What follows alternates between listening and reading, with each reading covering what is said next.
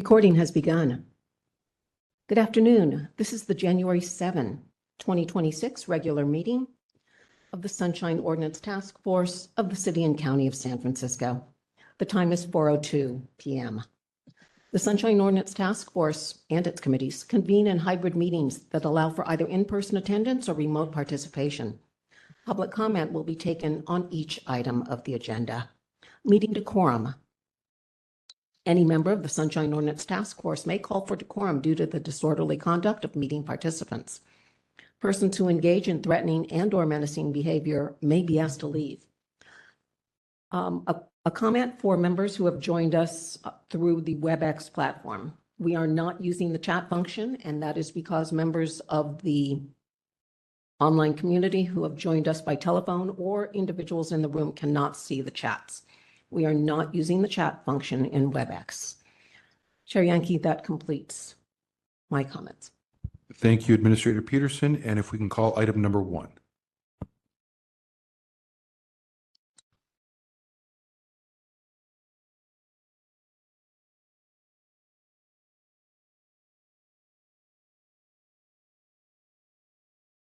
Item number 1, call to order, roll call, and agenda changes. Calling the roll. Chair Yankee. Present. Chair Yankee, present. Vice Chair Stein. Vice Chair Stein, absent. Member Schmidt. Present. Member Schmidt, present. Member LaHood. Member LaHood, absent. Member Sugarman. Present. Member Sugarman, present. Member Kumar. Member Kumar, absent. Member Anderson. Present. Member Anderson, present. Member Highland. Present. Member Highland, present. Member Pilpel. Present. Member Pilpel, present. Member Wolf. Present. Member Wolf, present. Member Adams. Present. Member Adams, present. 3 absent. 3 absent, 7 present. Okay, so we have a quorum. And Administrator Peterson, do we have any agenda changes? We have no known agenda changes. Okay, and I'm not aware of any either. So, but let's nonetheless open it up to public comment on that. Anyone wishing to make public comment on item 1? If you're in the room, please approach the podium. If you're online, please raise your hand in the app or press *3. I'll give you a moment.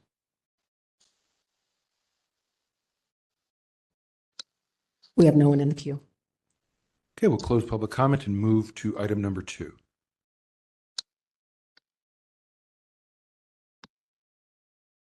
Item number 2, approval of the December 3, 2025 Sunshine Ordinance Task Force regular meeting minutes.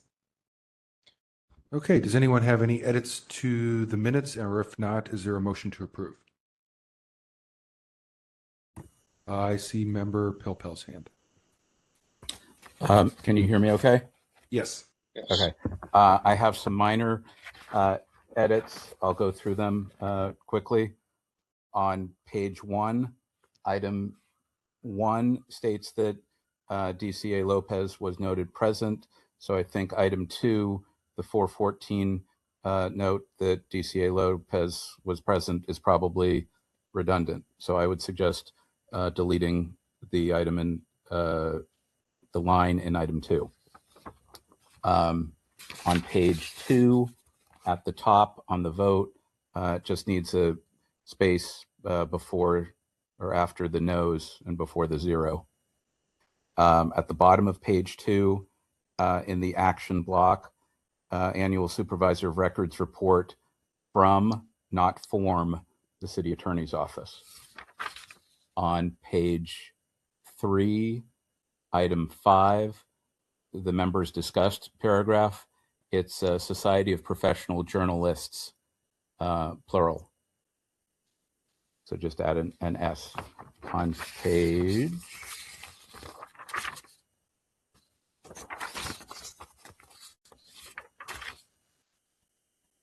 page 7, the top paragraph starting with Lieutenant William Hepler. I believe the code citations should be 7923.600, not 660. And 1, 2, 3, 4, 5, 6, 7. line 7 that starts with he spoke with, I would insert the before homicide detail. Also, same page, the action block, moved by Chair Yankee, seconded by insert member before Wolf. Those are the only things I noticed. So Thank you. unless someone else has something, I'm happy to move approval of the minutes as with those changes. Okay, seeing no further hands, it looks like there are no further edits, and so there's a motion by Member Pelpel to approve with the edits that he spoke of.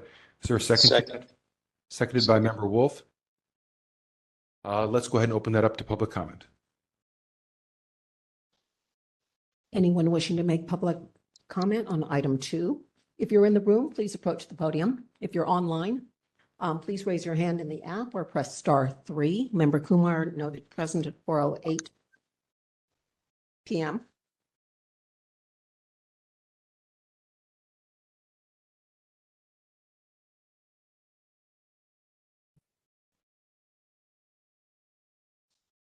Again, if you would like to make public comment and you're in the online community, please raise your hand in the app or press *3.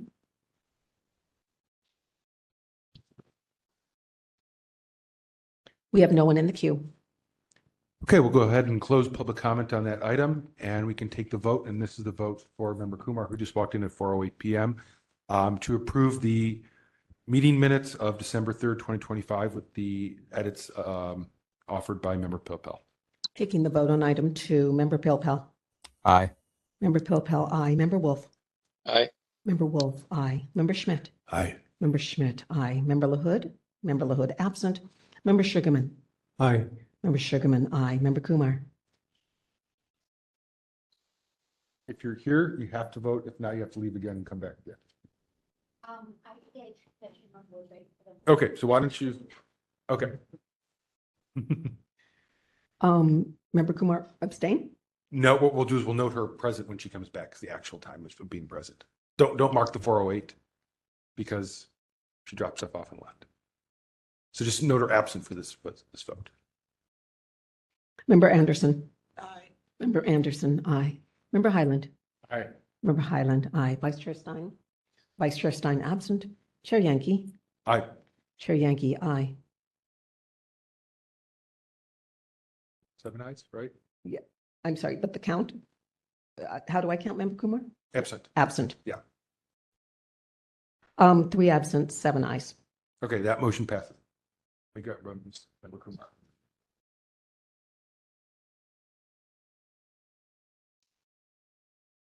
Okay, so Administrator Peterson, for the record, instead of showing Member Kumar present at 4:08, she'll be present at 4:11.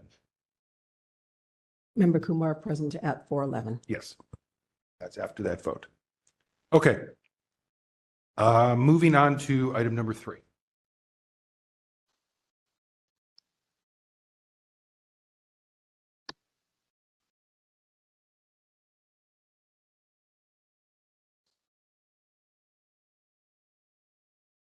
Item number 3, approval of orders of determination. This is regarding file number 25063, Henley Chan against the Department of Information Technology. Okay, do we have any edits to this, or if not, is there a motion to approve? So moved. Moved by Member Wolf to approve. Do we have a second? Second. Second by Member Anderson. Member Pelpel, did you have a comment? Yes. I think it's throughout. It should be the Department of Technology.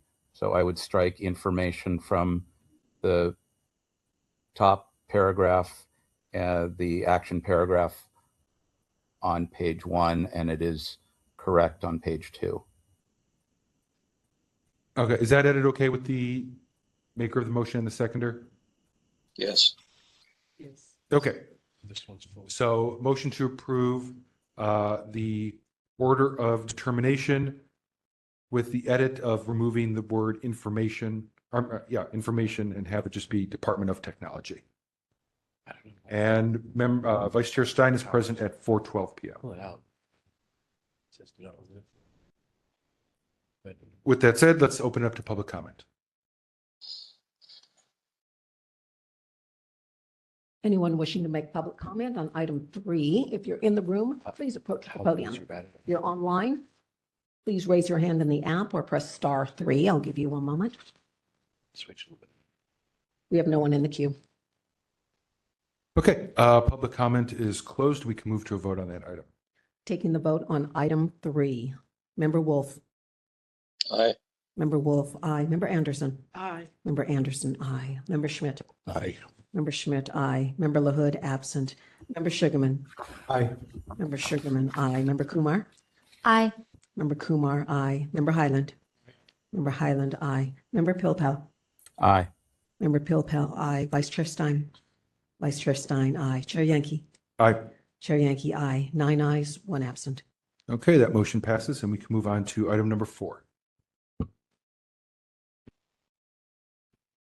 Yes, Member Adams. Can I just interject for a second to request my special mic? Oh, sure, absolutely. Take this feedback. It's okay, but I have one. Also, it's okay. It's long. Fair. Far be it for me to hold you back tonight.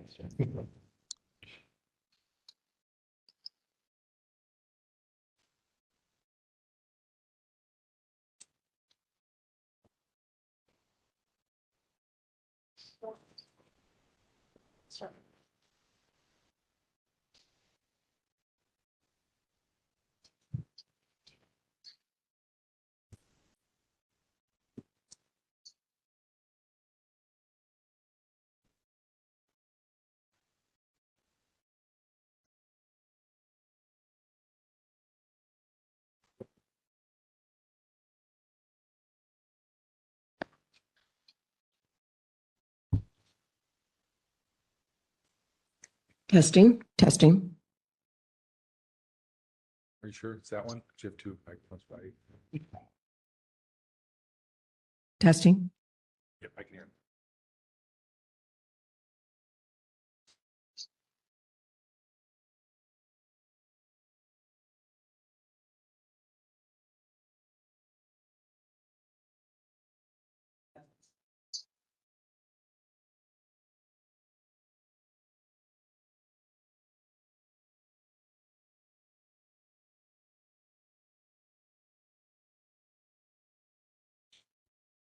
Item 4. Item 4.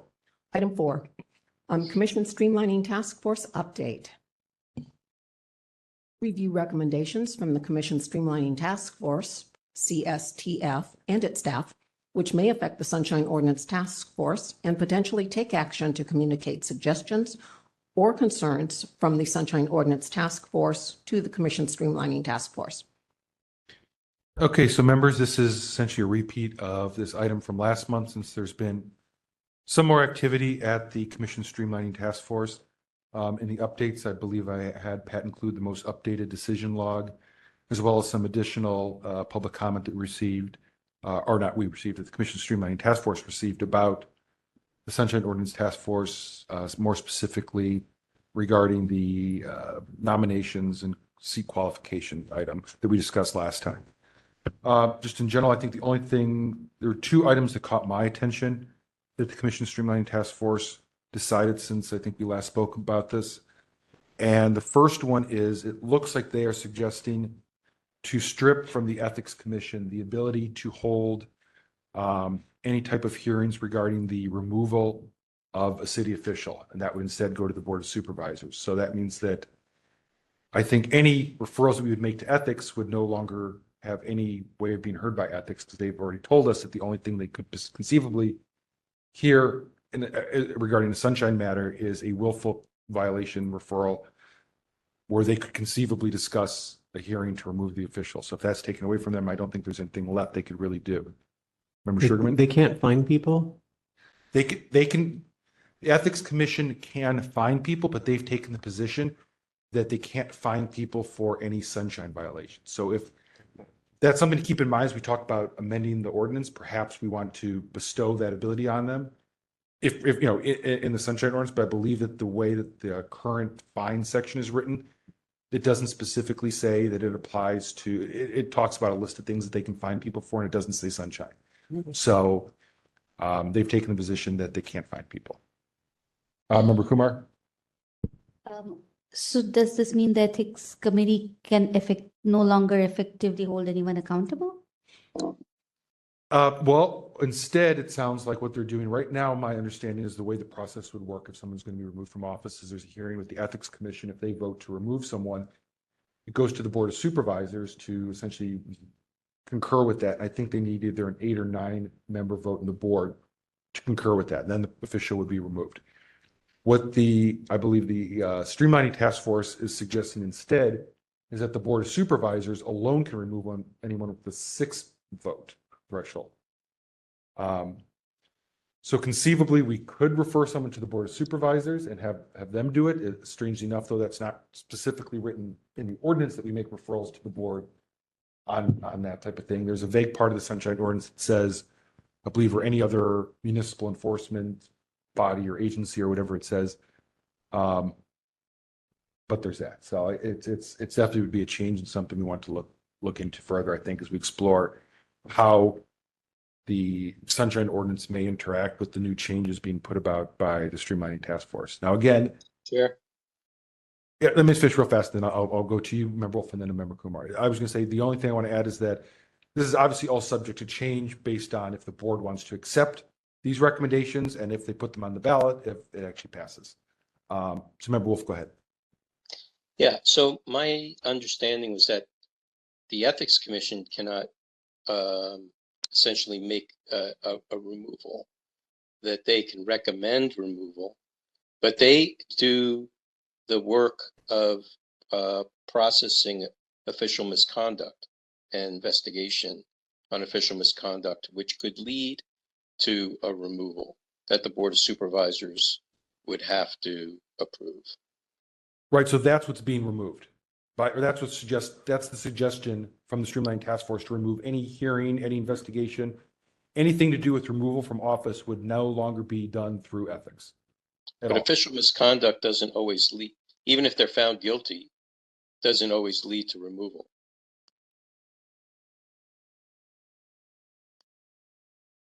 I'm not trying to split hairs here. No, yeah. I'm trying to find the specific part of the decision log here. Let's see how they phrased it in there. If I can find it.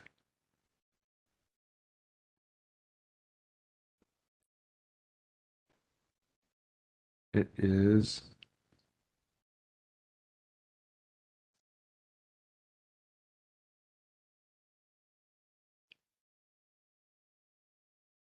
Let's see, ethics. This is I don't see it in this one. We'll have to look for a little more closely, and so maybe that's something, I don't see it here in this particular spreadsheet. May have been one of the meeting minutes I read it in. Yeah, nonetheless, I agree that reducing the threshold is concerning. Member Kumar? Chair Yankee, my concern with this is, whenever I speak to someone about the task force and say I'm a part of it, a lot of people, the public feels like there's a form of validation and subconscious belief that, we can take some kind of action. And if the suggestion seems a bit problematic to me, because if we remove this, it's sort of like us acknowledging that we don't have any powers to do anything. And ideally, I mean, it's, as Member Wolf pointed out, like finding somebody doesn't really automatically mean their removal. There are a lot of other processes involved in it. So I don't know why we have to change our, methods and, give more power to the Board of Supervisors. They already have a lot of power. I mean, there's no harm in sharing, honestly. Happy New Year, everyone. I think, I think it's an excellent point, and I think part of the issue is that various bodies that we can refer things to have taken positions that they're either not going to look into them or not, or don't have the ability to do that. And so I think that means just we need to be careful when we look at enforcement and how to maybe tweak what's in the ordinance to recognize that what we currently have just isn't working. We can't unfortunately force other agencies or officials to do things. And so I think it's important we kind of understand the climate that we're in, and explore other mechanisms that may exist precisely for the reasons that you stated, because I think we need to make sure that when we're going through this work, that it's, you know, the work's taken seriously, that people do comply with it. Go ahead. So basically, we are going ahead with this? Is that my? Well, this is nothing, this is not our decision. This is streamlining task force. Okay. So we have no say in this, and we can express our opinions that we disagree with it. But it's not something we're voting on by any means. I'm just saying, Okay. if this is a change that's going to be suggested by streamlining task force, and we're simultaneously working on amendments to the ordinance, perhaps we want to look at amendments to the ordinance to consider other ways of enforcing it, knowing that this current route might be eliminated by streamlining task force, which is outside of our control. The other change is that they are aligning us with the naming convention for advisory bodies. They've put forward a recommendation to rename us from Sunshine Ordinance Task Force to Sunshine Ordinance Council. So that's out there also. Vice Chair Stanquay. Council. That's interesting to me because early on in their discussions, they described us as, I think, a regulatory body. And there seemed to be acknowledgement that we both make decisions and give advice. And so I don't know what the implications of that are beyond. Yeah, and that's a concern I have as well is, and when we brought up, when we had, well, at least I know I did, and I think you may have as well, some of us did, and we gave public comment. They're still classifying us as a regulatory body. So what the streamlining task force did is they identified 4 types of bodies: appeals, governance, regulatory, and advisory. Advisory. But they only made templates for 3 of those. They did not make any template for regulatory. And so those that are classified as regulatory, they're trying to squeeze the other 3 templates into, you know, us into one of those baskets. So what they picked was, for us in particular, to put us under the advisory template, but still recognize we're a regulatory body, which I think is confusing. I just would think we need to make sure that if this does go through and any advisory body is called a council from now on, that no one makes a mistake and then thinks that by default we're no longer a decision-making body. Because I think that could be inferred, unfortunately.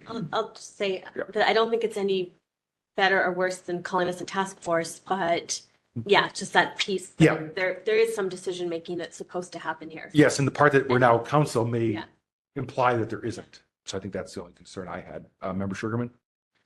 Yeah, if I put my tinfoil hat on about it, like, when it was first suggested that they were going to be using the advisory template, that didn't bother me that so much if they didn't have another template.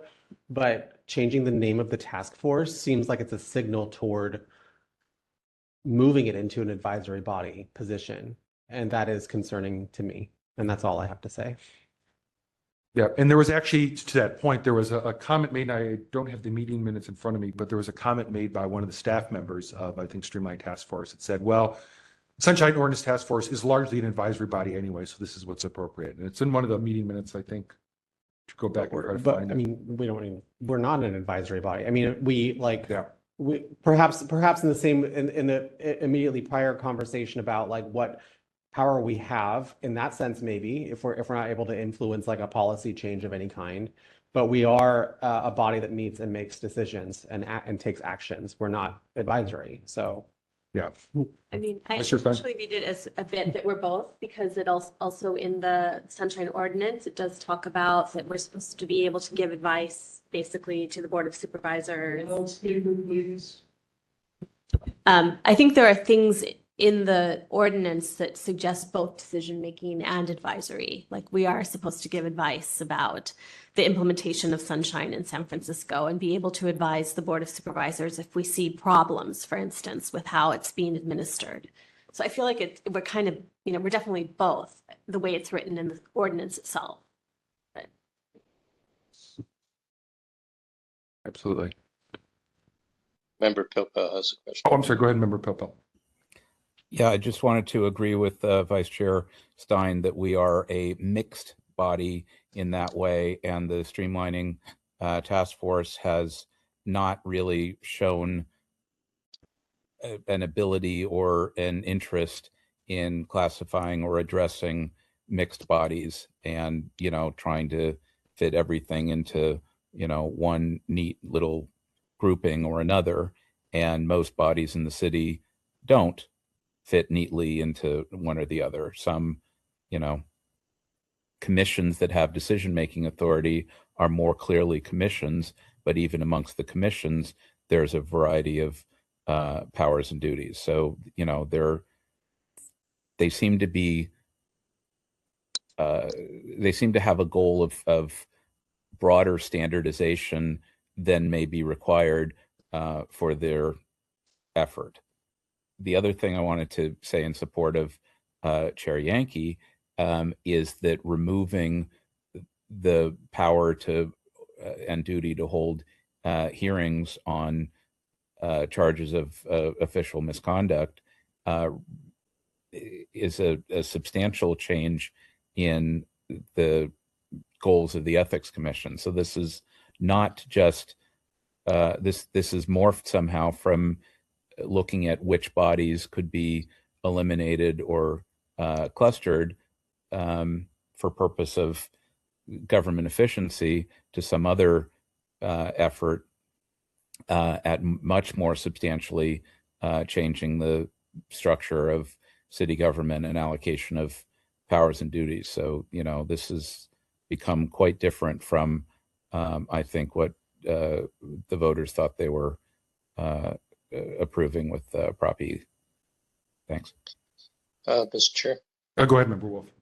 Yeah, I find that the status they put us in as regulatory to be kind of counterintuitive, because we don't make regulations.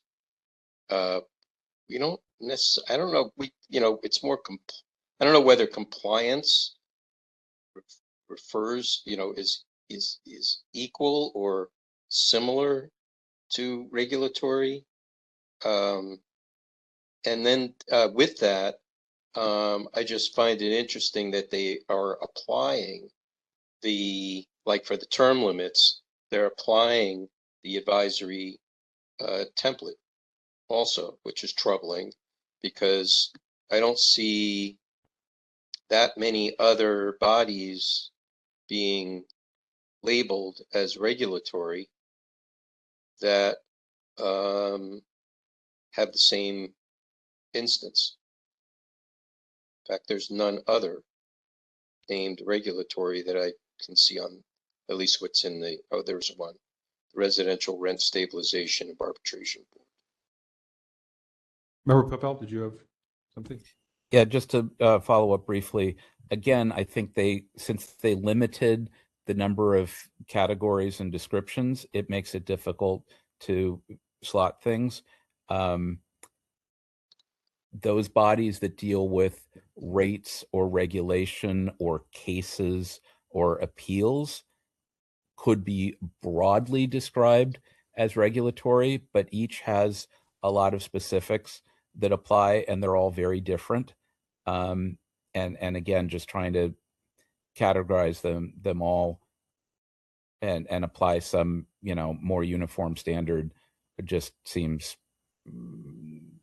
odd. I'll just leave it at that. Thanks again. Member Anderson. Yeah, this, as Member Pilpel says, it seems a little strange the way they did it. I was sitting over here wondering why they didn't have a template for regulatory or hybrid bodies, because we know there are some in the city of San Francisco. But I think at the end of the day, it's whether or not the citizens of the city of San Francisco are going to accept what they've decided should be the restrictions that they have come up with within this streamlining task force. And I'm not willing to just accept that what they've come up with should be the only thing there is. I think there needs to be definitely more conversation regarding whether or not what they've done is acceptable.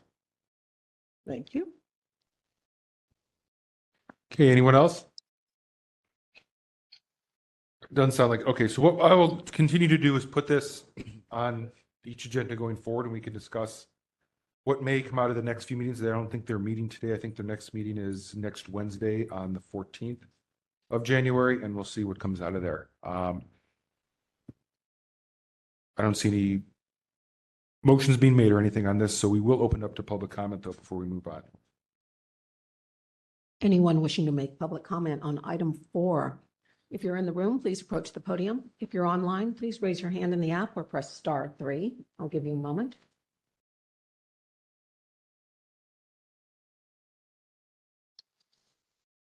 We have no one at the podium, one hand raised. Oh, we have someone coming up to the podium. Oh, Mr. Warfield.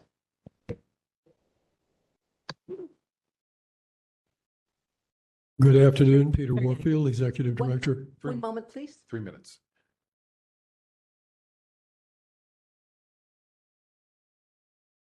Are you ready for your 3 minutes? Yeah. Your time begins now. Good afternoon, Peter Warfield, Executive Director, Library Users Association, Library Users 2004 at protonmail.com. That's a new provider, no longer the previous provider of Yahoo. Library Users 2004 at protonmail.com and P.O. Box 170544, San Francisco, California, 94117-0544. There's a letter here that's dated December the 8th, signed by 3 members, the Vice Chair, Laura Stein, Dean Schmidt, member, and turning the page, Maxine Anderson, member.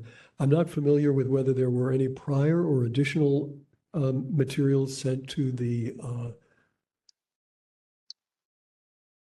Commission Streamlining Task Force.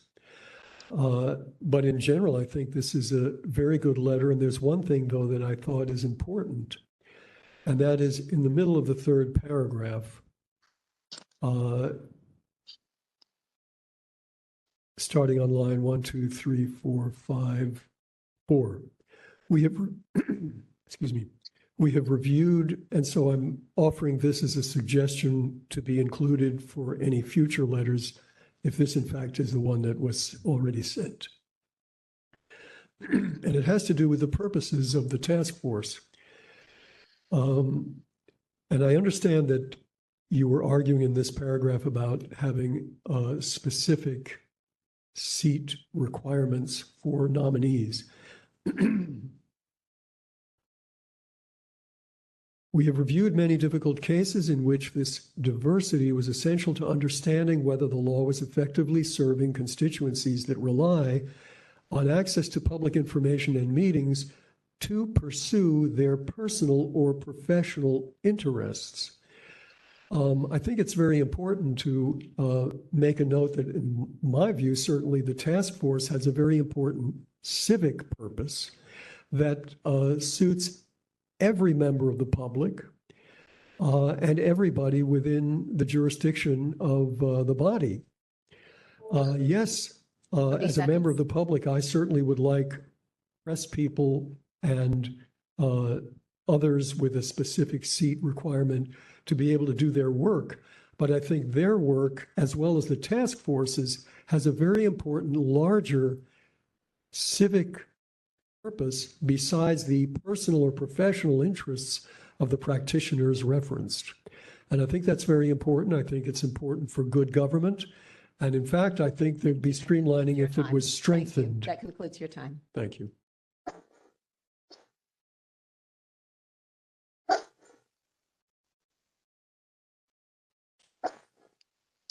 We have no one else approaching the podium. One hand raised online. Okay. Hello, is this Mr. Wilson? Aaron Wilson here. Are Thank you ready you very for your much. 3 minutes? All right. Your time begins now.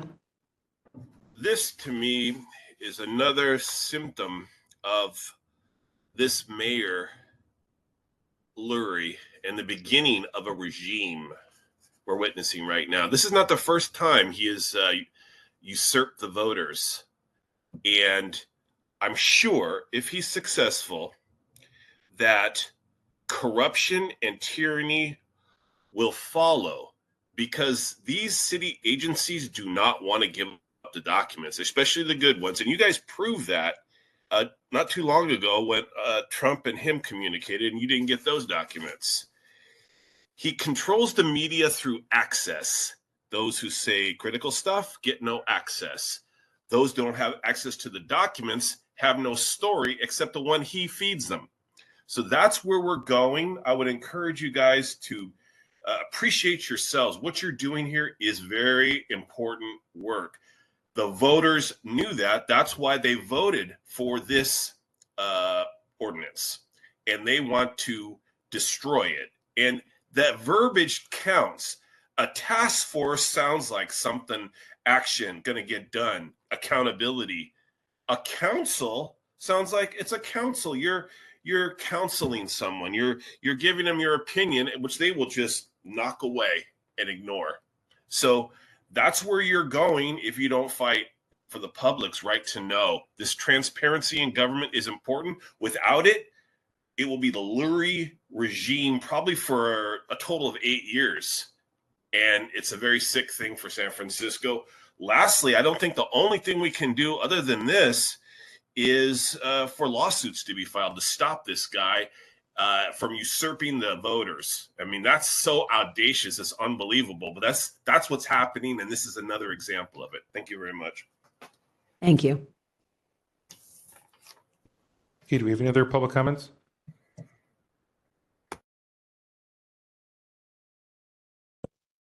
We have no one else in the queue. Okay, we'll go ahead and close public comment. No action on this item. Move to item number 5. Item number 5, Chair and Committee Reports. Opportunity for the Chair and Committee members to update the entire Sunshine Ordinance Task Force on their recent activities. Okay, so this was suggested by Vice Chair Stein, so maybe I'll give her just a few minutes to introduce what she had in mind, and then we can kind of move through some of the updates. Yeah, hopefully you all got a little email from me. Hopefully you got an email from me just giving a little more detail of why this is here. But I think we realized on the complaints committee that we don't really know what the other committees do all that well or how they spend their time. And we thought, it's very common that boards or commissions like this would have their subcommittees reporting to them about what they did. And we just thought for a better understanding overall of what's been happening in the different committees that we would love, very brief updates. Like I think I said, like we imagine like just a few minutes of what it is that your committee did in the past year. And I was also thinking about this because I'm looking again at the annual report. And I also was looking at what the Commission Streamlining Task Force was saying about the kinds of reporting they would hope to see from different commissions. And I just thought this might help give a more well-rounded picture of what we did this year. Okay, so I will start just by giving a very brief update on some of the things I've been working on the last month. So actually with Vice Chair Stein, we've been reviewing some of the old matters that were referred for compliance. And it seems some of them may have kind of fallen off the radar for one reason or another. So our administrator is going to be going through some of those files that we had referred to a committee but never made it to the committee to see if those were dropped because the petitioner ended up receiving their records and didn't want to pursue it, or if somehow it never got scheduled. So for CAC and EOT, you may get some older files, and by older, I mean within the last year, but several months old that might be referred over in the next few months. As far as our work with the Ethics Commission, there's still no update from them on updates to their enforcement regulations. Those were things we discussed about, 4 or 5 months ago. And it could be that they're not doing that until they see what comes out of streamlining. I'm not exactly sure, but that seems to have been put on hold. The other thing I did is I did check in with them regarding the formal closure notice regarding the Ingardio matter that we had referred over to them. And I'm told that they do plan to get us that, and so that will be included as a communication once that is sent over. And then the other thing I had is that I believe it was Member Pilpel who requested that the city attorneys or our DCAs get back to us about whether the city attorney's office is going to be issuing some type of citywide guidance on SB 707, which entails several updates to the Brown Act. And so I believe DCA Lopez was able to receive some information that the city attorney's office will indeed be issuing some type of guidance. And I asked that she provide that to us as well so that we can agendize that and look at it more closely once that advice comes out. So that's really all I have. And so why don't we move to complaints and see if anyone on complaints wants to give us an update. Start with Member Schmidt. Yeah. Well, complaints committee it's pretty straightforward. It's complaints. We try to basically get through a huge number, not a huge number, but I'd say 6 or 7 cases every month. My other committee members are probably ready to conduct a mutiny because of I keep them late at night. The one other thing I'll say that we have done on occasion, and we are in the midst of this now, is to come up with some recommendations about changes to the entire complaint structure, which includes how complaints are dealt with in committees, how complaints are dealt with here at the task force. And we have been doing that in the last couple of months. And in fact, when we meet, we tentatively sort of came to some consensus on a series of discrete possible changes to the bylaws at our last meeting, with the plan that at this month's meeting, we will hammer out the final recommendations. Then those should be going to the task force next month, I believe. Bylaws, there's certain notice requirements, but we do want to get those in place. I believe that each of the items that we are going to propose is intended to shorten task force meetings and to make them more efficient. That's all I have. Member Stein. I'll just jump in with a few more details. I think just because I know this, because I just looked at this the last few days, we actually heard or reviewed 30 cases in the past year, which was more than any other committee, but other committees do it as well, of course. And just so you have a sense of what we're doing there, we're basically doing a dry run of a full hearing. But I think that what we have in mind when we're doing that is just to determine, you know, are these public records under our jurisdiction? And then if there are kind of gaps or holes in how the evidence is presented in the packets that we review, we let the respondents or the petitioners know, if you put certain things into this packet, it'll be a lot easier for the task force to review it. So it's like trying to help them get the case in shape and trying to make sure that it's a case that should go to the full task force. And then, yeah, I would add that we've had this, I would say, goal for the last year or two of how can we process cases more efficiently and more specifically within the time frame of the 45 days mandated by the ordinance. And so we've been strategizing about, okay, what can we do here to get through more cases and get through them more quickly so that people get the information and the time frame in which it's useful to them. And I'd say that's kind of what's really motivated what we've done, and that's kind of the bulk of what we've done. Okay. Do you have anything, Member Sherman, for complaints?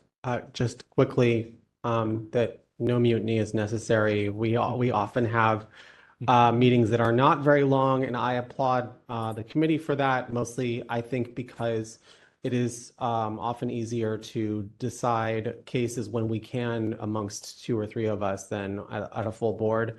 And that, as far as the efficiency is on that level, when we are able to put things on a consent agenda because there is a clear decision that's able to be made. So that's always an area that I think the consent agenda portion of the committee has really helped streamline and process more cases at a higher volume.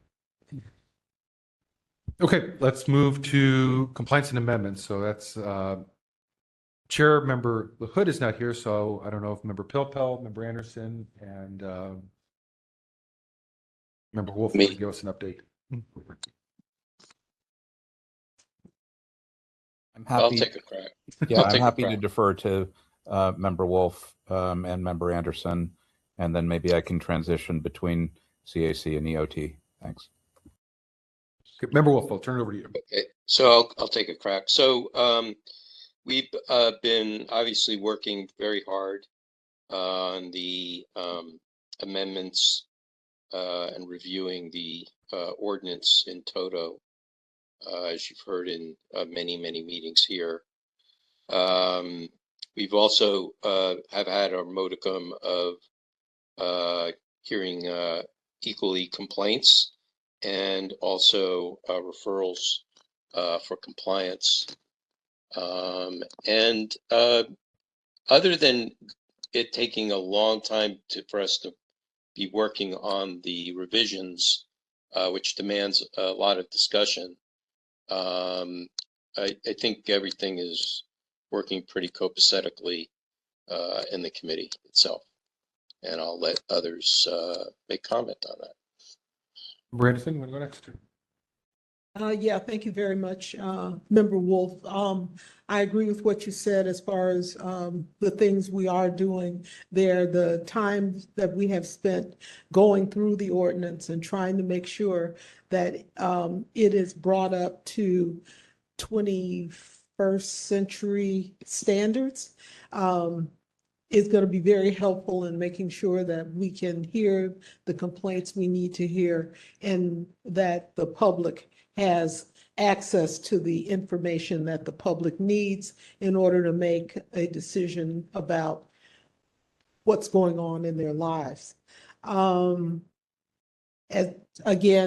far as the issues that have come before us to determine whether or not there is compliance, we have tried to be and we have been, I believe, as honest with people as we can about what it is we can do and cannot do. And if we feel that we've come to the end of what we can do in compliance and amendments, we do make sure that we push things back to the full task force to make a determination on whether or not the issue should go to ethics for possibly a little more muscle to get the records that the public is looking for. So with that, Member Pilpel. Just real fast, because you brought it up, and I was able to find the wording I was referring to before about referring to ethics. So this is the wording that was passed by the Streamlining Task Force. As Vice Chair Bruss moved to simplify it, this is member removal for cause. Under the new process, the appointing authority would file charges. The member would be suspended upon service of charges, and removal would require 6 votes by the Board of Supervisors. There would be no more Ethics Commission hearing prior to the Board of Supervisors vote. Ms. Kittler seconded the motion and it passed unanimously by voice vote. This change also resolved the issue of how to handle the removal of ethics commissioners, negating the need for a separate process involving an administrative law judge. So it sounds like they're removing, and they made some motion. This was at the November 19th meeting to get rid of ethics commission hearings on removals. So Thank you. to your point. And with that, I'll turn it over to, it's going to be EOT. Did you want to go first? Yeah, I'll go first. Remember how that? No problem. So sorry, did you want to hear from me on CAC? Oh, go ahead. And then we'll have you talk about EOT too then. Okay. After member. Just talk about CAC and I'll have you talk about EOT after. That's fine. So yes, to support comments of members Wolf and Anderson, and I suspect Chair LaHood in absentia. I would just say, first of all, we tried to name the committees briefly and clearly. So complaints, compliance and amendments, education, outreach, and training. It was supposed to be relatively intuitive. As to CAC, the goal historically was to address compliance as to specific orders in the narrow, particularly related to document production in records cases. For whatever reason, historically, compliance with meeting-related cases tended to go to EOT, but there was no hard and fast rule on that, and there still isn't. More broadly, when there was a larger fix that we could find or recommend particularly in a records case, we tried to solve for that with departments so that the particular complaint or circumstance might not arise again. And in some cases that was codified through a department or a flow chart, as we'll hear about later, or other things, and not in all cases were those things reduced to writing or a procedure. The other two things that CAC has tended to focus on are amendments to the ordinance, which I think we are all aware we've spent a lot of time on in the past few years, and varying amounts of time historically. And finally, tracking state legislation that affects the Brown Act or the Public Records Act, which quite honestly, we haven't done as much of recently, which is why I think SB 707 kind of came up and we weren't tracking it as closely. But that's my sense of what's happening in CAC. Thanks. Okay, Member Highland.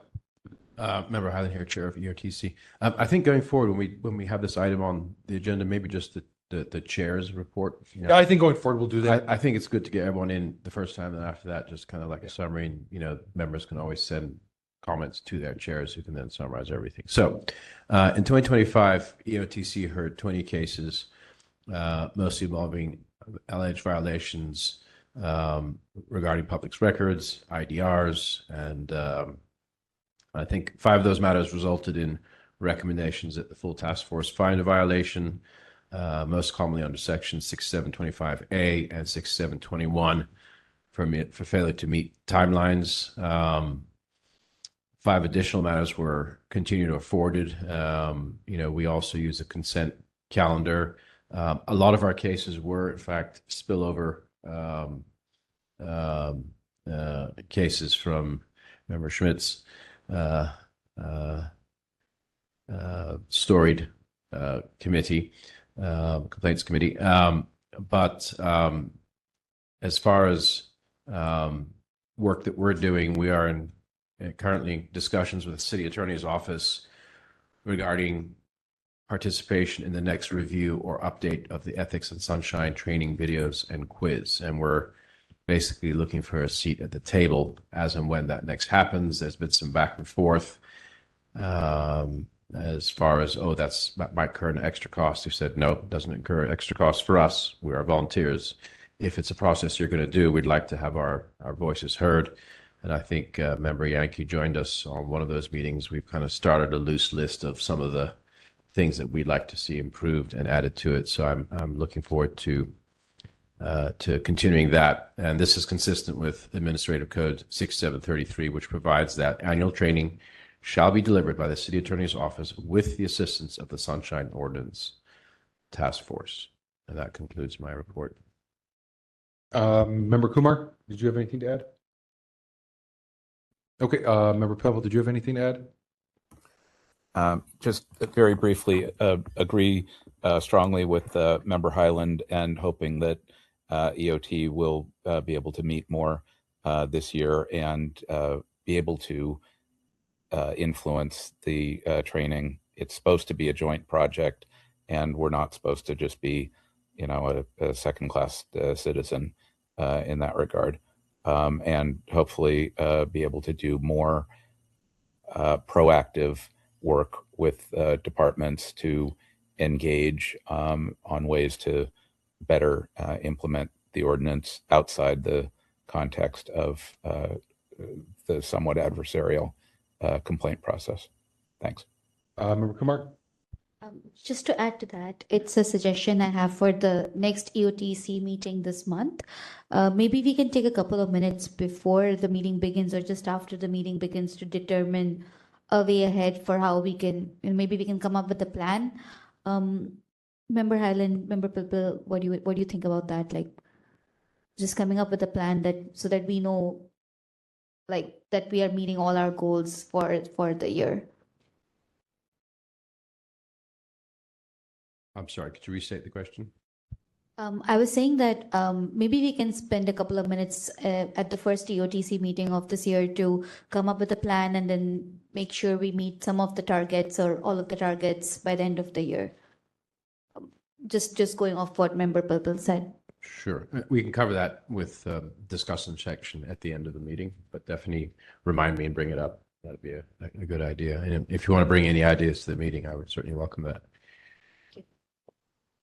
Okay, I think we heard from everyone. Thank you for the update. I'll keep this on as a rolling item, but I agree with Member Highland. I think it only needs to be the chair's to report on a go-forward basis. And there may even be months that, obviously there's nothing to report. But I'll keep it on kind of as a standing item. We can always provide those updates as they come in. This is a discussion-only item, so there's no action on it, but I will go ahead and open up to public comment in case there's any.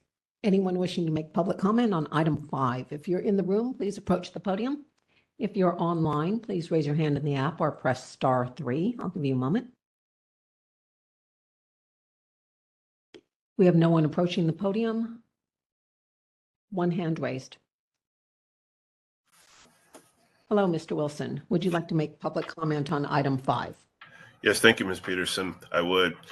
Going back around to the beginning of this section, the idea that we are going to have a follow-up, going back through old findings and see if they need to get another, a follow-through on it or something like that. I really think that's a really good idea, because I think one or more of my earliest ones just kind of like fizzled away or something. So I'd appreciate that a lot. Thank you for mentioning that you're going to do that. Compel compliance. That's what you guys can do.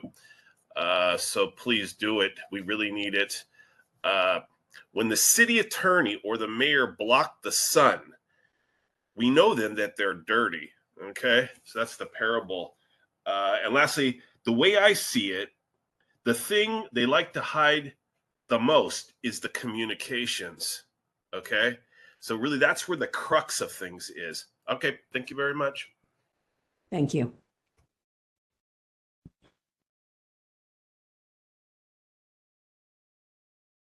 We have no one else in the queue. Okay, we'll go ahead and close public comment. And since it is 5 o'clock, we will skip item 6 that we'll come back to after we hear our special order items. We'll move to item number 7, then we'll do our consent agenda, then we'll do our complaints, and then, like I said, move back to item number 6. So Administrator Peterson, if you could call item number 7. Item 7, public comment. Members of the public may address the committee on matters that are within the committee's jurisdiction, but not on today's agenda.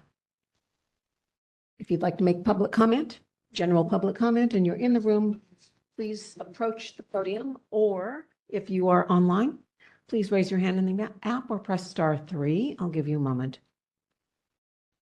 We have an individual at the podium. 3 minutes. 1 moment, please, while I set the timer. Are you ready for your 3 minutes to begin?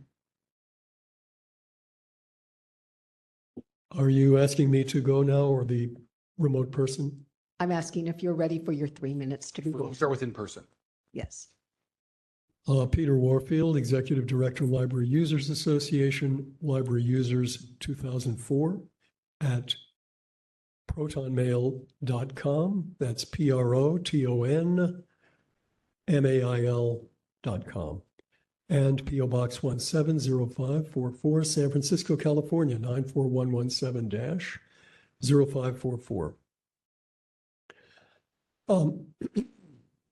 It occurred to me that the Committee on Streamlining might want to hear what I have to say on this matter, perhaps from you. But I do think that the Sunshine Task Force is a very significant and important place where the public can bring specific complaints, but where you basically are riding herd on and keeping track of and reviewing, as well as advising and making public what's happening with respect to open government. I think that streamlining would actually be improved if there were stronger powers for your group. But I also think that there are things you could do in the current year and forward to make more significant an impact. One is whether you might consider doing some kind of survey on issues that may be broadly a problem. I've noticed that after COVID, more and more offices are closed where you used to be able to walk in at City Hall and talk to somebody with whatever requests or information you might want. More and more, when I do get in, I'm hearing, oh, this is a day that the person is working from home. And essentially, the person isn't said to be available by phone or any other way. So it's like they're not working there. Sunshine Ordinance says people can make requests orally. How else than orally in an office would a person be able to do that, or by phone to their whatever number they're supposedly working at? I think there are a number of things that the task force could do. Greater publicity about your activities, insisting on primary testimony from people who have been the enactors of supposed violations, and 30 seconds. asking folks or requiring folks in some fashion to post on their own website and agendas, minutes, wherever you think it might make sense and be helpful to post when they have violated the law according to your findings. I did ask for the email addresses of the folks in the task force and was asked to request in writing Thank you. or send Concludes your time. material through the Thank you. administrator. And I'd like to ask for the email addresses Thank of you. members. Froth, your time has expired. Beg your pardon? Your time has expired. You've had your Thank 10 you. minutes.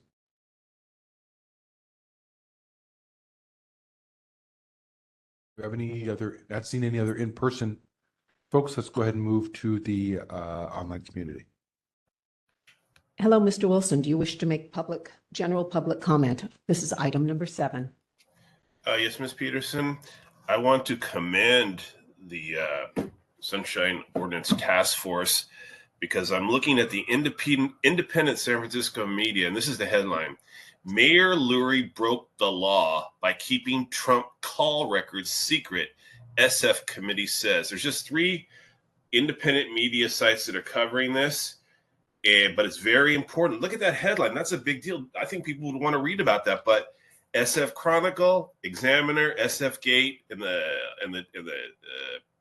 TV stations not covering it. Wow. So that's what you're up against, as I said before. But thank you. I mean, obviously you got his ire now. Okay, don't think this was like you've offended him and everything. But thank you for doing it.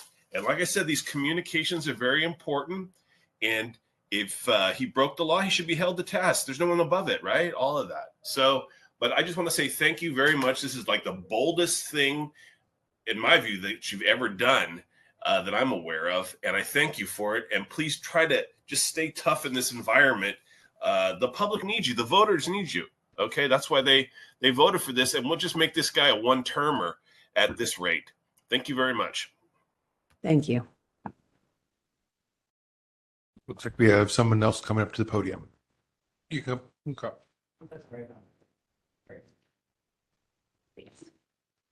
Let me just turn the brightness up Just a moment, please. already.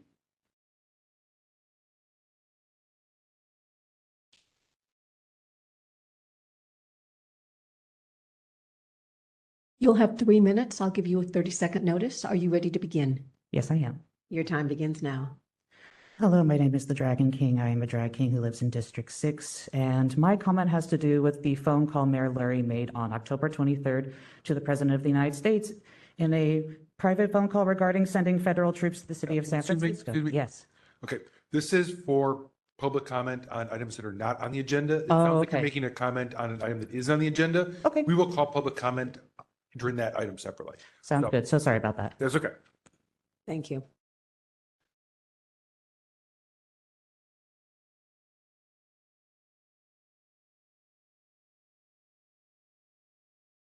We have no one in the queue. Okay, I'm going to go ahead and close public comment for item number 7, and we'll move on to consent agenda items 8 through 11. Item 8, or consent agenda, items 8 through 11. The Sunshine Ordinance Task Force shall review file numbers 25064, 25080, 25085-1, and 25099 to affirm the committee's findings regarding the Sunshine Ordinance Task Force's jurisdiction, violations of the Sunshine Ordinance, Brown Act, or California Public Records Act, and if applicable, to issue an order of determination and refer matters to a committee for monitoring. The complainant and respondent are not required to attend this evening's meeting, January 7, 2026, before the Sunshine Ordinance Task Force, but may attend to provide testimony during the public comment period for this item related to the determinations listed below. Item number 8, file number 25064. Complaint filed by Michael Turan against the City Attorney of San Francisco for allegedly violating Administrative Code Sunshine Ordinance, Section 67.21, by failing to respond to a public records request in a timely and/or complete manner. On December 16, 2025, the Complaint Committee found that the task force has jurisdiction, that the requested records are public, and forwarded the matter to the consent agenda with a recommendation of a finding of no violation. The committee further stated that the dispute that the parties have litigated is an ongoing matter before the court, and so County of Los Angeles Board of Supervisors versus Superior Court, a 2016 case, 2 Cal 5th 282, does not apply, and the reasons for withholding do not apply.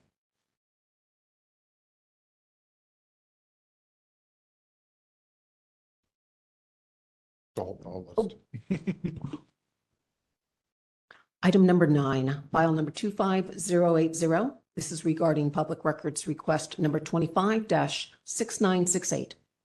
Complaint filed by Aaron Wilson against the San Francisco Animal Care and Control for allegedly violating Administrative Code Sunshine Ordinance, Section 67.26, by failing to keep withholdings to a minimum, and Section 67.27, by failing to provide written justification of withholdings.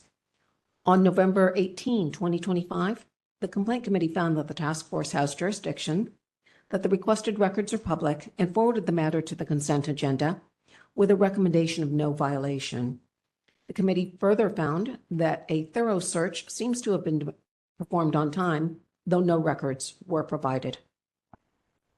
Item number 10, file number 25085-1.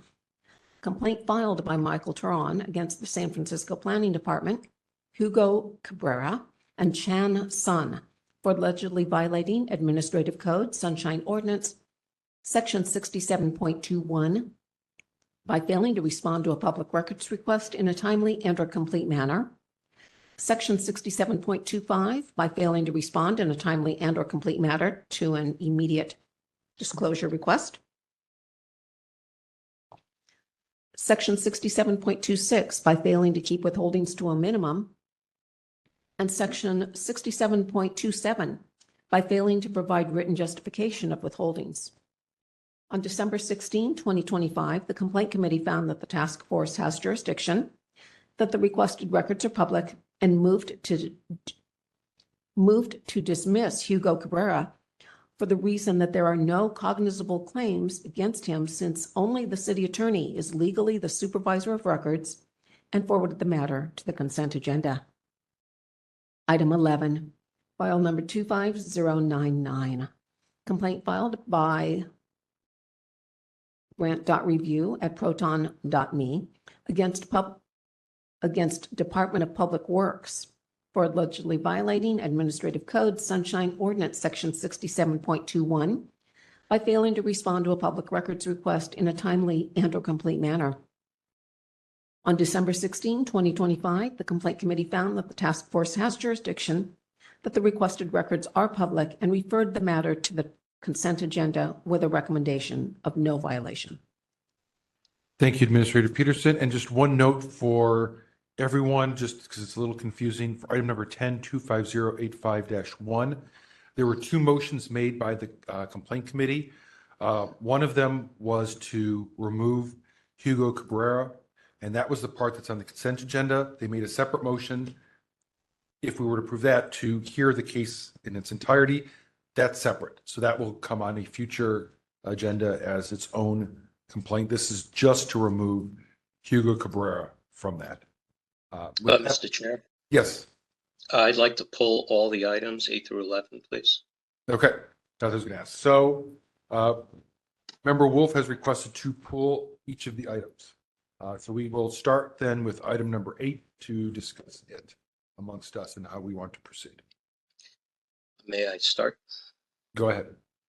In preparing for this meeting, I reviewed the complaint committee's minutes and the documents regarding,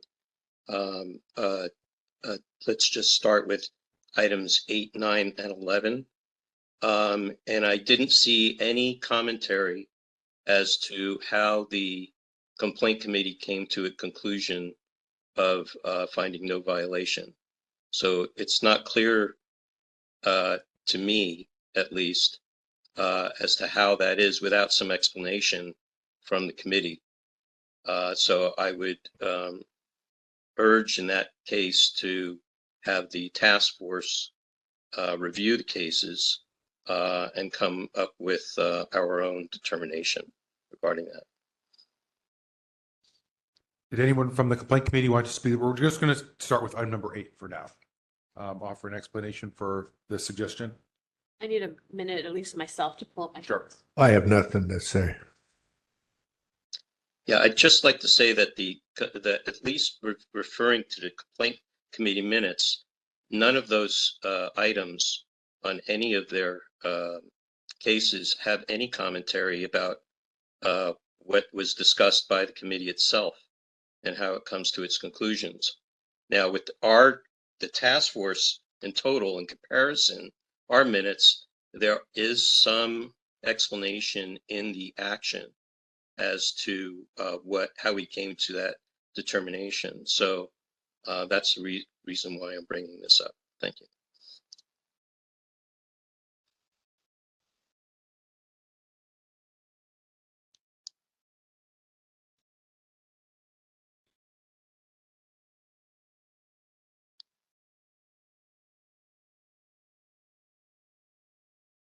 Member Pilpel here, may I? Go ahead, Member Popo. Just a thought both on how we characterize the consent calendar on the agenda, and to Member Wolf's point, maybe we need to either decide or at least think about how much detail to include, perhaps both asking the complaint committee or one of the other committees, if they're hearing a complaint, to have a short statement in the minutes about how they came to a recommendation, and maybe including that verbiage, even if it's just a paragraph or a few sentences, whatever it is, in addition to the italicized text. And I appreciated Chair Yankee's explanation on item 10, because I was prepared to pull item 10 and say it's not clear what the recommendation is. So, just if we're going to use this consent calendar as a way to save time and hear cases, then I think we need to have a slightly better process. It's not a bad process that we have now, but I think we can continue to improve it so that it's more clear how we're getting from point A to point B here. It may be somewhat, it's not as obvious and intuitive as it could be. And I just think that these minor tweaks around the edges would help. Thanks.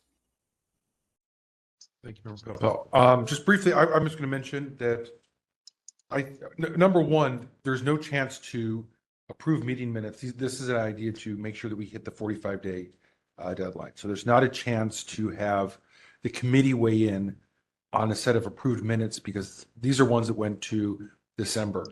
So what I think we need to do is make sure that any recommendations from consent includes anything that the task force needs to know within the motion itself. Now, for me, I'm looking at these and I think there is a pretty good idea of what the committee was thinking on each of these. And when I was doing my research on them, I was able to figure out what it was that the committee was getting to based on what they included in their motion itself. But I'll let Vice Chair Stein go on. Yes, I've had a chance to look at my notes on this, and I do think it is kind of mentioned there largely, but this was a request for information about materials related to a settlement agreement and around which there was active litigation, and the respondent said they were withholding because of attorney-client privilege and work product privilege. And when we looked at it closely, we saw that the petitioner had not, complied with the things in the settlement agreement, and therefore it was still an ongoing matter of litigation. And so therefore we agreed that this was a permissible exemption, essentially. And we do say that in the description here. We say that the dispute that the parties have litigated is an ongoing matter. It's not that it's over. And that was a big thing that a big part of the petitioner's argument was that they claimed it was over, but it's not over.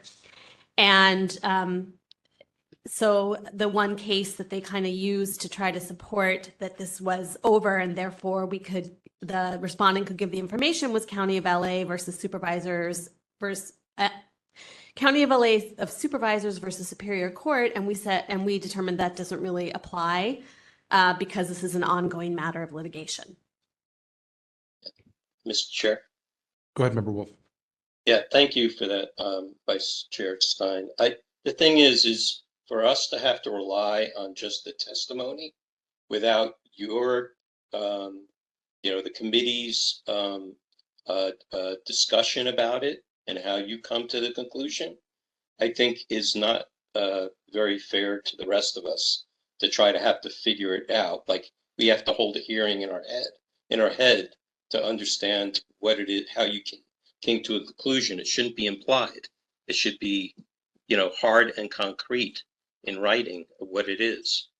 Now, when I went through this, I saw that the petitioner had said that the case was dismissed and that they were somehow forced to have to pull it. I didn't see anything else that said that it was still in effect. So that's a question for me as to whether at the time of the complaint committee hearing, the litigation was still in process, it was still open, or had it come to a conclusion? And if it had come to a conclusion, then the record should have been made public. Well, there was even if the case was still open, and they were, then the suggestion to the petitioner might or could be that they should go to the court and request a subpoena for those records.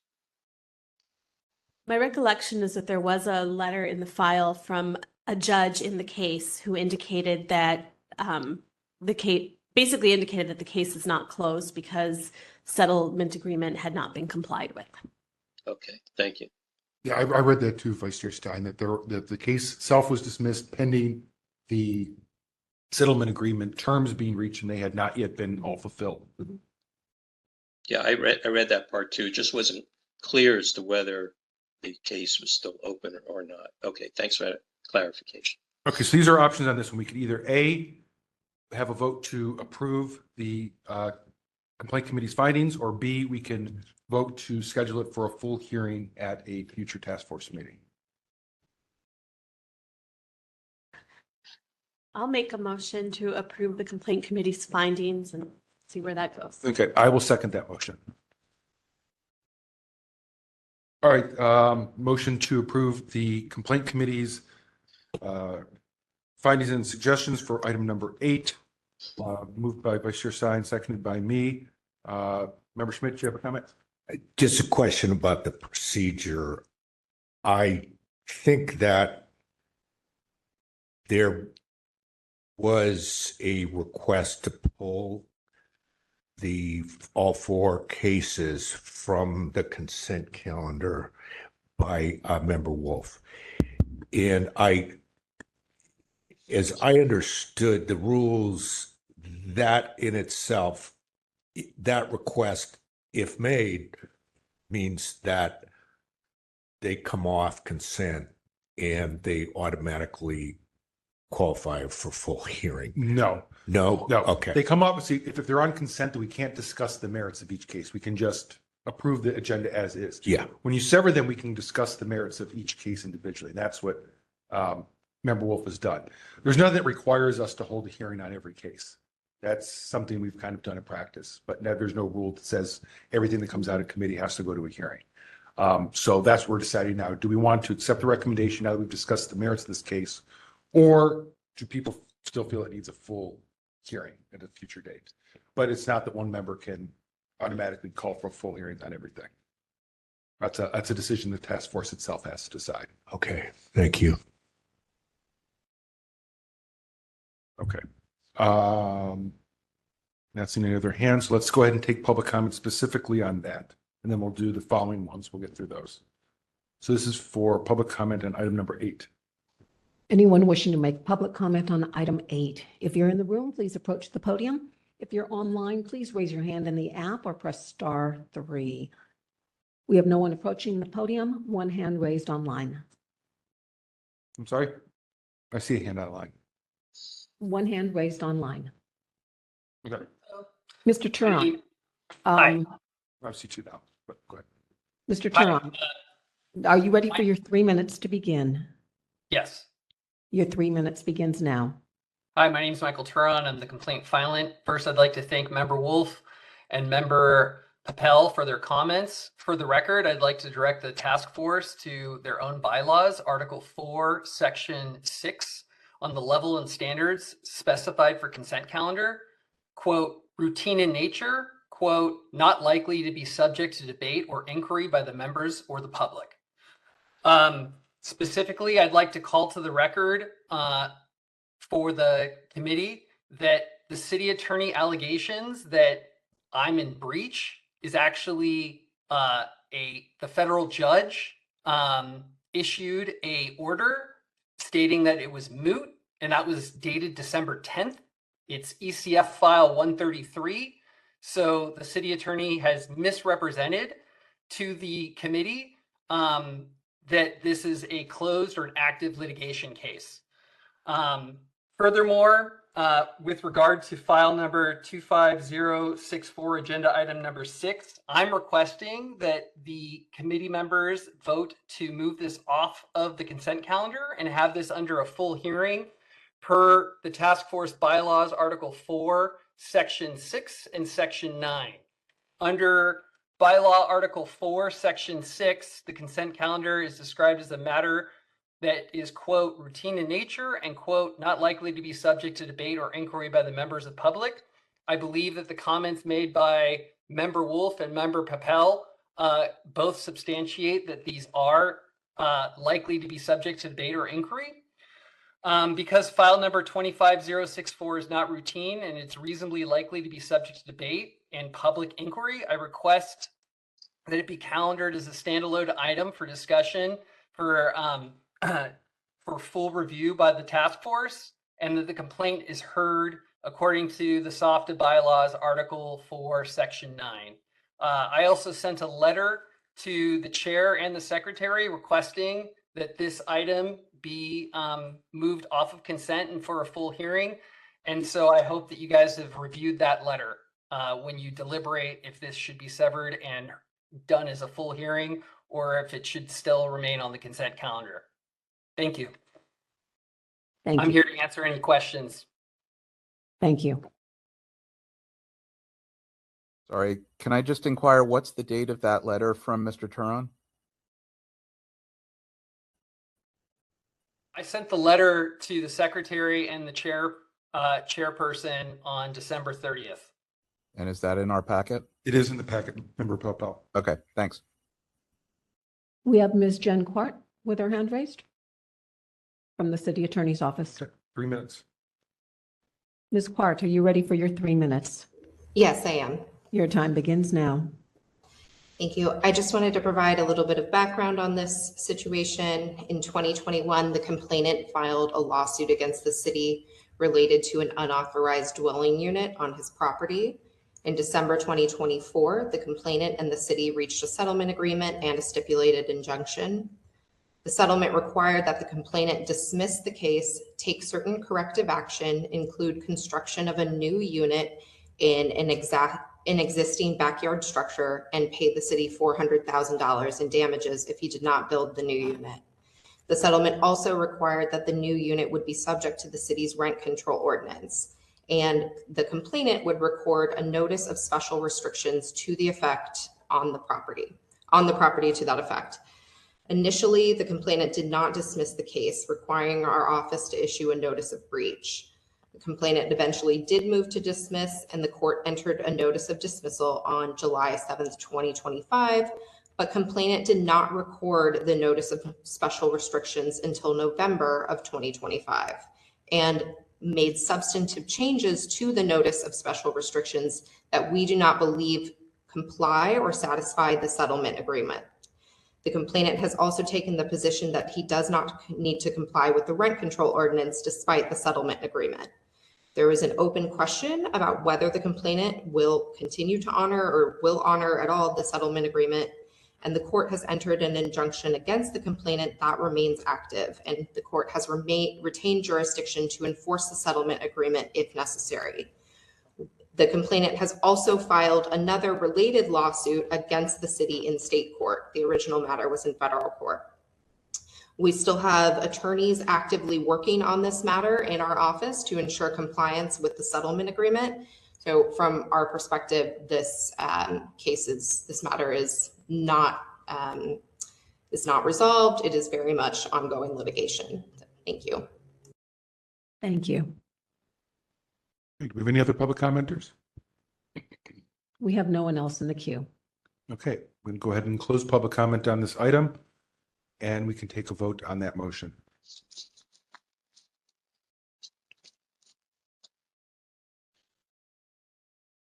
Taking the vote on item 8. Vice Chair Stein. Aye. Vice Chair Stein, aye. Chair Yankee. Aye.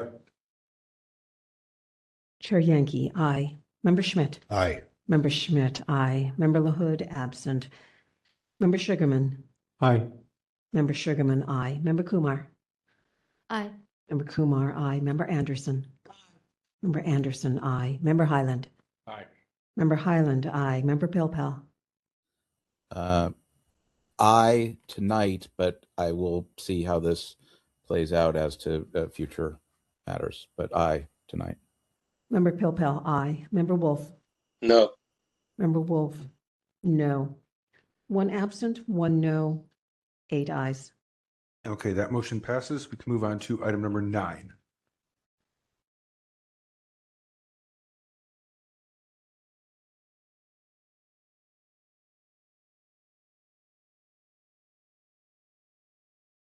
Okay, did anyone have a specific comment to make about this since it was pulled? You pulled it, Member Wolf, so I'll let you start. Yeah, I just didn't see any commentary from the committee in the minutes on how they came to that conclusion, despite the last sentence of the description in italics. I just find it not good form, in preparing for a meeting. So I'd just like to know how they come to that conclusion. Mr. Stein? Yeah, I have my notes on that one too. Basically, there was a public records request that was made on 9/9/25 for a hospital report and report that the dog owner alleged he submitted. The respondent responded on 9/15 that they had no responsive documents. And what they told us is that they searched and they had neither a report from the dog owner nor a report from the hospital. And so we did believe that a search was performed, although no records were provided. They testified that they did not have those records. So I have a question. Is it a regular practice for the respondent to have hospital reports? Was that explored? That was explored. And in theory, the hospital is supposed to forward, I think, the reports to animal care and control. So we did suggest to the petitioner that they ask the hospital for the report, but animal care and control said they did not have that report. They did not receive it. Is it not their responsibility to collect those reports? Animal care and control? I don't think so. I don't know though. Honestly, I've looked up everything I can find on the code around dog bites and what the city requires. And, it does require the owner of or anyone who witnessed the dog bite to report it to animal care and control. And there could be a fine, like a misdemeanor or something if they don't, but it's not. I don't know how you make sure that happens or who then pursues whether there's a fine. And then trying to go back and see if it's in my notes about whether the hospital is supposed to do it. The petitioner definitely claimed the hospital is supposed to do it, but I couldn't find any law that said the hospital had to do it, at least when I looked for what the regulations are around this. Thank you. I'll get to you in just a second. But I was going to say, in my opinion, we've dealt with things like this before where there's a record that possibly should have been with someone, but they don't have. We've dealt this with contracts before. I'm not sure that it's within our purview to decide whether or not someone should have a record. That might be an important thing. I'm not dismissing that concept by any means, but I'm not sure that that's within our actual jurisdiction. We have, I think, our jurisdiction limited to whether or not, if they do have the record, if they disclosed it. And I see Member Kumar and Member Highland. I actually do know the process from the ACC process because my dog was bit a couple of years ago and I had to go through the whole thing. So what the process was 2 years ago was when there's a dog bite attack that happens, you complain to the ACC and you fill out a form on their website. And then they assess and they get back to you. In my case, they got back to me after a couple of months. By then, my dog had already healed and completed his entire antibiotics thing. So they wanted me to basically present my case along with the attacker, the other dog. They wanted me and the other owner to present our side of the case. And that would mean sort of again, getting back to them and going through that process, which I chose not to. So what my understanding is, in a lot of these cases, ACC does take an action, but if the person in front does not get back to you, nothing really moves forward. So that might explain why they don't have the record. That's what happened with me. Thank you, Member Kumar. That's helpful. Member Highland? I'm okay. You're all set? Mr. Chair, Member Wolf. just one last thought on your comment. Departments are required under the Sunshine Ordinance to hold public information in a professional manner. Now, if it's a regular practice that a department or an agency does that, and then in a particular case they don't do that, or it's the files are not complete or what have you, then they are not managing it in a professional manner, and then it does become within our jurisdiction to question it. That's my opinion. I understand. I would take a different opinion on that. I will just add, Commissioner looking Stein? at my notes, that the Animal Care and Control said that they had searched all their emails to see if a report had been submitted to them.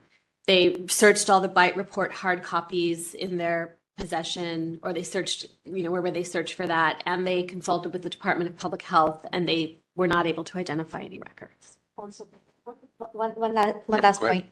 Their website is really glitchy. Like, I filled out my form for like a day or two. I didn't even realize that the form had been like submitted. Like it just didn't go through. And then I'd had to do it like 2-3 times because I was very angry, and I did it a couple of times. But if you just do it once, I don't think their website is very, very glitchy. Like if you try doing it, it's very frustrating. So there is a possibility there it never went through.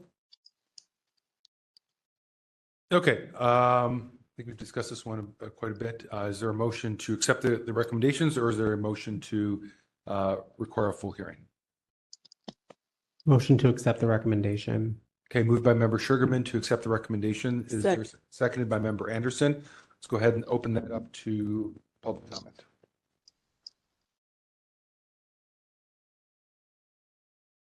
Anyone wishing to make public comment on item number 9? If you're in the room, please approach the podium. If you're online, please raise your hand in the app or press *3. I'll give you a moment. We have no one approaching the podium. We have one hand raised. It is petitioner. Okay, 3 minutes. Mr. Wilson, are you ready for your 3 minutes? Yes. Your time begins now. To clear up the first thing, I want to refer you to California Code of Regulations 2606. It is the law in California that doctors and ERs report all dog bites. So there you go. That covers that issue that you guys were talking about. Secondly, tonight is a Perry Mason moment for the committee. The panel relied upon the testimony of SFACC, as we've heard. They searched Department of Public Health. No records found of this bite. Let me just add, other than the one record that I made myself 10 months later because everybody dropped the ball.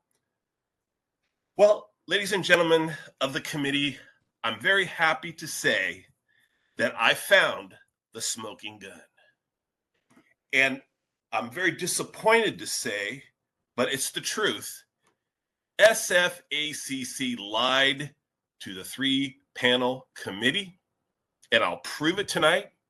And I'm asking you to reverse your decision, at least hold it in suspense until you look at the evidence that I will present. And then after that, in the interest of justice, reverse it. This thing needs to be heard before the full committee because they lied to you.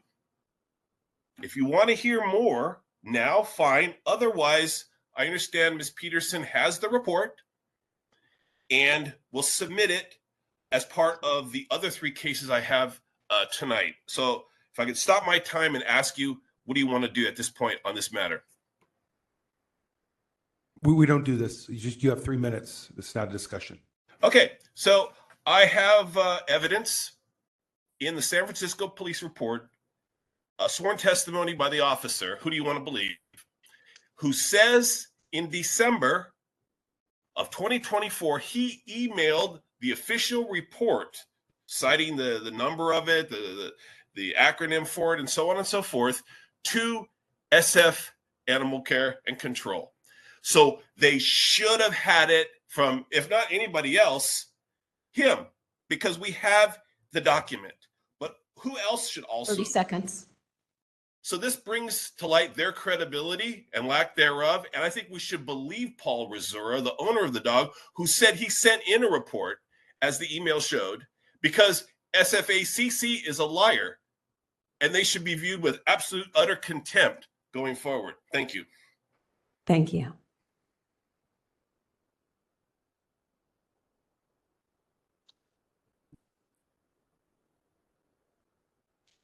Any further public We commenters? have no one else in the queue. Okay, we'll go ahead and close public comment and move to a vote on that item. Mr. Chair, I'd like to make a motion. There is a motion on the floor right now, Member Wolf, that we're going to vote on. Okay, very good.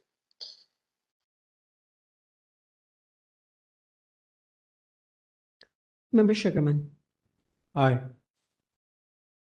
Member Sugarman, aye. This is the vote on item 9. Member Anderson. Aye. Member Anderson, aye. Member Schmidt. Aye. Member Schmidt, aye. Member LaHood, absent. Member Kumar. Aye. Member Kumar, aye. Member Highland. Aye. Member Highland, aye. Member Pilpel. Aye. Member Pilpel, aye. Member Wolf.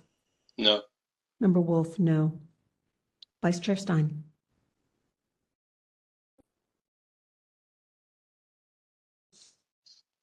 I'll say no, I guess. Vice Chair Stein, no. Chair Yankee. Aye. Chair Yankee, aye. 1 absent, 2 noes, 7 ayes. Okay, that motion passes.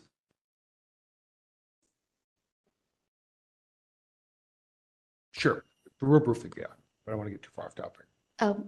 Hi, Mr. Wilson. This is Member Kumar. I'm very sorry for what you went through, and as somebody who's been in a similar situation and has dealt with the ACC, all I'm going to recommend is, and this is something I'm speaking from my experience, it won't, like, the ACC situation won't get you or get us anywhere. I think it's best to, take a legal course of action. That would be my recommendation given with my own experience with the ACC, and I'm very sorry for what you've been through. Member Pilpel, did you have something before we move on? Yeah, just very briefly to Mr. Wilson, if you have evidence that you were referring to that's a basis for reconsideration, there is a process in our procedures to request reconsideration. But based on what I had before us, that's why I voted the way I did. That's all. Thanks. Yep, thank you, Member Pilpel. And that's correct. If you have evidence that's new that was not in your possession at the time that you filed the complaint, you could certainly give that to our administrator and ask for reconsideration and present that new evidence, and we can consider reopening your case based on that. Okay, let's move to item number 10. So with this one, based upon your explanation at the start of this, that one is, we'll just move on with that one. Okay, are you making a motion to accept the recommendation, Member Wolf? Yeah, I make a motion to accept the recommendation. Okay, so Though I do want to ask what evidence was presented as to why the person named is being excluded now.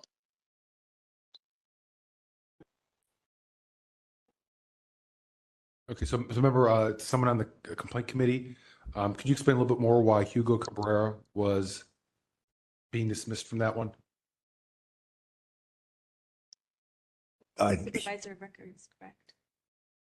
Yeah, that's the person who's serving as a supervisor of records. And there was no plausible claim that there was a possible sunshine violation against this person. We're not sure if it was he was misidentified or something like that, but we just saw no possible finding of any kind of violation. So there was nothing in the case presented that attached him to the complaint? Well, he was acting as the supervisor of records for the city attorney's office. Mr. Cabrera is with the city attorney's office. So is he a custodian or not? Well, that's not, the custodian is, the custodian who the records were sought from was not Department. Mr. Cabrera. It was the planning department. They were with planning. But isn't Mr. Cabrera named in the complaint? Yes, but that, as stated, the records were sought from the planning department. The complaint may have named Mr. Cabrera, but that's, it just doesn't make any sense to name Mr. Cabrera because his only involvement here was on behalf of the city attorney's office acting as a supervisor of records. All he did was say that he didn't believe that the records were improperly withheld. That's his only involvement in this case, was in acting in his function as a supervisor of records. Okay, thank you. That's clear. Thank you. Member Pilpel? A couple of things. Did you want a second for the motion? I did, yes. I was going to ask first if we could get that. I'll second the motion. Okay. I think it would have been more clear to add additional verbiage on the agenda to say, in the event that this motion passes, the task force will hear the substance of the complaint at a future meeting. You explained that verbally, but it, I think, should have been on the agenda. If something like this happens again, I would ask that happen. And if this motion passes, I would ask that the minutes reflect that we did not yet hear the case on the merits, and we will intend to do so at a future meeting. Thanks. So I think that's a good suggestion. If we're going to have separate motions come out of a committee and only consider each one at a time, if we could include just some explanation about like where the -1 came from. It took me a long time to figure this out myself when I saw this draft come through, to know that there was like a -2, and to make a note that the -2 or the -3 or whatever will be heard separately so that it's clear to everyone.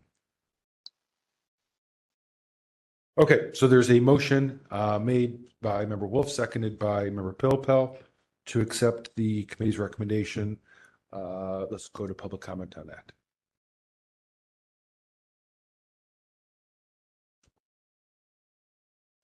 Anyone wishing to make public comment on item 11? If you're in the room, please approach the podium. If you're online, please raise your hand in the app or press *3.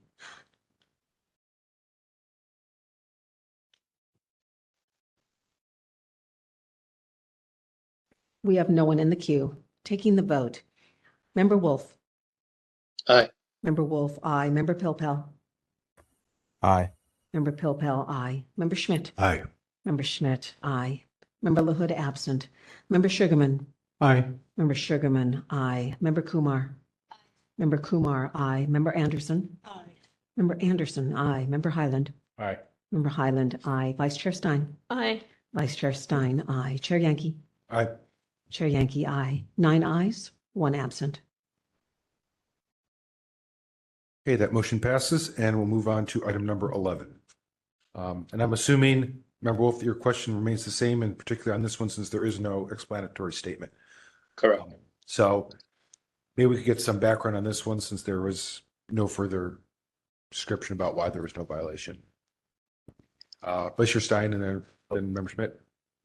I'll Whomever. I'll defer to Member Stein, and I'll just say that this is a case again of there were no records.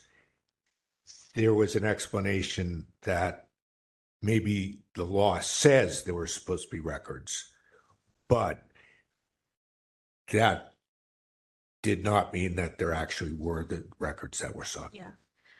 Which I feel like is a thing that we see sometimes, right? The information you get is that there are no records, even when they should have been produced.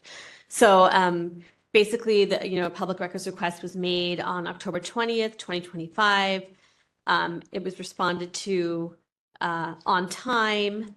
They did ask for an extension. It eventually was closed on November 13, 2025. And Public Works, even though there was a requirement that they start producing these reports, they say they've made a couple attempts at drafting some material related to this, but they've never actually been able to produce a final report.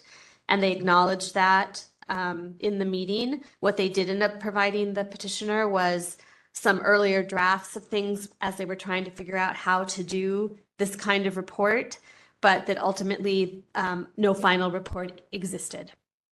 Member Sugarman?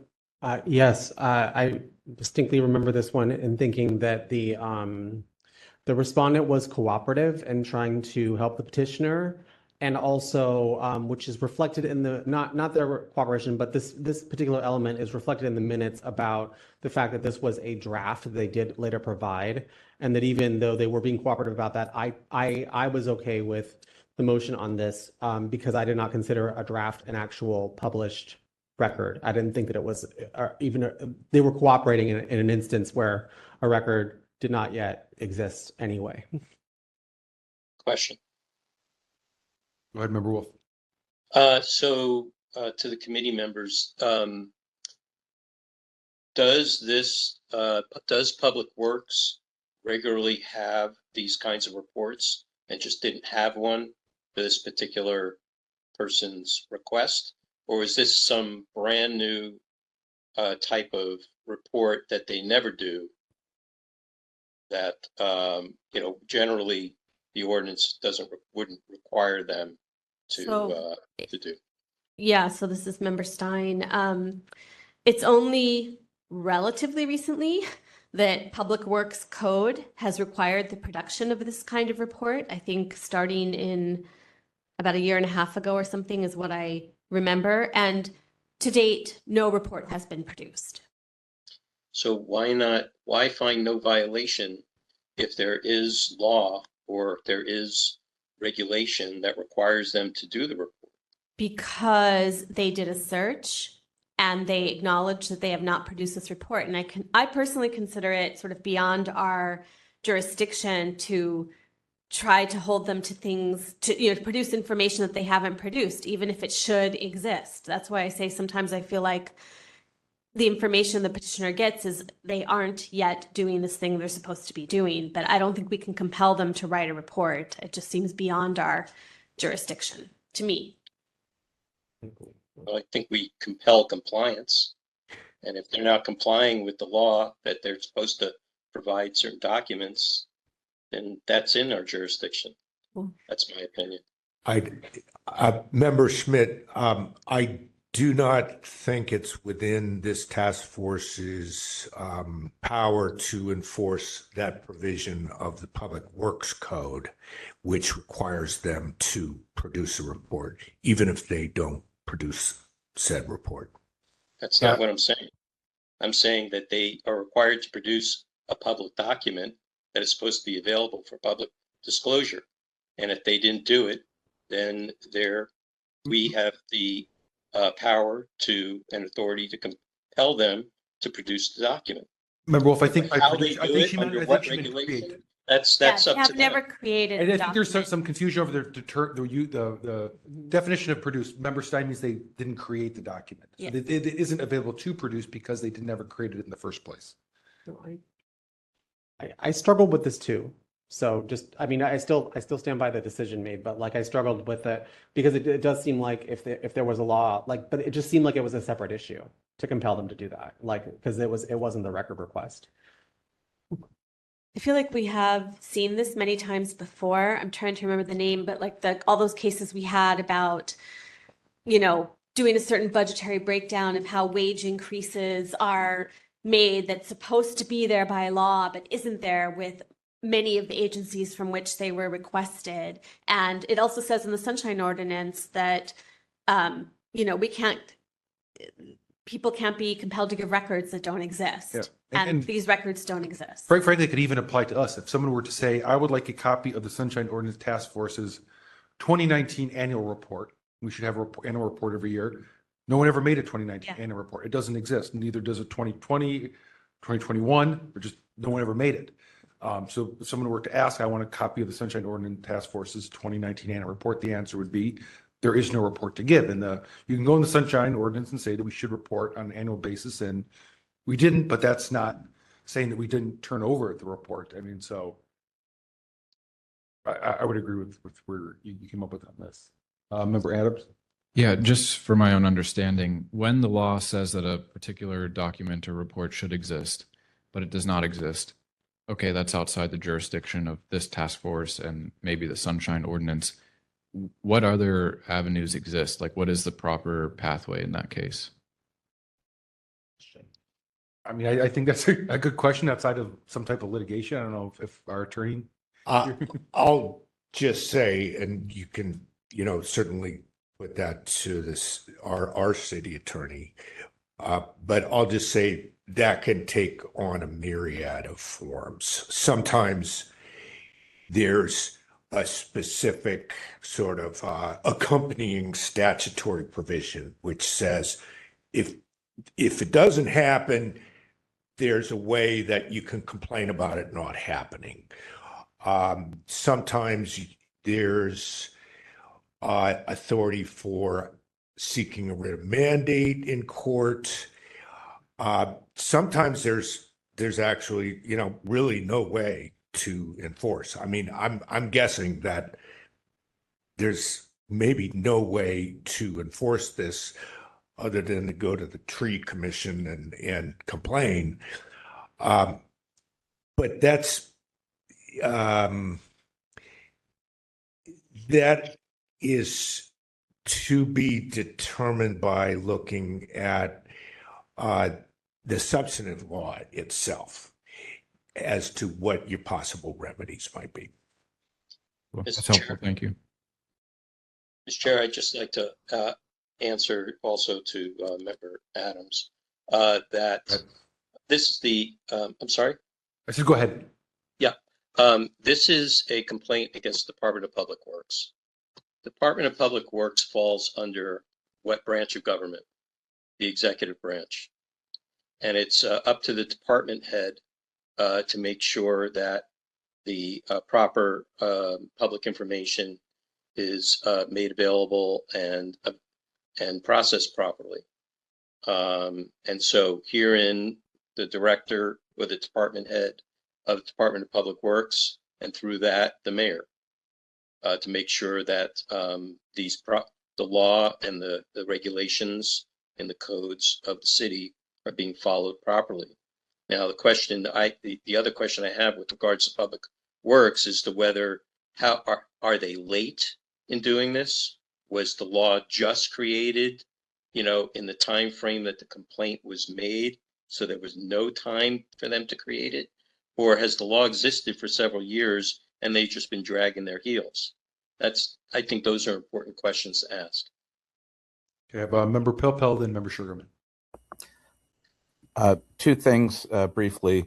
On the question of how do you compel a department to produce something that they're required to do that they haven't done, what we've been advised previously from the city attorney is that a city code section that requires a certain report or any other action for that matter, if it doesn't have some sort of penalty for failing to do that thing, then it is considered directory only and directs departments to do things, but without specific penalty for failing to do it.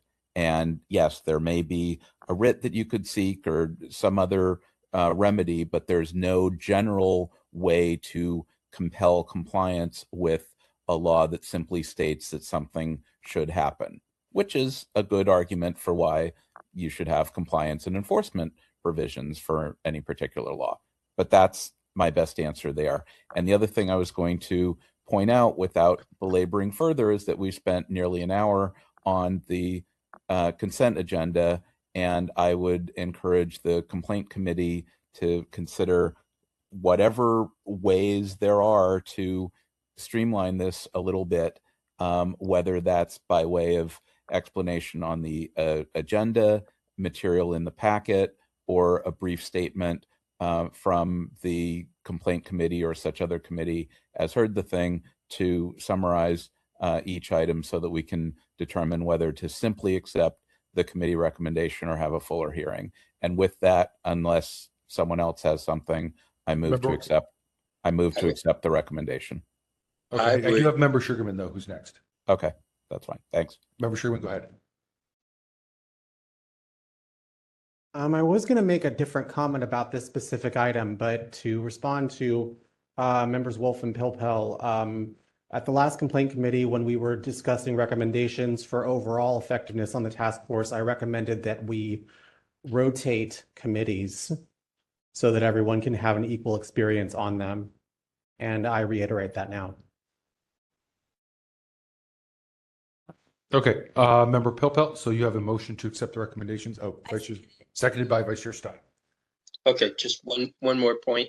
I would just. I think I'm gonna stop the discussion here. Member Wolf, if you don't mind, because the motion is now on the floor. I can make a comment. Oh, this is a comment on the motion? Okay. On the motion. Okay. That based on Member Pilpel's assertion, I think that the minutes should be adjusted to include a commentary about how the conclusions had, how they came to those conclusions. That would solve the whole problem. Okay. All right. So there's a motion, a second to accept the recommendations. Let's go to public comment on that. Anyone wishing to make public comment on item 11? If you're in the room, please approach the podium. If you're online, please raise your hand in the app or press *3. We have no one in the queue. Okay. Public comment is closed and we can take the vote on that one. Taking the vote on item 11, Member Wolf. Aye. Member Wolf, aye. Vice Chair Stein. Aye. Vice Chair Stein, aye. Actually, That was it Member me or Pilpel's was motion. it Member Pilpel. It should go Member Pilpel, Vice Chair Stein. Member Pilpel. Aye. Member Pilpel, aye. Vice Chair Stein. Aye. Vice Chair Stein, aye. Member Schmidt. Aye. Member Schmidt, aye. Member LaHood, absent. Member Sugarman. Aye. Member Sugarman, aye. Member Kumar. Member Kumar, aye. Member Anderson. Aye. Member Anderson, aye. Member Highland. Aye. Member Highland, aye. Member Wolf. Aye. Member Wolf, aye. Chair Yankee. Aye. Chair Yankee, aye. 9 ayes, 1 absent. Okay, that motion passes. An hour later, we're done with the consent agenda. With that, I'm going to do a 10-minute break. We'll come back at 6:15 and we'll start on our main complaint hearing agenda with item number 12. The task force is in recess at 6:05 p.m. Microphones are off.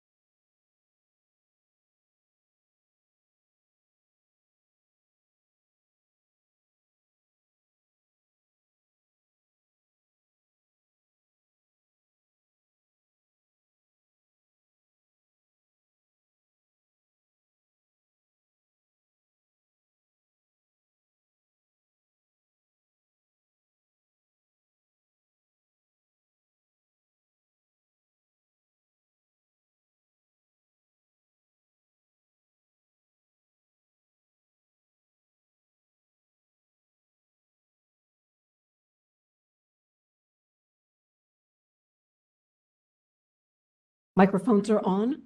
The task force is back in session at 6:17 PM. Okay, we left off at item number 12. So if you can call that, Administrator Peterson.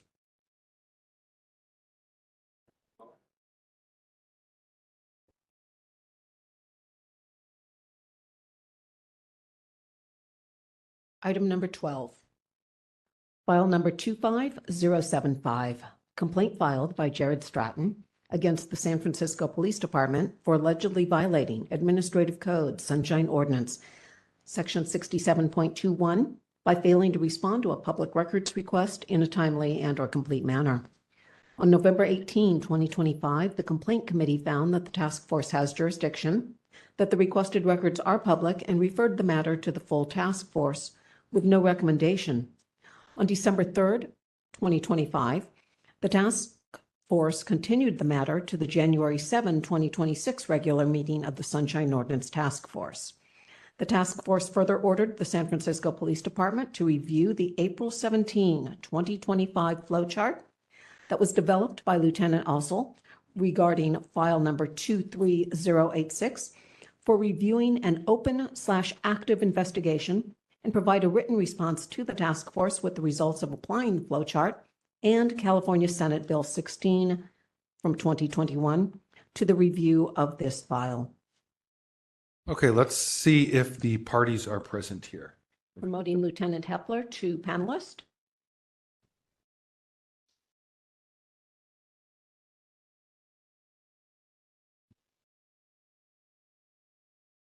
Petitioner, Mr. Stratton, if you are present, would you please raise your hand in the app? So, Yankee, Yes, it's member Pilpel. I'm not seeing me on video. Are you getting the video of me? I am not getting the video of you now. Okay, let me log back in and then I can be re-promoted. That should Okay. work. Thanks. hello, caller, is this Mr. Stratton? This is. Okay, one moment, please. I'm going to promote you to panelist. You will be able to mute and unmute yourself once I do so. Hold on, please.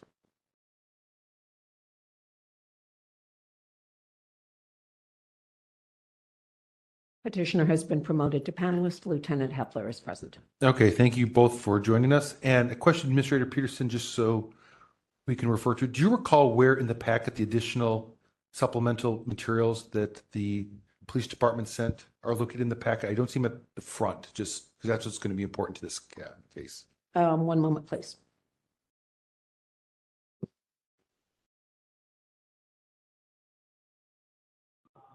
You look for that. I'll just brief the task force on where we're at. So this is one that we've continued. We asked the police department to answer some questions for us and get back to us. I know they've done so, and that's what I'm asking our administrator to find in the packet. I would, just to make sure that we keep things moving along tonight, just to keep any questions or deliberations focused on the new information that was provided. And what I'll do is I'll give each side 3 minutes to kind of give us an update about where they think things stand since our last hearing. Mr. Chair, just Yeah. a question. Yes. Just in the packet, I see in the table of contents, initial request on page 2.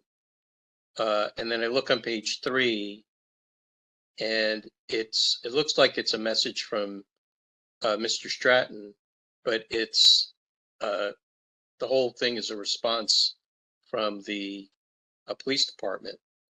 So I'm just wondering where the initial request is. Yeah, I don't know if why it was not included as a separate, but that I believe we talked about that last time. And that is the quote of it from the police department is what was the initial request.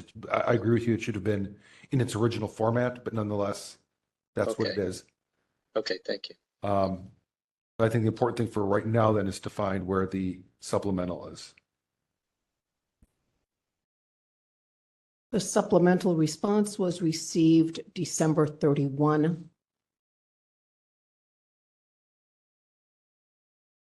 Is this the first time we're hearing this? No, this is the continued ones. We've heard this extensively in We're waiting. Oh, right, okay. times. We're waiting. I didn't scroll down enough. I'm sorry.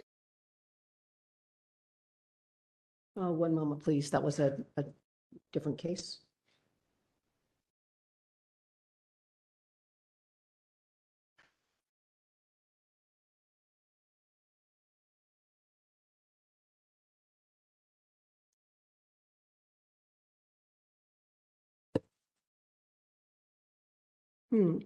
Lieutenant Hepler, can you assist, please? Yes, how can I help you? The date that you sent the additional review in It, response to Chair Yankee's direction from the previous documentation from Lieutenant Osel. it was a response in form of a PDF letter that was sent to the SOTF on December 18th, 2025. One moment, please.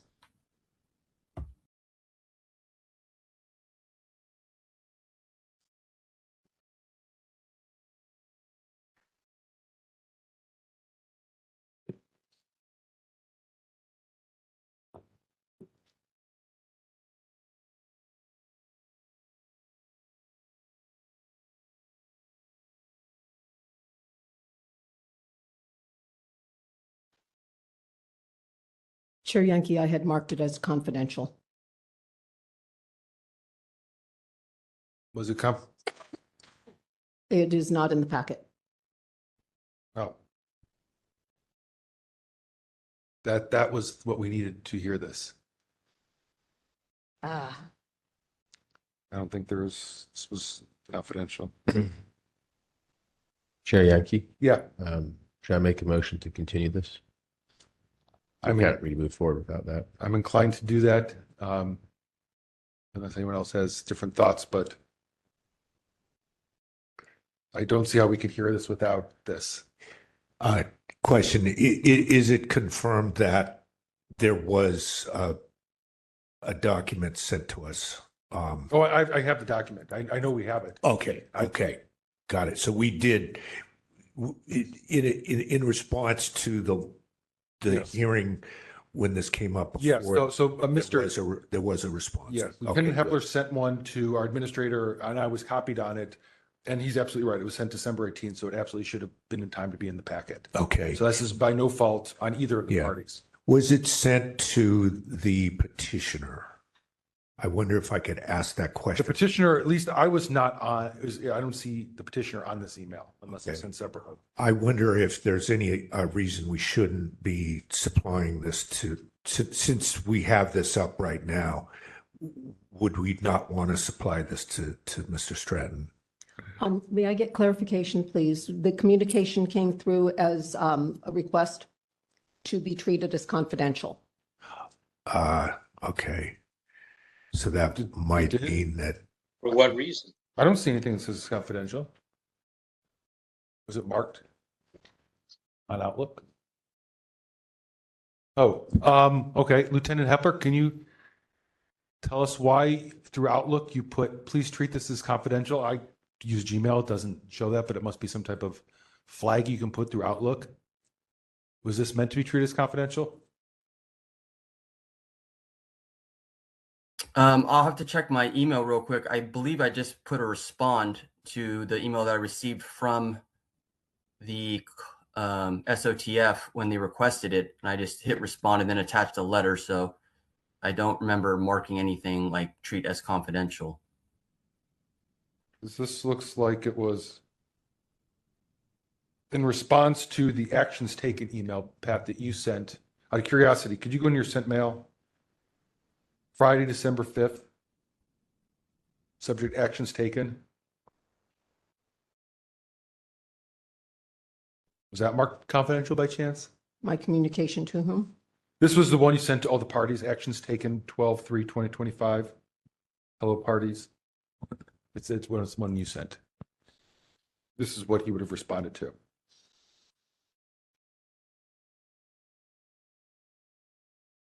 This is in the case, or this is separately? Separately. This is just the follow-up, the email you send after every meeting. Oh, one moment, please.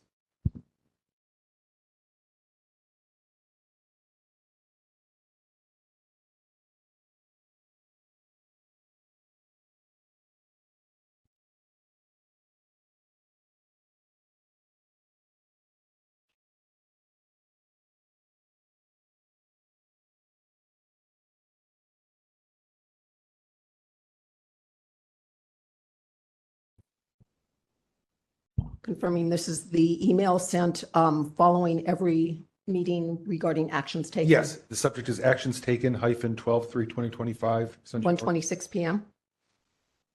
Yeah. And your question is, to whom was it sent? No, the question is, did you flag that as confidential? Because Lieutenant Hepler said that's the email I responded to. He said he just hit reply on whatever it was. Does that say confidential on it? It does. Okay, so that we figured out where it came from. So you're absolutely right, Lieutenant Hepler. The email that you could reply to was marked as confidential. So I don't know, Pat, why that was marked as confidential. I'm guessing that neither of them really is truly confidential. No, they're not. And I would think that we'd have a better hearing list next time around if the document in question were to go to Mr. Stratton. Absolutely. Okay, so- It needs to be part of the public packet. So it's not just Right. everyone can see. That was my point. Even if we admitted it now, the public wouldn't be able to see it. So for that reason, I think we need to continue. And if it could be forwarded, Administrator Peterson, maybe forthwith. Okay. Just so he doesn't have to wait till he gets a packet a few days before the hearing. Okay, and these memos are not for the public. They go only to the parties. Okay, and I'll second the motion. Okay, so we have a motion by member Highland. Just a moment, please. To continue to the I public. second. It's already seconded. Okay. But it does go to the public if it's included in the agenda, correct? Agenda packet. That's when it goes to the public. Yes. Well,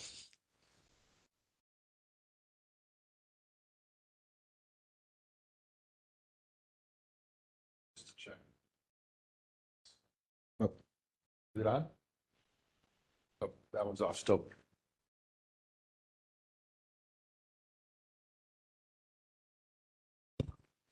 One moment, please.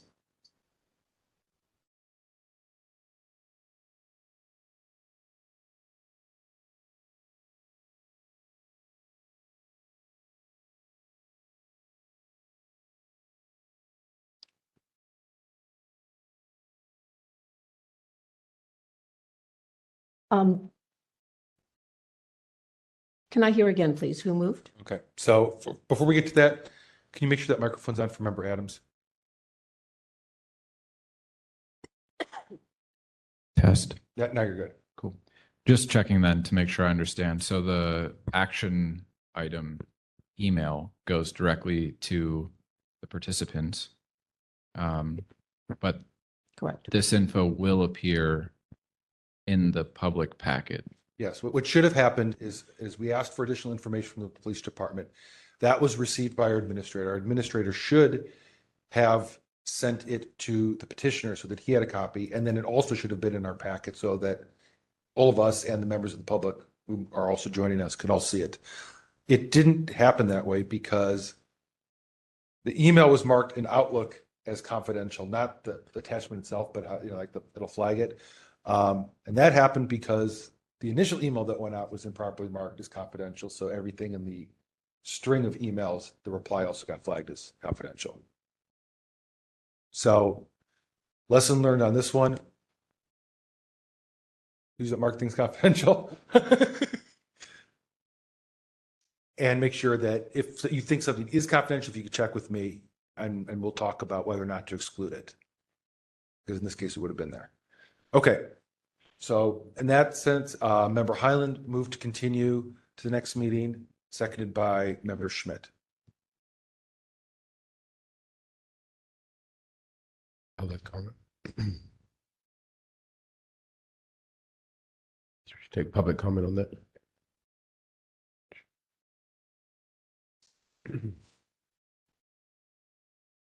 Taking public comment on item 12. If you're in the room and wish to make public comment, please approach the podium. If you're online, please raise your hand in the app or press *3. We have no one approaching the podium. We have one hand raised. Hello, caller. Do you wish to make public comment on item 12? Yes. All right, your 3 minutes begins now. It just seems very unprofessional and why this should be turned into the Sunshine Council because a student council so it appears to be better run.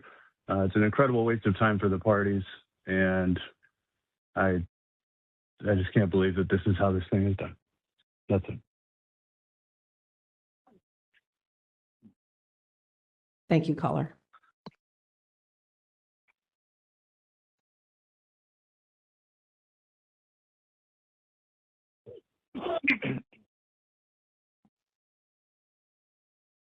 We have no one else in the queue.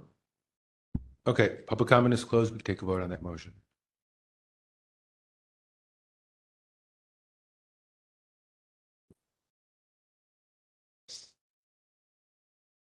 Taking the vote on item 12, Member Highland. Aye. Member Highland, aye. Member Schmidt. Aye. Member Schmidt, aye. Member LaHood absent. Member Sugarman. Aye. Member Sugarman, aye. Member Kumar. Member Kumar, aye. Member Anderson. Member Anderson, aye. Member Pilpel. Member Pilpel has raised his hand. He needs to be promoted. Yeah. I'm sorry, repeat that, please. Member Pilpel raised his hand. He needs to be re-promoted so he can vote. He's in the general audience.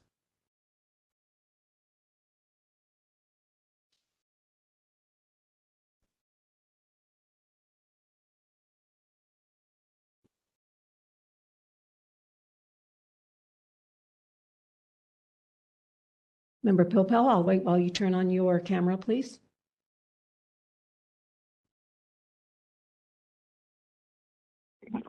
Member Pilpel. Got it. Sorry, I was having a technical problem. On the continuance, aye. Thank you. Member Pilpel, aye. Member Wolf. Aye. Member Wolf, aye. Vice Chair Stein? Aye. Vice Chair Stein, aye. Chair Yankee? Aye. Chair Yankee, aye. 1 absent, 9 ayes. Parties, I apologize.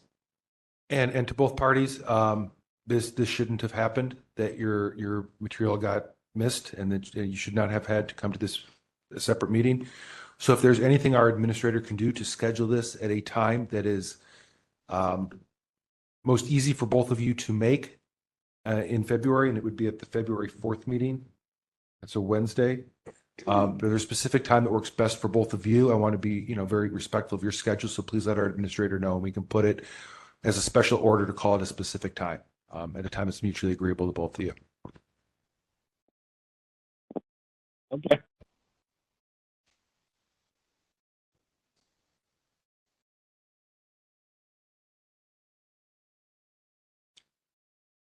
Okay, and with that, let's move on to item number 13. Item number 13, file number 25088. Complaint filed by Rick Sanders against the Office of the Mayor for allegedly violating Administrative Code Sunshine Ordinance, Section 67.21, by failing to respond to a public records request in a timely and/or complete manner. On December 16, 2025, the Complaint Committee found that the task force has jurisdiction, that the requested records are public, and referred the matter to the full task force with a recommendation that the Office of the Mayor violated Administrative Code Sunshine Ordinance Section 67.21 by applying inappropriate standards for withholding privileged documents, and that respondent be ordered to apply the correct standards in a second attempt to respond to and to produce the documents. Okay, do we have the parties here? So we have someone up here at the podium. I'm assuming Mr. Sanders is in the online audience. Mayor's office was present. Right here. Mr. Damali, thank you. Petitioner, are you present? I see a hand raised. Administrator Peterson, I believe this is the person we're looking for. Mr. Sanders, is this you? Yes, hi. Hi. Okay, so we have both parties available. This went through our complaint committee. in December, so I will turn it over to Member Schmidt to give us a quick summary of what happened at the complaint committee, and what he feels we should be looking at specifically as we hear this tonight. Okay, thank you. So the request was for pretty much any documents surrounding this conversation that happened between the mayor and the United States president. And the descriptions of what was sought were pretty clear. Basically, the response was nothing will be produced, and the reason is attorney-client privilege. Now, I think that, that's often a problematic kind of decision for us to look at something like that. But what we found is that the mayor's office indicated to us how they were deciding what was attorney-client privilege and what was not. And it was what they wrote in their own responses that we felt as a committee indicated that, well, those are not standards for assessing whether something's privileged or not. And so you just started out wrong by, there's one sentence that says, oh, the city attorney is on the document, therefore we're not going to produce it, which to me is, I don't know what that's supposed to mean. Since there are, ways in which you can distinguish attorney-client versus not attorney-client communications. Now, the nature of what we're talking about here really is, you would think that, one, that the communication itself is not attorney-client because neither of the parties to the conversation is an attorney for the other or in any way affiliated with the attorney for the other. And even that, anything that would reflect the conversation itself, not produced, attorney-client privilege. And so that's why we thought as a committee that this really does look like a violation, and they need to go back and redo this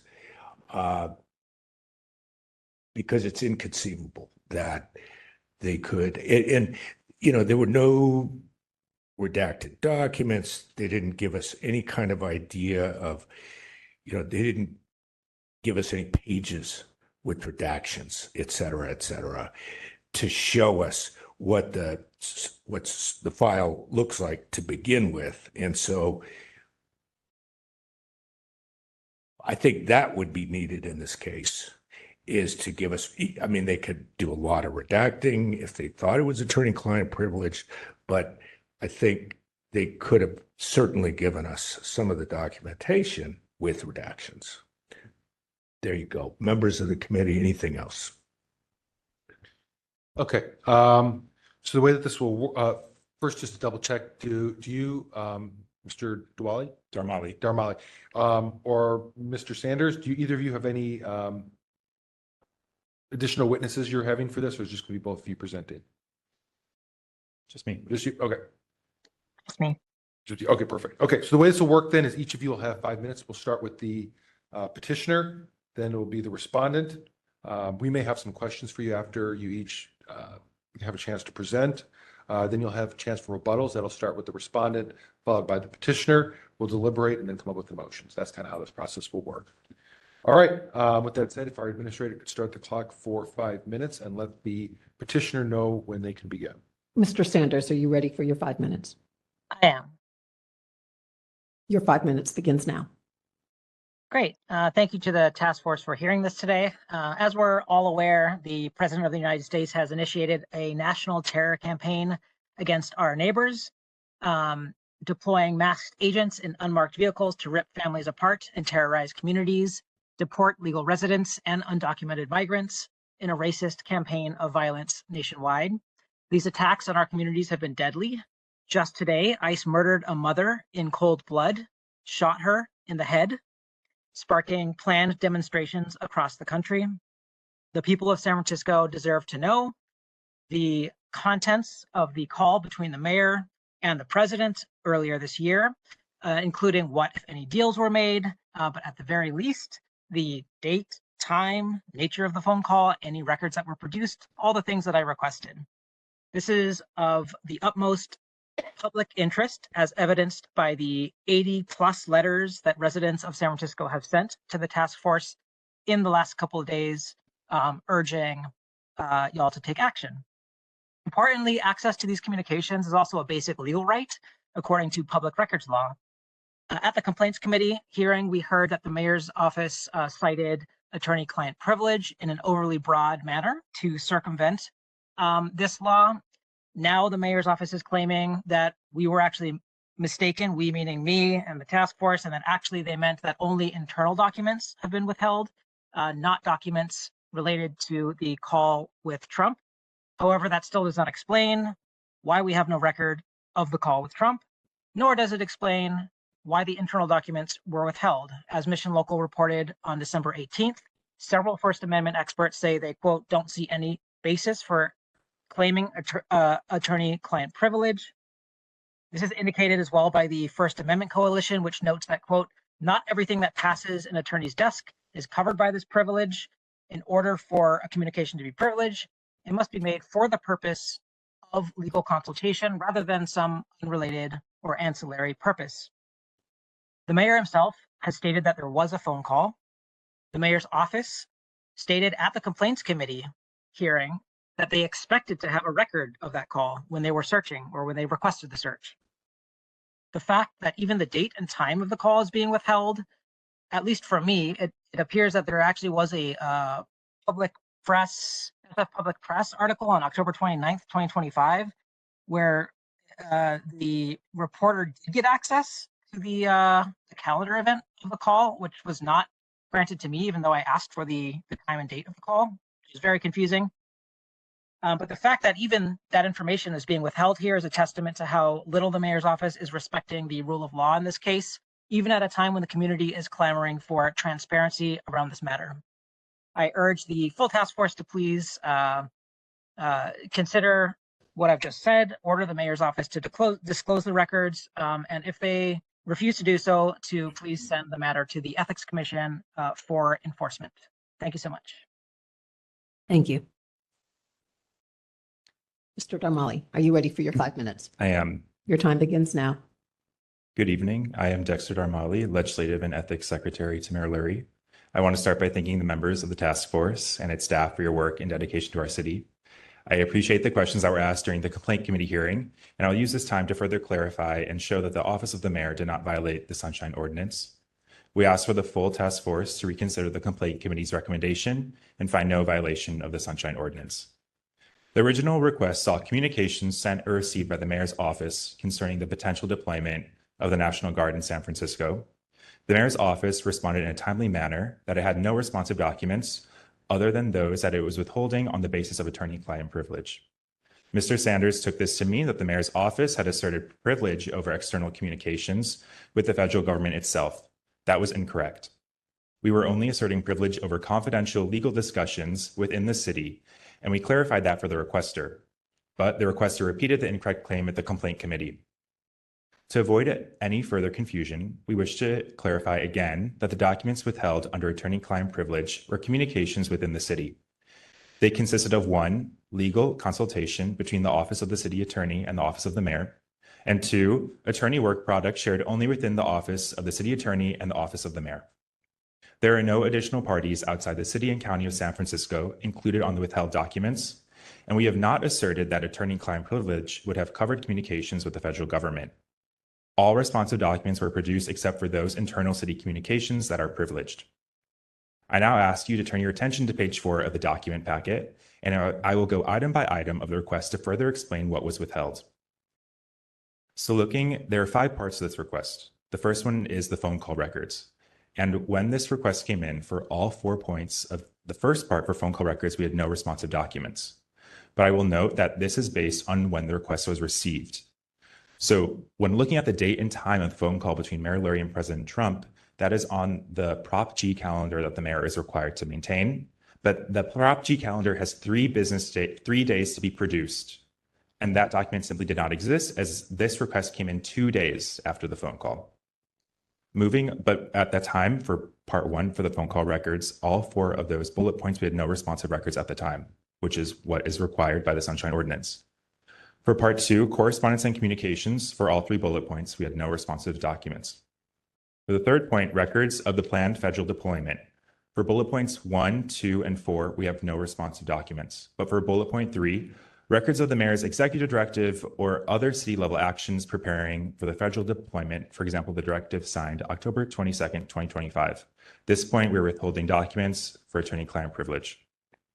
The fourth portion of this request, documents of the decision to call off the deployment, we have no responsive records. And the 5th portion of this request, any agreements or understanding. With both of those bullet points, we have no responsive records for this request. The Office of the Mayor asks that the task force find no violation of the Sunshine Ordinance, given this information and further clarification. I appreciate your attention to this matter, and I look forward to your questions. Thank you. Okay, thank you to both the petitioner and the respondent. Members, do we have questions? I have a question. Go ahead, Member Wolf. This is for the mayor's office. So is the Prop G calendar available now?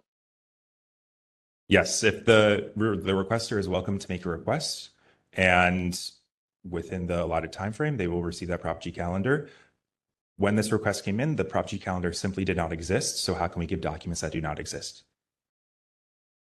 But now it does exist, so why not just send it to them? We respond to Sunshine requests. The requester is welcome to resubmit a request, and we will happily send that over. Okay, thank you. Member Sugarman.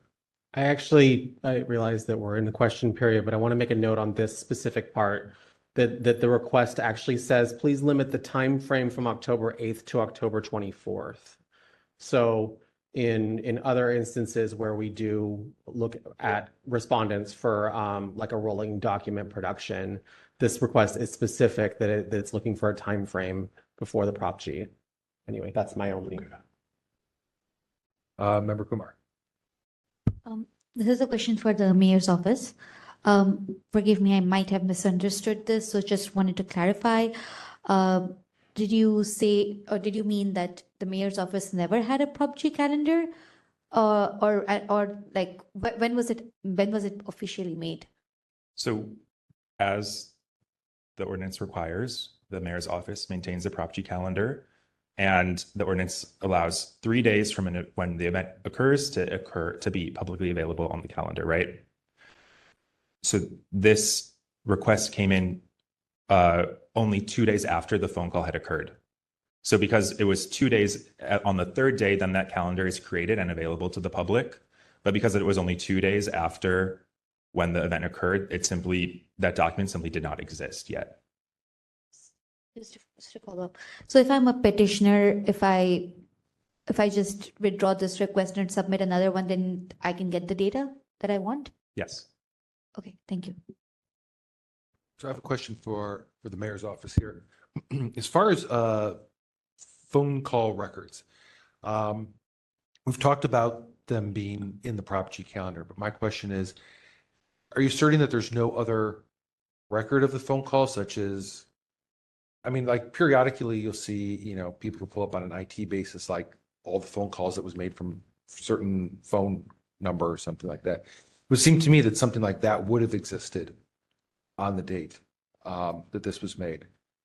I'm assuming that if, let's say, the police department was doing an investigation, wanted all the phone records that occurred yesterday for something, that they could get access to that, right? From either from their cell phone company or the information Department of Technology or something. So I guess I'm a little confused. Maybe you can add some clarity to it, why you couldn't produce just the call that way.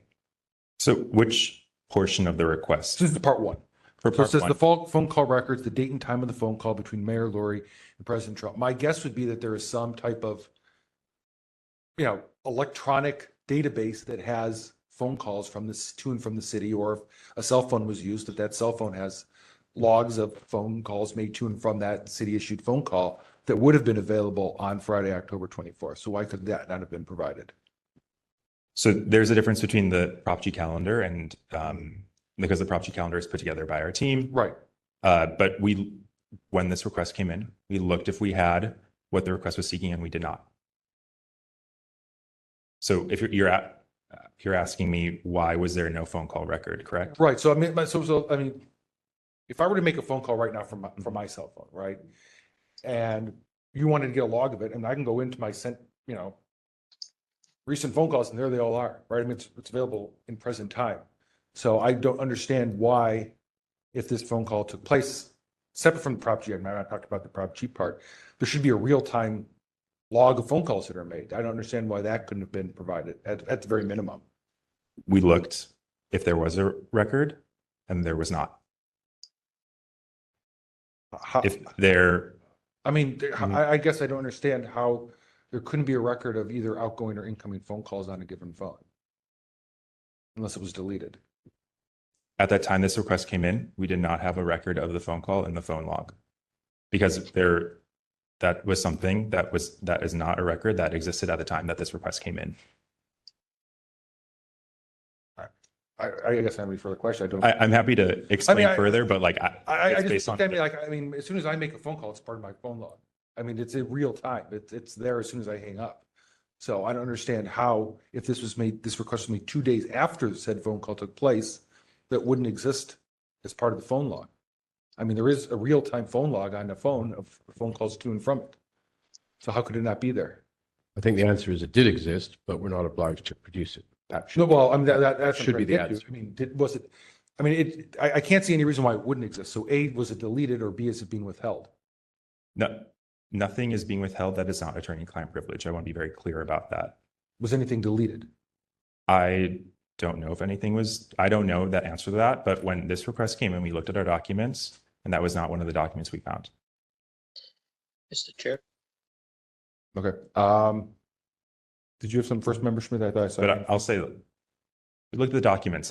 If we don't have the document, then how are we able to produce it? Okay, Member Schmidt, and then I'll get back to you, Member Wolf. I have a series of questions, but go ahead, Member Wolf. I'll let you go before me. Okay, yeah, real quick. First of all, to the mayor's office, what gave you the idea that a Prop G calendar was being requested? I'm reading number 1. So that's what you were referring to, Prop G. Where in there did it request the mayor's calendar? So it does not verbatim say, I want the mayor's calendar, I want Prop G, but the ordinance also, and it also says that the word Prop G doesn't need to be invoked for it to be produced. So thinking about that, we see date and time. That is something that is very clearly responsive on the Prop G calendar. And we're happy to turn that over, but simply when this request came in, it was before the Prop G calendar was produced for those dates and was available to the public.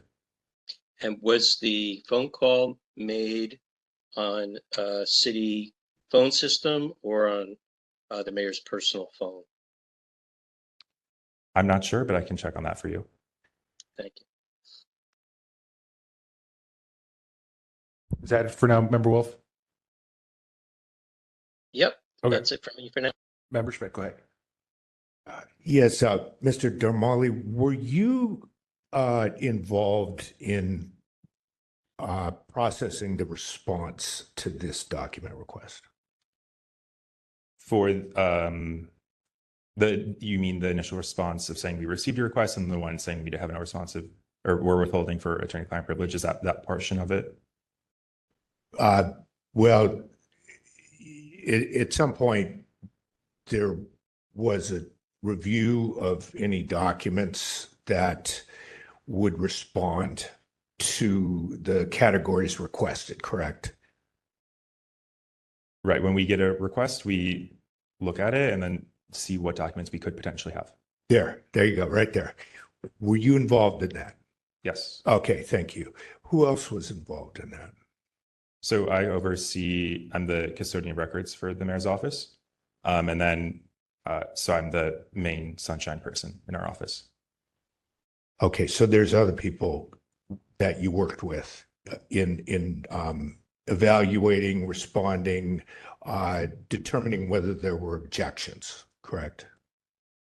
Are you asking, I mean, if it's a whole team process, like, hey, because I don't have all these documents. I have to go to the team and say, hey, do you have these documents? Because I go to our team members and say, hey, this is our request. Do you have responsive documents to this? Okay, so I'm not sure if I'm understanding your question correctly, though. some of the documents you yourself looked at to figure out if they were attorney-client privileged, correct? For that one, I did not see those documents because I put out what the request was in front of my team members and said, hey, this is what the request is asking for. They said, okay, this one is attorney-client privilege because it is the city attorney's office advising our office. So that's not something we need to produce. So if it's not, and then based on that conversation, I said, okay, if it is attorney-client privilege because it's advice from the city attorney's office or work product between the city attorney's office and the mayor's office within the city only, then that's not something I need to be handed over because it's not something we're going to produce. Okay, let me try to figure out what you just said. You said you would have a conversation with people in your office who worked with you, and you said something of the nature, oh, well, these are attorney-client privilege, so we don't have to produce them. Who was saying that, and who was that person saying it to? In what you were just describing. So it would be, I went to the team members that I thought would have these documents. I said, hey, this is our request. Do you have documents responsive to this? And it was us determining, my team members saying, okay, well, this is what the document is. This is who's included on it. This is what's happening in the document. This is an attorney work product. This is attorney consultation only within the city. And then, so it's an attorney-client privilege document based on past conversations. We've had multiple conversations about what attorney-client privilege is. So you had conversations within the mayor's office about attorney-client privilege all the time, because this is it's not exclusive to this request attorney-client privilege. So it's a conversation we consistently have.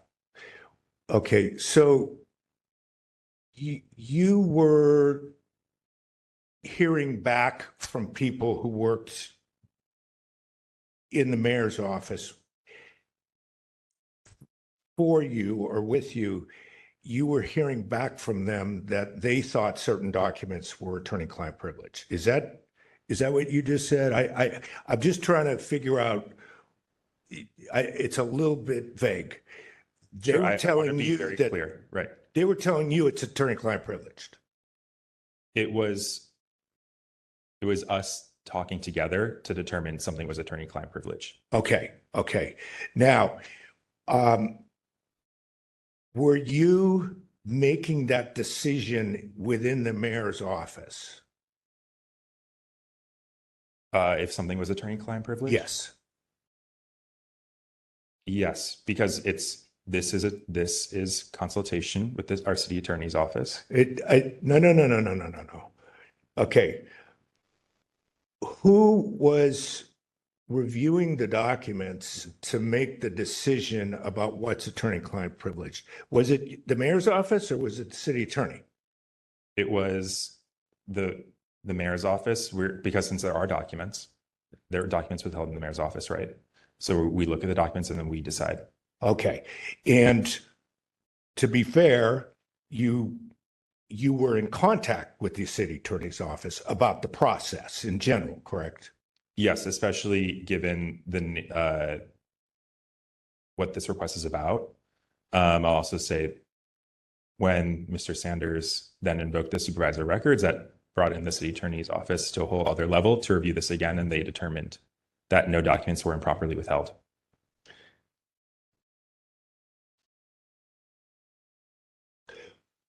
Okay, so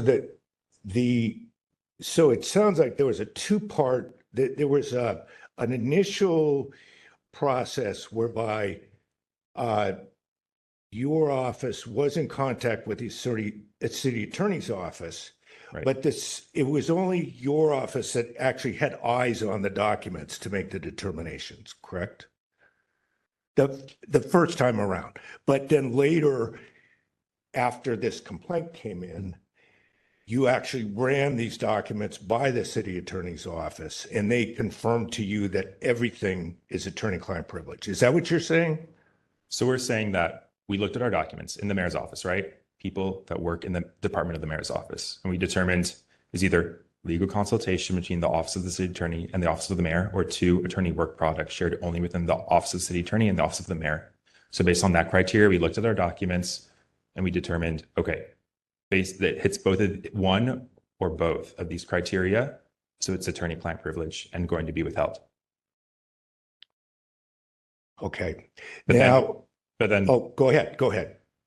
Right. But then the supervisor, of course, when working with the city attorneys, I know that consistently members of the mayor's staff says, okay, I want to make sure what is these documents, are they attorney-client privilege or what is happening? So during I guess when you would call like creation of the documents, when the documents were being produced, like conversations are consistently have like checking with our deputy city attorneys, like, hey, is this something sunshineable or what is this document exactly? Just so that we know that when we do get sunshined, is this a document we withhold or produce, just so we know ahead of time, because we know that sunshine requests come in very often. When you in your office did the initial production and you were determining what's attorney-client privileged,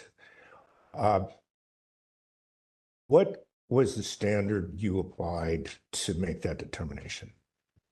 It was looking at the documents and deciding if it hit one of those two criteria that I listed out. So I want to clarify. I'll, if you'd like, I can read it again. What were the two criteria again? Either one, legal consultation between the office of the city attorney and the office of the mayor, or two, attorney work product. And this is also on page 133 of the submitted documents. Or two, attorney work product shared only within the office of the city attorney and the office of the mayor. And there are no external, like the federal government is not on any of these documents or anyone outside of the city and county of San Francisco. So this is only between the office of the mayor and the office of the city attorney. You didn't tell the petitioner that you were asserting work product protection, did you? I don't think you did. That seems to have come in after your response to the petitioner. So on our response on Wednesday, October 29th, we shared that we were withholding documents on the basis of attorney-client privilege. Yes. And to let them and to invite them to ask us any questions they have about that. Then we followed up explaining further about what that meant. And I can find that for you if you would like. You're aware that attorney-client privilege and work product protection are two different things, correct? It is. I'm not an attorney, so I can't determine if they're different things, but that's what the advice from our city attorneys are. Okay. I'm going to just, let's see. Lastly, your December 10th letter to us, you told the task force that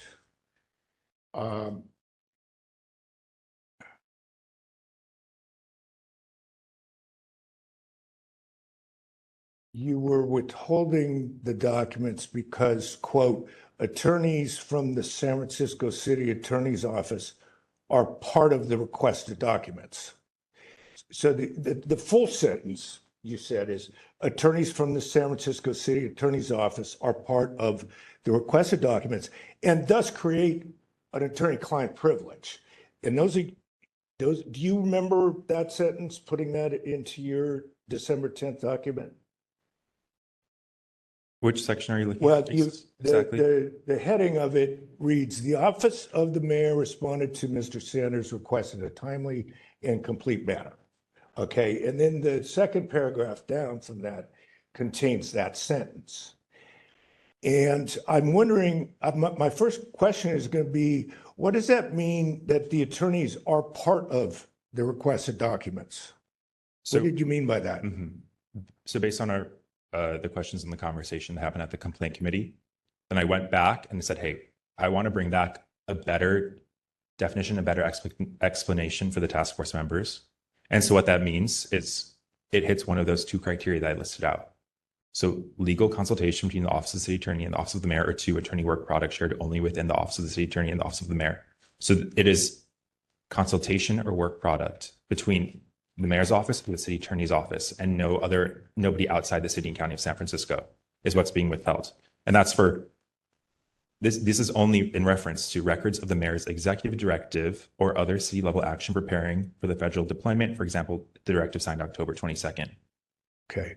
How many pages were reviewed and determined to be attorney-client privilege or work product protected? How many pages? Pages for this whole request that were reviewed? Yeah. I'm not sure about the exact amount, but I know it was a large amount of things. Dozens, hundreds, thousands. It's a question of, we look at a lot of documents, but that doesn't mean it's necessarily, hey, this doesn't mean it's necessarily responsive to a request, right? We could come across many documents. So I want to give you the best answer. So what are you asking?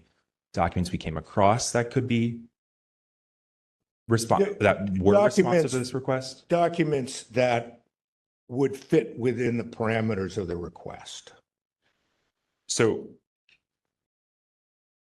the same number would you asserted privilege for. Right. So only for that one bullet point for the third section of the request, right? That's the only place where there are documents that are being withheld for attorney-client privilege. I just want to make sure that's understood, right? For that, the document didn't come in necessarily a page value, but because what I can say is it was working with city attorneys on the executive directive that the mayor then signed on October 22nd. So it was, and I can't get into too many details since it's privileged, but it was working on that executive directive with the city attorney's office. Okay. How long was the phone call?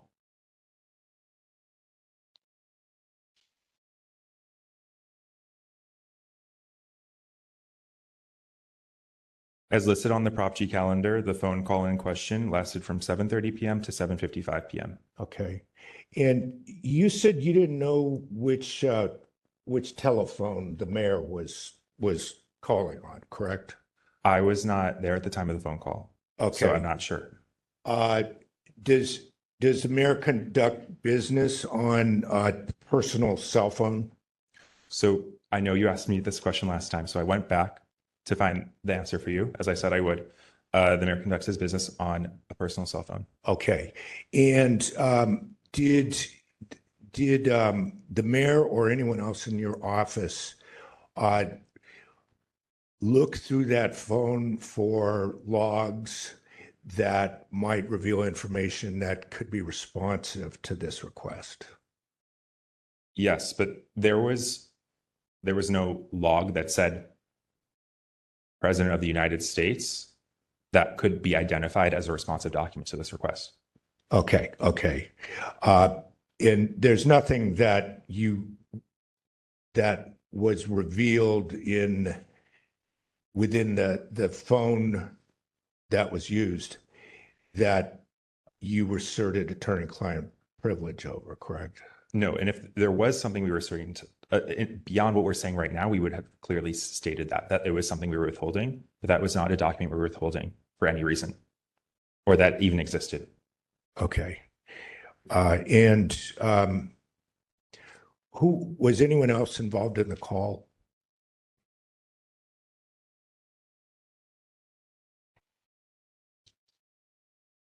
So the Prop G calendar, when it has fewer than 10 attendees and it lists all the attendees, and the only attendee listed on that phone call is the President of the United States.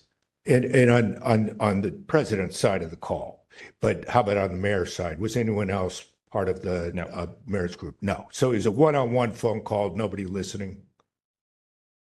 That's my understanding, yes. Nobody taking notes, recording, anything like that? I do not believe so. That was no documents that was not part of the documents that came up during this search. Okay, thank you. No more questions. Member Pilpel, I think you were next. Great. I have a number of questions. I will try to be as brief as possible. I want to take a slightly different approach. First of all, as I've asked many times before, to Mr. Is it Darmali? Yes, Darmali. Okay. The response from your office says at the bottom, thank you, Office of the Mayor of San Francisco, Sunshine request with an email address. I think I've been consistent in asking every department that doesn't list a name and title in future responses to Sunshine requests to give a name and title, perhaps a phone number, so that it's clear to the requester who's actually responding and it's not just some generic Sunshine request email box, even if that's who they're initially contacting, that they know who they're dealing with. So I would ask you to do that in the future. On the request itself, it seems pretty clear to me that there were that this was related to the mayor's phone call with the president, that there were 5 broad categories, and I think I counted 16 specific sub-bullets. I think I understood you to say, and please correct me if I'm wrong, that the only responsive records were related to the item 3, the 3rd bullet, records of the mayor's executive directive, and that all of those records you were declining to disclose based on attorney-client privilege. Did I understand that correctly? That's correct. Okay. Before I leave that point, was there in fact a mayor's executive directive issued that day?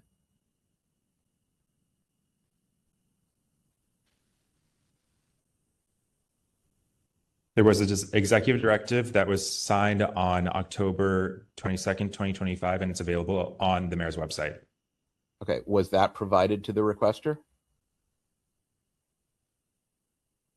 That was not in this document production.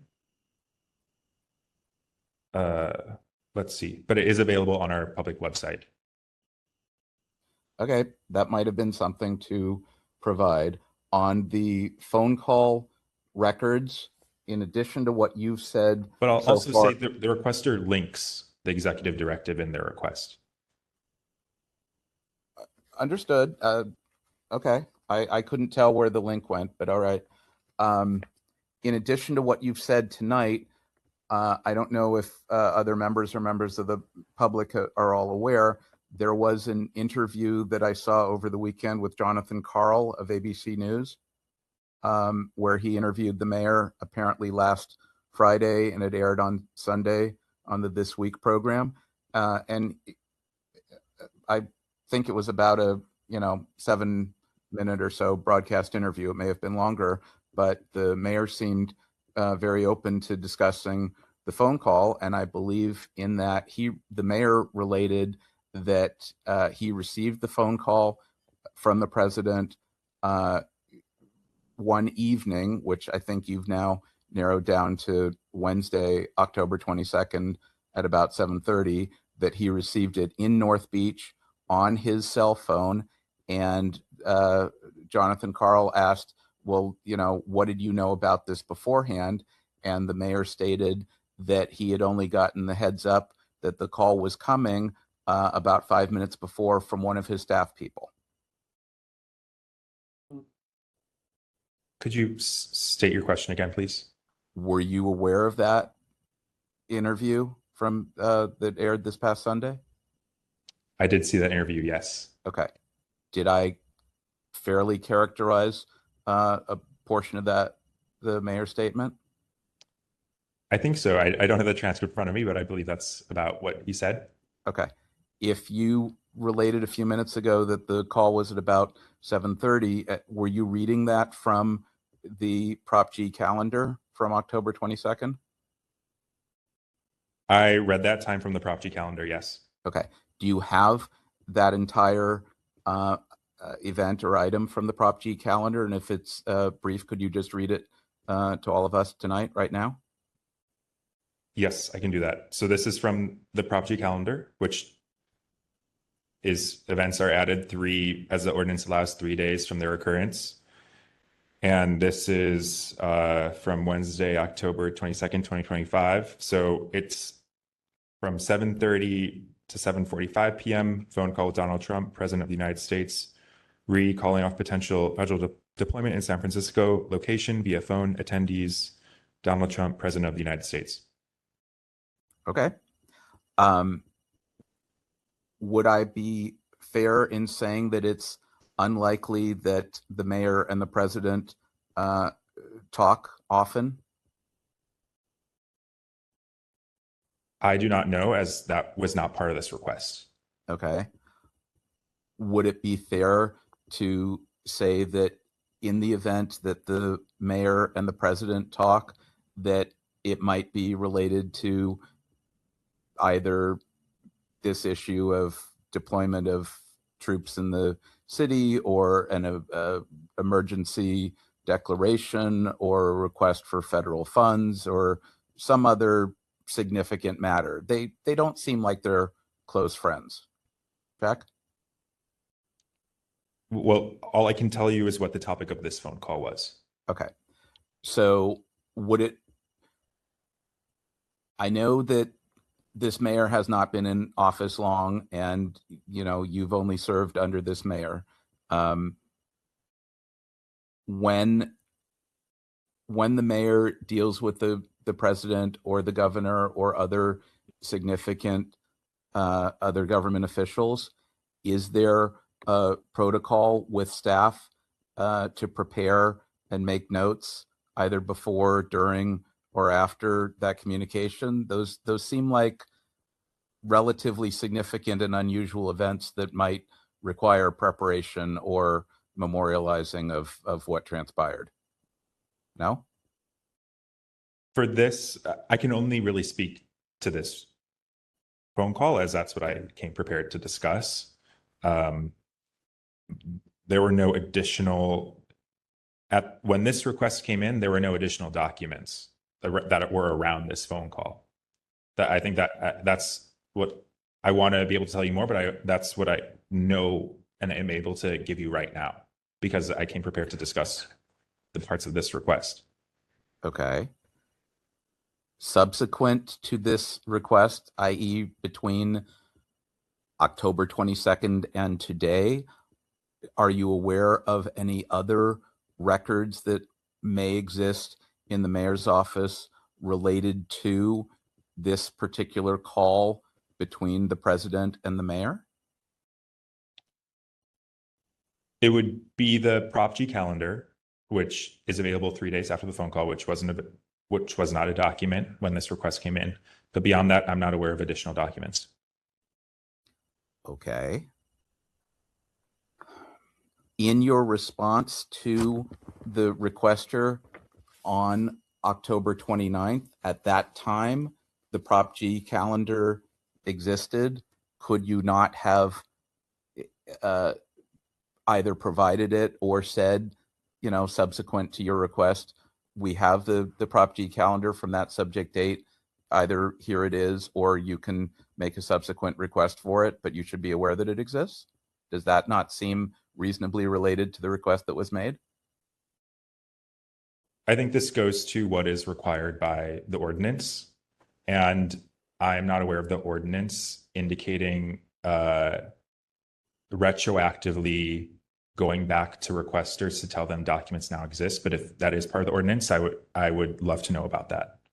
Well, I would point you to section 67.21C and the requirement to provide assistance to requesters if records are not available specific to their request, what other records may be available that may be responsive. I'll wrap up in a second here. In as much as the requester was asking about the phone call records, and you said that your information was only in connection to the Prop G calendar, regardless of whether the mayor was using a private cell phone or a city paid cell phone. I think the city of San Jose case showed that any device used in connection with government work is subject to disclosure. And so I'm not understanding why the date and time or anything under broad category 1 wouldn't have been a disclosable record. Even if all you had was, there was a call from 7:30 to 7:45 or 7:55, you said different things, on the mayor's private cell phone that was received from the president. And nobody needs to know any specific phone numbers, but the date and time of the calls was requested. So even if there are personal devices being used, I'm very well aware, and our team is very well aware, that those are city documents, even if they're not on a city device. So I want to answer that firstly.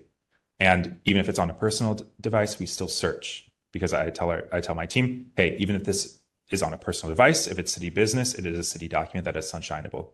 So I want to answer that first point. On the second point, when looking for documents responsive to this request, there was no log that said President of the United States in a phone log that existed. So based on that, if there is no document, then we're not able to produce it. Okay. I mean, if the call was Wednesday night, all day Thursday, the request didn't come in until Friday midday, I presume by that time, the mayor's staff, everyone would have known that the mayor spoke to the president on Wednesday night. And in fact, that was incorporated into the Prop G calendar that presumably was available 3 days after. So somebody knew that, gathered the information from the phone or the phone log, and included that in the Prop G calendar, right? Could you say your question one more time, please? Wouldn't someone in the mayor's office have known on Thursday or Friday after the call that there was a call between the mayor and the president on Wednesday night that then subsequently got included in the Prop G calendar that you read a few minutes ago? Yes, that's how events become the part of the Prop G calendar. Right, but that the date and time of the call would have been available to your office on Thursday and Friday prior to being included in the Prop G calendar. The Prop G calendar isn't the only expression of the mayor's activities, this mayor or any mayor.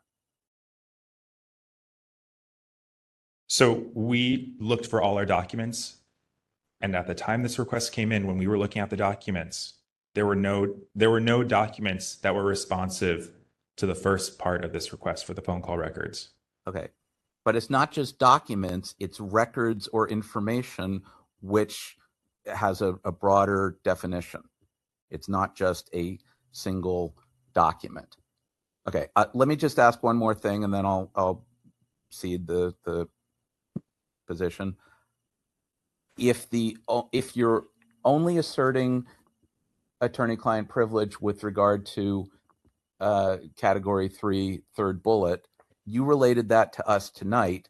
Did you, prior to tonight's meeting, relate that to the requester and say that we have responsive documents, but it's only relative to category 3, third bullet, and those documents we're declining to produce based on attorney-client privilege. We did not, but I think as we're settling into office, this is a good opportunity to recognize when we need to further clarify. And I think moving forward, we'll certainly do that. Okay. Let me leave it at that and turn it over to others. If I have something else, I will raise my hand. Thanks. Member Schmidt, I think, has a follow-up question here. Yeah. It sounds to me like you would have given us, or you would have given to the petitioner any kind of handwritten notes or any kind of summary of the call that would come into writing by the mayor. But it sounds to me like you would have given those, but actually those didn't exist. Is that fair to say? You're asking if there were handwritten notes? Yeah, first I'll ask, handwritten notes by the mayor on this call, the substance of the call. No, that was not a document that we found during this process. Okay, and the mayor didn't subsequently dictate, somehow put into writing the substance of the call after the call, at least from what you've seen. Is that correct? No, and that's when this request came in and before. So I don't, when this request came in, I'm not sure, because that wasn't in the scope of when this request came in. But when this request came in and before, those types of documents did not exist and were not found. Not prior to the point in time where the request was received. Correct. Okay, that's all. Thanks. I just have a couple of follow-up questions here. And this, I know Member Schmidt asked a lot of questions about attorney-client privilege and everything. I just want to just clarify from, I'm not an attorney. So if, let's say, the mayor or someone in the mayor's office were to send an email to, let's say, someone, let's say the chief of police. Okay, so let's say from you to the chief of police, and copies someone on the city attorney, in the city attorney's office. Are you considering that attorney-client privileged or not?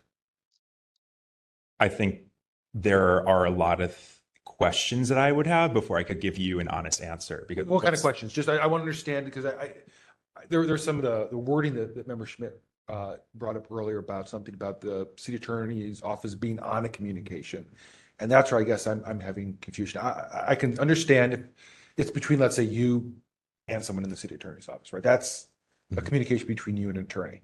I'm talking about a communication between you or someone in the mayor's office and another person who's not in the city attorney's office, but merely copies, like a CC or a BCC, someone in the city attorney's office. I'm failing to understand how that converts to attorney-client privileged if there's a communication that they're merely just receiving as a copy, but it's not to or from them. So I am not claiming, and I have never claimed during this, that CCing an attorney is an automatic creation of attorney-client privilege. That's not your point. Okay, I just want to be clear on that. That is by no means what I meant to say Are or there have been. circumstances that you believe where if you copy an attorney, it would be a attorney-client privilege? And if so, can you give me at least an example of what you believe that circumstance might look like? Well, I think we first need to understand who the clients of the city attorney are to understand who is involved in the attorney-client relationship, because it's with certain carve-outs that all city employees are clients of the city attorney's office, right? So it's not necessarily the mayor's office and the city attorney's office. It's multiple city, because the client of the city attorney is not exclusive to that one individual they're speaking to, but many members of the city. I think that's the first thing I do want to clarify, because when I first learned that, it was very different from what my understanding of attorney-client privilege is when I came into this role. Right. The city as an entity is the client. The city, the people in the city and county, right? So I think I want to clarify that first. It's not just the one individual that's talking to that one attorney, right? But in taking your example of, let's say, I email somebody outside, another person with the city attorney included, I mean, that it would go back to those 2 points that I brought up. Is it legal consultation between the office of the city attorney and the office of the mayor? Or is it attorney work product? Okay, well, let's start with, so let's say, okay, I could see if you're sending something, let's say, your attorney sent you something and you're sharing that with someone else. Okay, so that might be a valid scenario, right? Attorney sent you legal advice and you're sharing it with, let's say, perhaps someone else in the office. That thing might be an attorney-client work product. I could see that.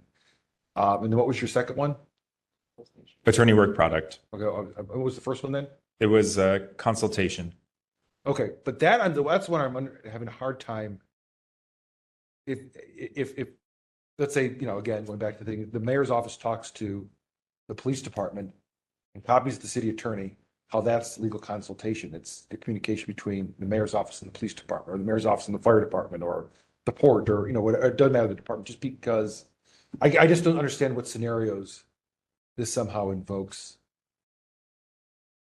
legal consultation. Well, firstly, I'm not claiming that tonight. I hope that's understood. That's not, I want to make sure that's well understood, that is not what has led us to this place, right? Okay. I think we take, for example, this executive directive, right? That's the portion of this I think is a good example we can look at because we have all the evidence in front of us, right? So it was different members of the mayor's office, right, getting consultation from the city attorney's office. And when sending documents back and forth or edits or whatnot, and getting input from the city attorney's office and consultation and having attorney input from their work product, that creates attorney-client privilege. But I don't think I'm answering the question you really wanted. So I want to make sure I'm answering it. In fact, I'm going to give you like a specific example why I'm getting confused. So on SFGov TV, right, there was a press conference on October 22nd. This is before the phone call, right? Okay. And there's the mayor and several members of the board of supervisors and city attorney, and I believe maybe the fire chief, police chief, we're all there, right? Okay. So one of the categories that was asked for was any citywide coordination effort regarding preparation for or response to. So this is before. Somehow all these people knew how to show up here. Okay. They all showed up. This is tape. You can watch it on SFGov TV. How did they all know to get here? That seems to me a city agency coordination regarding preparation for. I don't understand how these people all showed up here. Which bullet point of which section are you looking at? Three, final bullet point. Says any city agency coordination records regarding preparation for or response to federal action. And this is on SFGov TV that I found this. Right. And this is, the mayor announcing the executive directive and all that, but somehow all these people knew how to show up here. And these are from various city departments, members of the board of supervisors. It would seem to me that this is certainly a city agency coordination preparing for federal troop action. I don't see how the city attorney would bring all these people here together for this press conference. You see what I'm saying? Like someone must have told them to show up, and that would seem to me, as an example, a very responsive document to item number 3, the final bullet point. Yes, so I see that, and I was not part of putting that press conference together. I do want to say, so I don't know what the logistics looked like of gathering all those people. Right. When this request came in, we were diligent and did the best of our ability at this time to find all the responsive documents. But of course, like if the requester wants to resubmit a request, we're more than happy to revisit to make sure that we covered all documents. Like we want to make sure we're providing all the responsive documents. And sometimes in a department as large as ours, there are times where with the requester, when it is such a blanket request, we do our best job given the moment and as diligent as we can. But with such blanket requests, but of course, if the requester is welcome at any time to put in a request, and we're more than welcome revisiting and making sure that if that is a document they're interested, we'll make sure if we have it and correct anything that might have been overlooked. But at this time, when this request came in, we did our due diligence to the best of our ability. Okay, that's all the questions I have. Anyone else, or should we move to rebuttals? I've not seen any hands. Okay. Mr. Chair, I've got Yeah. a couple of quick questions. Okay. This one for the petitioner. I didn't notice in your request whether you were making the request, or maybe I should just ask, were you making the request of the mayor in his person or of the office of the mayor?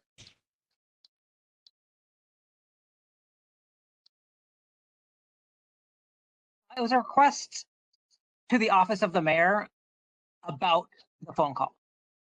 Okay, thanks. And this to the respondent, the mayor's office. In the mayor's TV interview that Member Pelpel referred to, the mayor said he received a heads up 5 or so minutes before the call. Is there any information, written or verbal, available regarding that discussion as it applies to the subsequent call between the mayor and the president? So we did not find, when this request came in and we did our document search, we did not find documents for that. It's not documents. Let's be clear. The Sunshine Ordinance refers to public information, not a piece of paper or a thumb drive or an email. It's the information that's contained on that medium, and it could be verbal.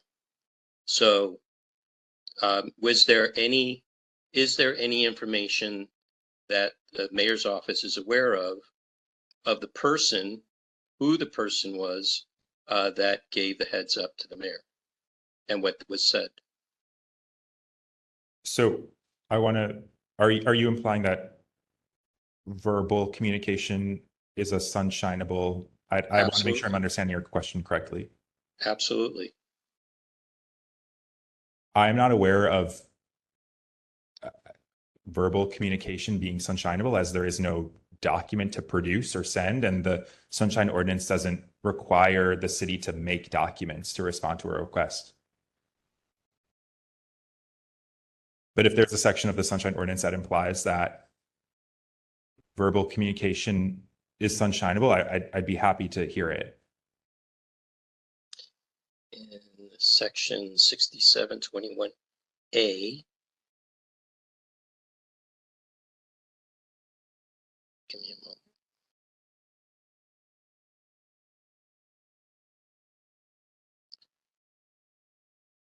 Just to clarify, this topic does come up in verbal and recorded communication at the very least.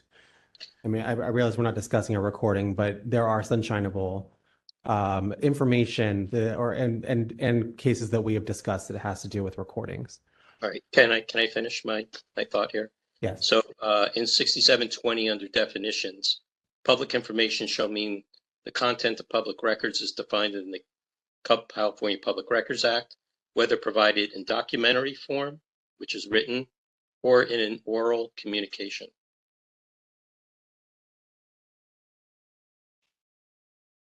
So I do not believe, I'm not an attorney, but it is never my understanding that something that is said, I guess my question is, how would you expect something that's said to be sunshineable? How would you like that presented?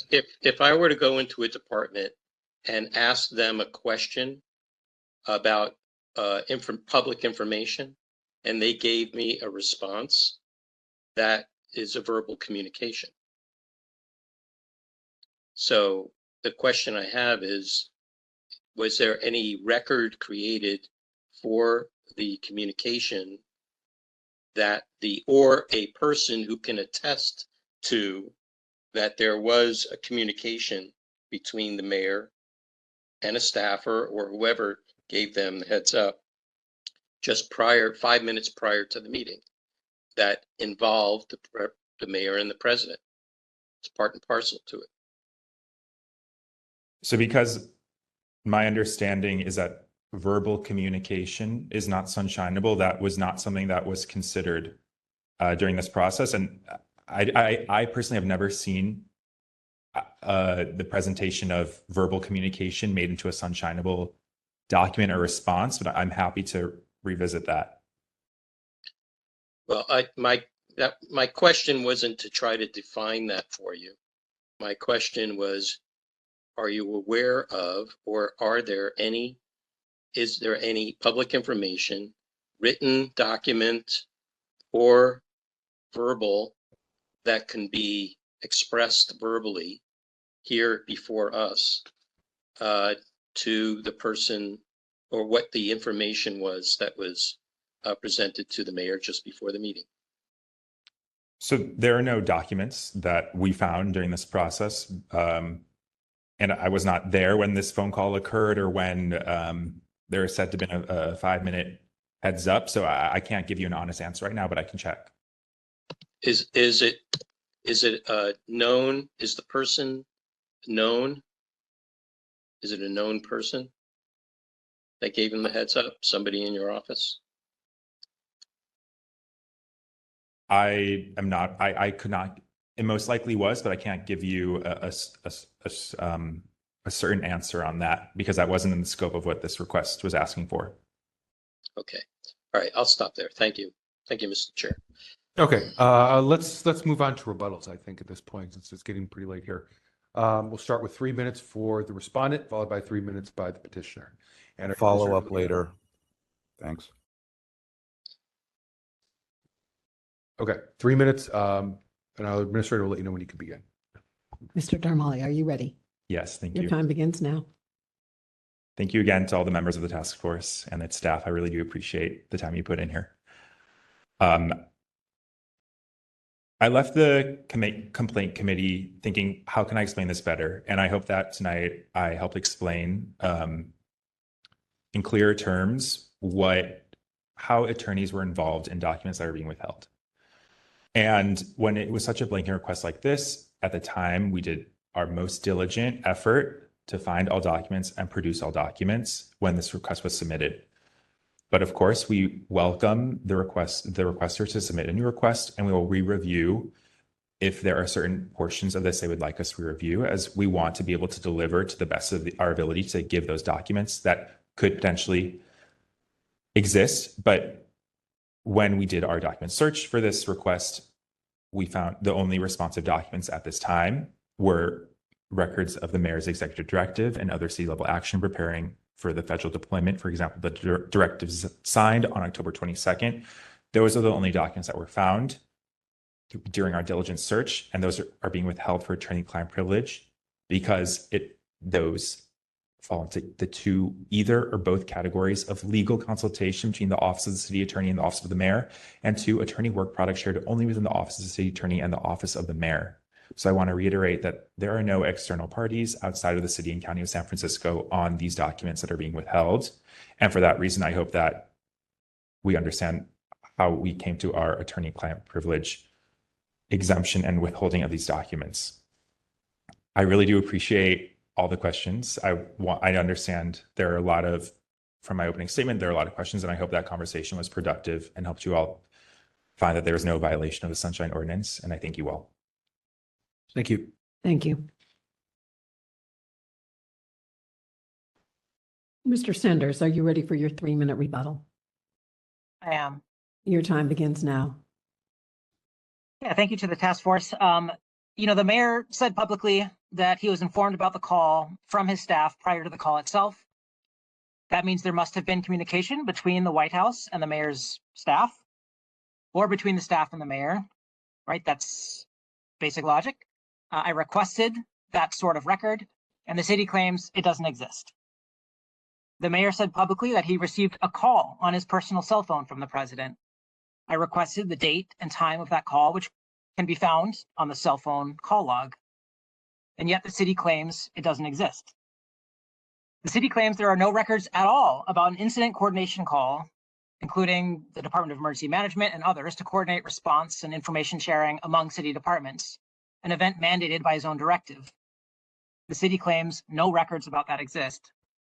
The only reasonable conclusion are that either the city is destroying those records, which is illegal and would sound fantastic if the previous mayor didn't do that, or actually, from what I understand, the current mayor at some point was, maybe I'm wrong, it's my memory, or the city is withholding the documents, which is also illegal.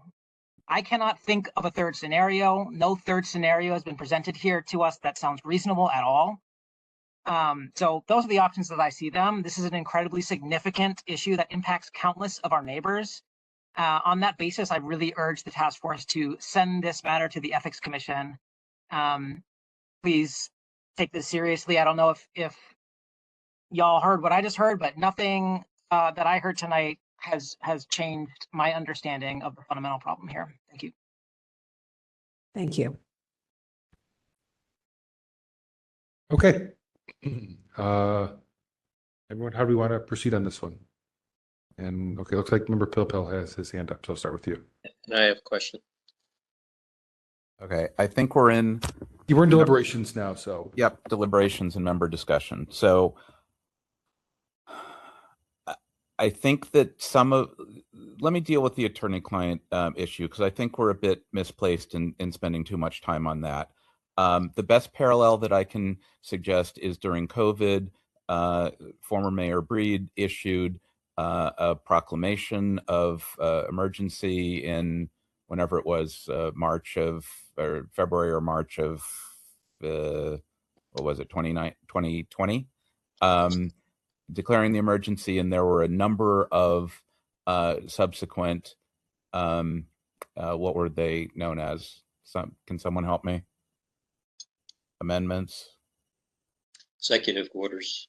Right. Anyway, there were a number of subsequent orders related to that. All of those orders were posted on a city website, may still be there. I'm sure that the city attorney was involved in drafting those, and I'm sure there was extensive discussion between the mayor's office at the time and the city attorney's office in seeking advice, in creating work product, in going back and forth on what to include, what to not include, how to word it, scope, all of that. And I suspect all of those records would not be subject to disclosure and would be properly withheld under the attorney-client privilege. That's an example of some consultation with the city attorney on that. So it does not surprise me that in connection with the executive directive of October 22nd, that there would be responsive records, but that they would be properly withheld. That doesn't surprise me at all. What surprises me here, and moving away from the attorney-client issue, is what I think is a very narrow, maybe legalistic, but certainly narrow view of the request and the nature of how of the information that the requester, Mr. Sanders, was seeking. It seems entirely reasonable that when the mayor, this mayor, our mayor, has a phone call with the president, and either individually or in connection with other things is able to convince the president not to send federal troops to San Francisco, that's a pretty significant thing in our current, sphere of events. And just as I said earlier, the mayor was willing to talk about that with a national TV reporter. I think the mayor is hopefully proud of that outcome. And it's just surprising to me that the mayor's office was claiming, at least on October 29th, that there were no responsive records other than the attorney-client stuff that we just discussed related to the call, that they had no information on the date and time of the call, who was involved, preparation before, contemporary notes after, the implications, any of that.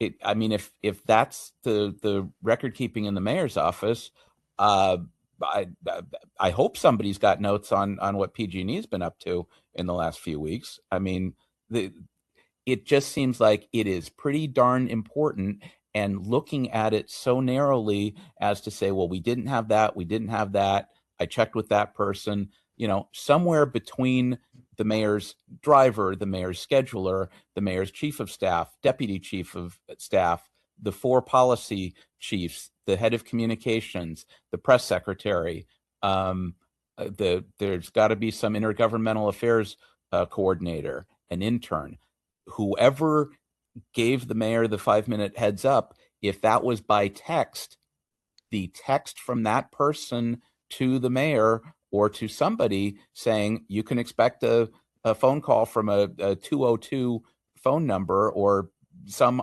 unknown caller, the mayor should probably take that, because that could be POTUS, right? That text message, anything that conveyed that idea, any preparation before or anything subsequent, was what it seems like Mr. Sanders was asking for, which doesn't seem unreasonable. This was, in any event, it seems to me like either the search was not exhaustive, the terms or the people consulted were not expansive or sufficient enough, and just the way that the mayor's office went about responding to this request didn't seem on point for the gravity of the situation. Even something as simple as saying, although it wasn't, yet created, by the time the 29th rolled around, the Prop G calendar for that date existed, and the mayor's office could have provided that as a responsive record. So I just think that they're looking at this so narrowly, and that we've got to, broaden the scope here. I'm not asking them to create any records that don't exist or didn't exist then, but I think we've pointed out some things that likely exist, and I suspect that a new subsequent request for the same or similar information might yield other responsive records, and somehow we've got to, I think, promote a resolution here that gets more openness. Somewhere there's I think it's in Prop 59 that disclosure requirements should be construed broadly and non-disclosure should be construed narrowly. So I think that may be part of what our decision turns on tonight. Thanks. All right, thank you, Member Pelpel. Member Wolf, go ahead. Yeah, so I just wanted to follow up with a question based on Member Attorney Schmidt's cogent line of questioning, and invite our legal counsel also on this question. With regards to attorney-client privilege, who does the privilege apply to? Does it apply to only the attorney to withhold, or does it not apply to the client? I hope I'm understanding the question, but the privilege belongs to the client. The client is they're called the holder of the privilege, and the client can assert the privilege. The attorney can also assert the privilege on behalf of the client, but certainly the attorney can't waive without the consent of the client. So with regards to your line of questioning, how would that apply, or how would that help in making a decision here? Well, I'm just trying to think through myself on this, because I myself have gone through document productions. It may be it's in the hundreds, maybe the thousands. I've gone through this where we have to review and figure out what's attorney-client privileged, and attorney work product protected. Although I really don't think that work product is going to be involved here. Maybe on one or two documents, but if the mayor has them, they were probably communicated by the attorney's office within the privilege itself. So it's all about the privilege to me. I believe there certainly could be documents here that validly fall within the privilege. When I saw the response to the petitioner, it sounded like they were trying to say what they had looked for when they were looking for attorney-client documents. And both at our committee and here, we have found out that it was the staff of the mayor's office who went through whatever documents there were and made the call on, and they made the call that every single thing was within the privilege or within work product. And I certainly believe that they had communications with the city attorney's office, they got advice. But my problem is that I think they got that advice, but they may not have completely understood that advice. And then they basically looked for, does attorney's name appear somewhere, on this document? And if it appears, then it's privilege, which is, as Chair Yankee was talking about, that's often not enough.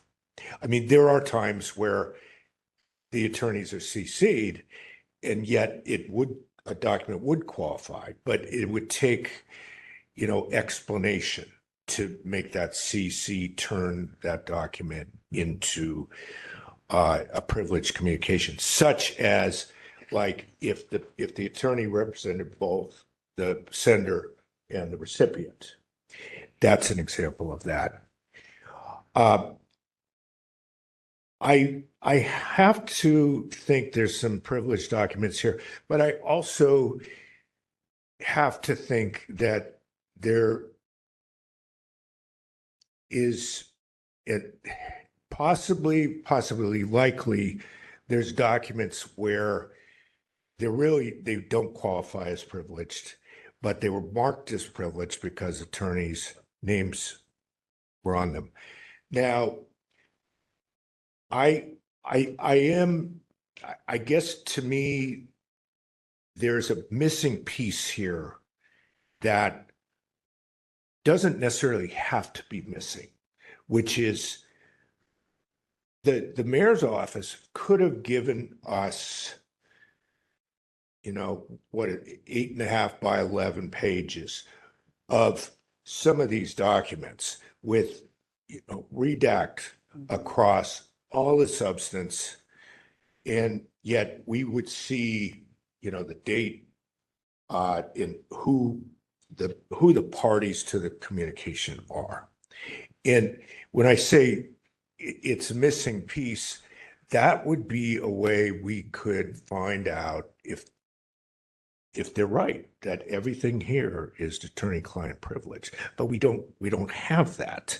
Now, I think under a strict reading, maybe because we are supposed to read Sunshine broadly, we could say that even if they asserted privilege on those documents, they still needed to give us pages that didn't have redacted those portions which are not privileged. That's not the substance. Attorney-client privilege goes to the substance of the communications. Sometimes there could be an attorney-client privilege made that's valid just on who are the parties, such as like the attorney contacting a witness, say, well, that might be attorney work product. In some cases, it could be attorney-client privilege, but most of the time, the simple information of the addressees and the addressors is not privileged. And so I do think that it's very hard in these kinds of cases for us to decide if we just can't see the documents themselves. I think we could make, a ruling saying, well, we're entitled to those pages, black out all the substance of the communication. But if, with that in mind, we still think we're entitled for you to give that to the petitioner and to us. And then, we might determine, yes, attorney-client privilege. The name of the attorney and the name of the mayor's office, that's not really going to fit within the privilege. But we could then possibly ask them questions about this document on this date. Right now, we can't really ask them anything like that. So, Member Wolf, I don't know if that somewhat answers your question. Let me just say lastly, which is the law that I'm looking at is if there are third parties who are on the document, to use those words, but if there's a CC or a BCC to a third party, you need to, and I'm going to read from a case here. It's a 2014 case called La Jolla Owners Association v. Superior Court, 224 Calap 4th 754. If there's anyone on that document who is a third person and they're not present on the document to further the client's interest in the consultation, or they're not present because they're present on the document because they themselves are reasonably necessary for the transmission of the information or to accomplish the purpose for which the lawyer was consulted. If anyone shows up who was addressed, was sent that document, then the privilege doesn't apply. And that's what I would be looking for right there. So I think Member Sugarman's next. So I think that given this topic is about something quite significant, the mayor talking to the president of the United States, that many of us in this room want to give our 2 cents and then quite a bit more. Personally, I don't think that we have to go nearly that far to find a violation. I think that it's quite clear that the mayor's that the city and the mayor's office, not the mayor, but other people within the office were aware of the phone call, that it happened on a personal device, the time that it happened. And I do not for a second take the respondent's response seriously that, oh, just because the call log didn't say it was coming from the president of the United States, that they didn't know which phone call that it was. And if I look at it from that angle, I kind of find the rest of the response suspicious, not necessarily disingenuous, but whether or not there was privileged information, to me, is called completely into question as to what they consider privileged information, considering what they do or don't want to tell us. I am personally disappointed that this is the second administration that seems to be treating phone calls and personal devices and how they communicate that both with the Sunshine Task Force and with the city or with the residents generally, like how communications are handled and what they want to keep private and for what reasons they might want to keep them private, and the minutia that's surrounding how they want to respond to information as based on how they interpret the Sunshine Ordinance. So for me, and I'm going to end my, I would personally just like to make a motion for violation as opposed to continuing to deliberate about it. And I don't know what the protocol is for that because I assume that there are more people on this board that want to have more to say about the topic. I just don't think we need to stretch that far. Well, let's do this. Everyone who's already talked, we've all talked a lot. Everyone who has not yet talked, a chance, and then we'll call for motions. So, Member Kumar? What I do want to add is, it's not, I mean, if you're getting a call from, I mean, I'm just thinking out loud here. I would usually not pick up an unknown phone number, but if there are news reports of something big happening in my city and I'm getting a call from DC, I mean, I don't know the number of POTUS or FLOTUS, I don't, but I do know that any 212 number is a DC number, and I would pick up, and that would be recorded as import, especially if it's with the President of the United States, it would be recorded as we had a conversation. So what I'm just not able to wrap my head around is how are we not, like, I do want to see a violation of this, but I also want us to leave a comment saying that, do they really believe that we are that stupid to think that like they got a call and like they don't know who it was, or like I don't know. I that's all I wanted to say. Thank you. Okay, thank you, Member Kumar. Anyone else who hasn't spoken? Member Anderson. I co-sign with you, Member Kumar. I'm not that stupid. And I would urge the office of the mayor to recognize that they are servants of the public, of the citizens of the city of San Francisco, and that they should approach these hearings and requests for public records in that spirit. I heard the mayor's representative constantly repeat that at the time they responded to the request, they didn't have the Prop G calendar. And then, but they put it out a day later. We're speaking about this incident 2 months after it happened, but yet the representative did not think to present or send the Prop G calendar to the petitioner. We're here to serve the public.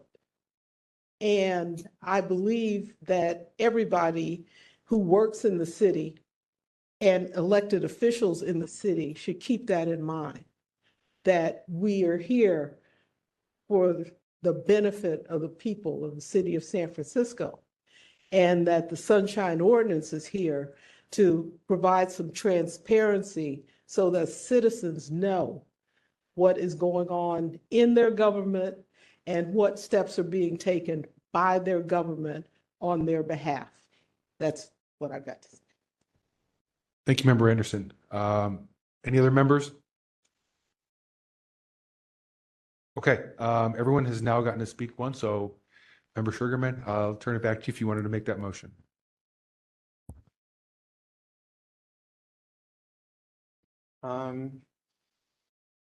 Okay. Yeah. Also, one more point. I think every department in the city should document immediately a call from the President of the United States, immediately on the Prop G calendar. I refuse to accept that you took a couple of days to, I mean, it's the call from the President. If I got a call from the President, I would put it on my calendar, even if after the call. I would be like, hey, I got a call from the President. I felt good today. So I'm going to make the motion to fine for violation.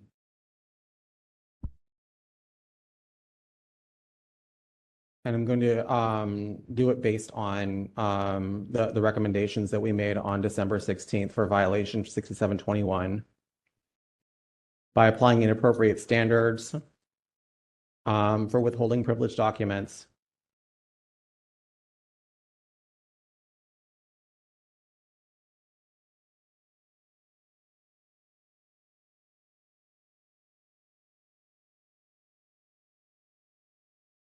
Should we forward it to ethics? Okay, well, the ethics can only be forwarded largely ones where there's a willful violation. Mhm. That would be in addition to anything in the motion that was. No, well, by- I find for a motion for violation of 6721. Okay, are you essentially adopting what the recommendation was, so that we have Pat put it in there correctly? It's a violation of 6721 by applying inappropriate standards for withholding privileged documents in order that respondent apply the correct standards in a second attempt to respond and produce the documents Yes. and refer to a committee for follow-up, like compliance amendments or EOT. Okay. I think that. Okay, so Administrator Peterson, do you have that? It's largely what the motion was that came out of complaints. And it's moved by Member Sugarman, second by Member Kumar. Yes. Can I get a clarification? The referral to committee, is that a committee or? Yeah, we're leaving it vague so it can go to either EOT or CAC, one of our committees. So just a committee? Committee. Thank you.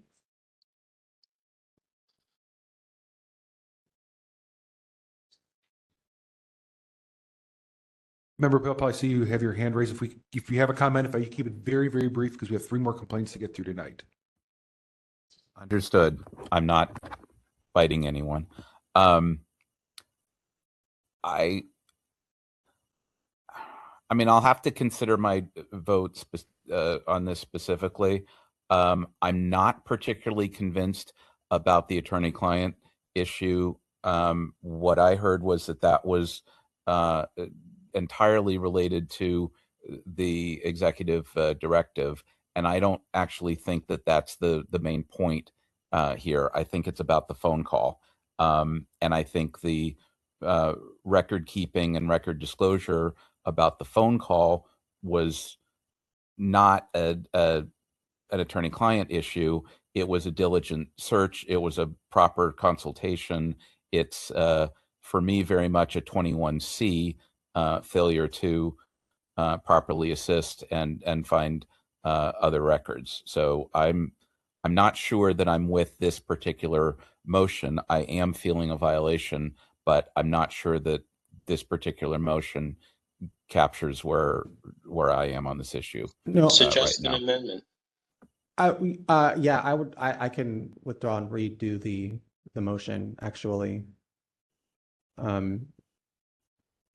To find a motion for violation of 6721 for failure to provide documents in a timely or complete manner.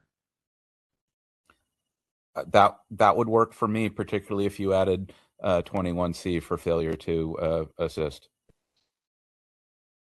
And for 6721 for failure to provide documents, a motion to find a violation for failure to provide documents in a timely or complete manner, and 6721C for failure to assist. I can totally get with that. Okay, so Administrator Peterson, actually that's going to be 6721B and C. The first part's 21B, the second part's 21C. And we're keeping the part about, what's the order? Are we ordering? Do you want to keep the part about privilege? At least the order part. Yeah, They be ordered to.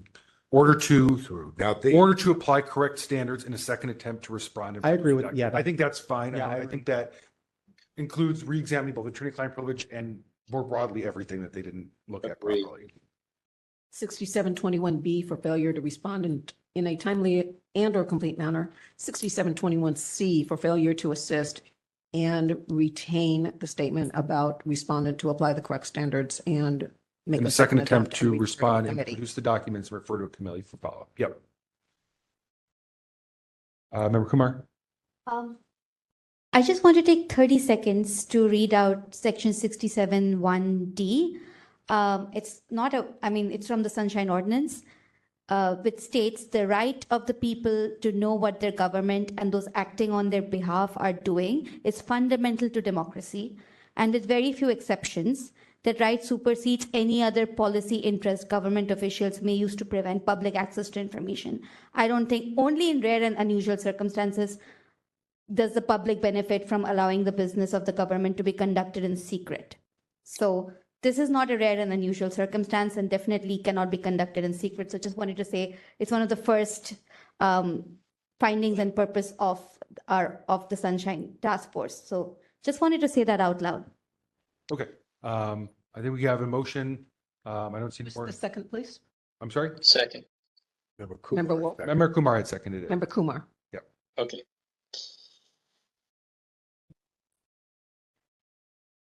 Okay, Public comment? let's go to public comment.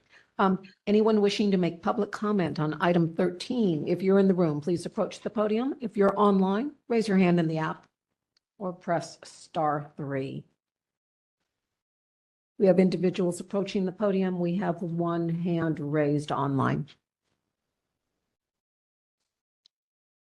And individuals offering public comment, if you are willing, please provide your name for the record. 3 minutes. 1 moment, please. Absolutely. My name is the Dragon King. I am a. One moment, please. Let me Oh, I'm set the sorry. time. Okay, your 3 minutes begins now. I'll give you a 30-second warning. Go ahead. Alrighty. My name is the Dragon King. I am a drag king based in District 6, and I will actually cut down what I was originally going to say because I actually think all of you touched on points I was already going to. So this is all I'll say. The mayor of San Francisco is not entitled to make secret compacts with the President of the United States. I am not a lawyer, but before I came here, I did my late research and actually talked to lawyers, and that was the one statement they told me. So that is the one statement I will leave with all of you. The mayor of San Francisco is not entitled to make secret compacts with the President of the United States. The President fulfilled his end of the compact by withdrawing federal troops, and we still do not know what the mayor promised on his end. Now, if there was no quid pro quo, telling the public in the full details about the conversation, the releasing of any transcript of it should be in the mayor's best interest, the president's best interest, and most importantly, the public's best interest. And I think you are all already reflecting the public's best interest from what I've heard today, so I thank you all. Thank you. Next speaker, please. Are you ready for your 3 minutes? Yes, ma'am. It begins now. Hello, my name is Patrick Miller, resident of the city. And I'd like to thank all of you guys here for your work and your time, as did the city's office. Although, however, I think it's a little strange for the city's office to thank you all for your work and then present what is, frankly, in my estimation, a very intellectually lazy argument for their lack of transparency on this matter. I do earnestly thank you for this and for your time and for the diligence you had in what is a very long process. I'm not going to say the same thing that everyone else here is going to say, which is that we need to know what exactly the mayor was engaging with, what kind of political horse trading potentially was going on, or if the mayor was in some way engaging in the flattery that we know our president enjoys and some other tactics, put on a show that the president needed to hear in order to call off the National Guard. We want to know that, if that's the case. We want to know if there was horse trading. But the fact remains that if the city's office is able to withhold these documents or any documentation, it does potentially creates a permission structure for the president to extract future favors from our mayor, particularly whenever we consider the World Cup coming up, the Super Bowl coming up. Any and all high publicity events, if this remains in secret, it creates a permission structure for that to continue. And that's, in my opinion, unacceptable. And I think to the board, probably unacceptable as well, or at least I would hope so. So I'll yield the rest of my time. Thank you very much. Thank you. Next speaker, please. Are you ready for your 3 minutes? Thank you. My name is Julian Ball. I'm a resident of District 9. I'm also the co-chair of the Immigrant Justice Working Group of the Democratic Socialists of America, San Francisco chapter. A lot necessarily with this commission, a lot of this is about the technicalities of what the ordinance says and doesn't say. And I thank you for knowing the ins and outs of that. But what we do know is that Trump staged federal troops on Coast Guard Island and was ready to deploy them to terrorize our city as he's done elsewhere.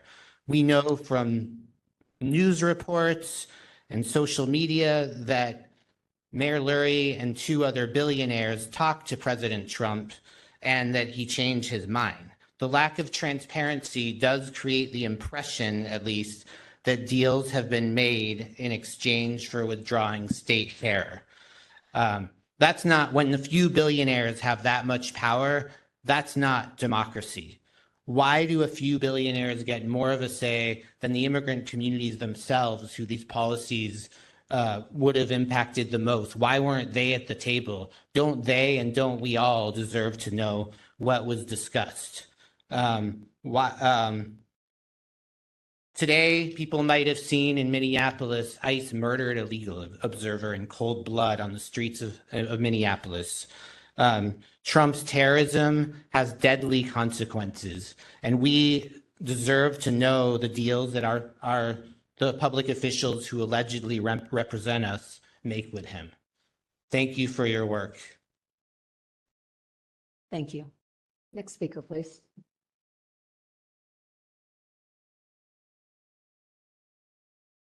Hi, members of the Sunshine Task Force. My name is Cindy, and I am a resident of San Francisco, and I am here today to speak against the Office of the Mayor for failing to respond to a public records request in a complete manner.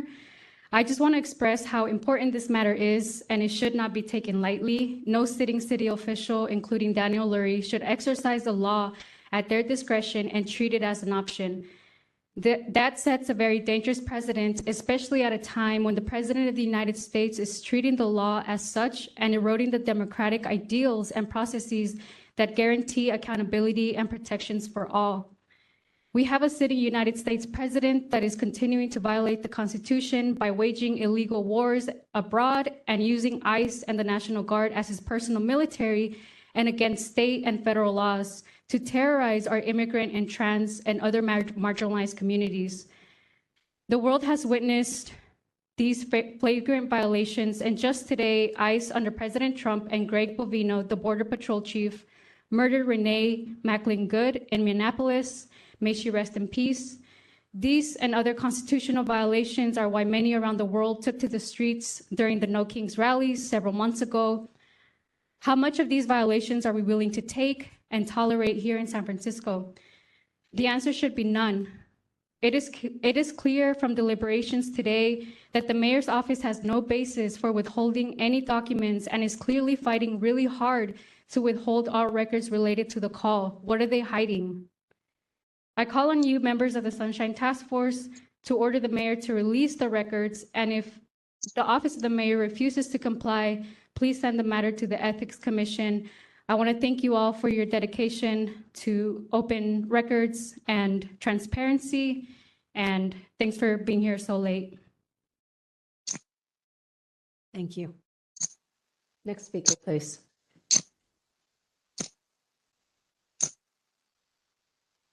Hello, my name's Hector Hernandez. I'm San Francisco resident.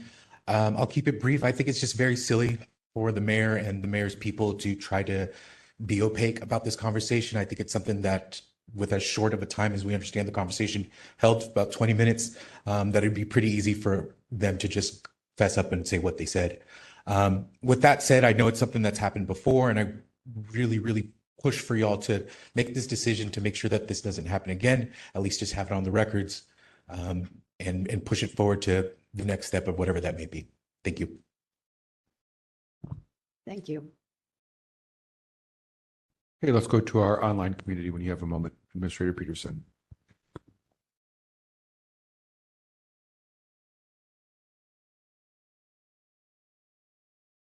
Hello, Mr. Wilson. Are you ready for your 3 minutes? Yes, thank you, Ms. Peterson. Your time begins now.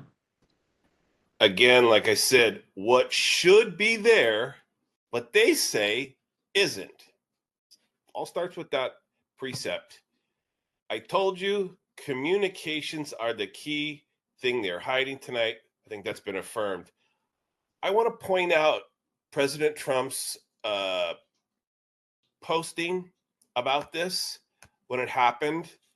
Friends of mine who live in the area called last night to ask me not to go forward with the surge, in that the mayor, Daniel Lurie, was making substantial progress. Then he spoke to Mayor Lurie. So I would say, if I do this, I would cast a wider net, because I got to believe friends of Trump probably spoke to Lurie as well. That's what would happen in this scenario normally. Again, what should be there, but they say isn't. I'd like to continue on in saying that we can see how this guy is. He has a lot to hide. This is the good thing. That means he's got something dirty, and we need to keep asking him and asking him and asking him with this next request. So if anybody's not done one of these, get started. Ask for info. He will have to hide. And all that stonewalling is itself an indication of what this guy's all about. The least transparent mayor we've had in my memory. And he wants to tear up the city charter too. This guy is just like a little slimy tyrant in my view. And he has no experience in anything. He's like a mama's boy or something like this. So he's a very bad choice. We had a lot better choices. For some reason or other, the guy with all his money, his family money, weaseled his way in. There's going to be hell to pay. He's very corrupt. And let's see here. By the way, I'll just let the city attorney know, because they're all part of this. The feds are coming, and your city, in case you didn't know, is a terribly corrupt city, especially with these nonprofits. These aren't your grandpa's nonprofits, your United Way, your Greenpeace, your Red Cross that have donators. 30 seconds.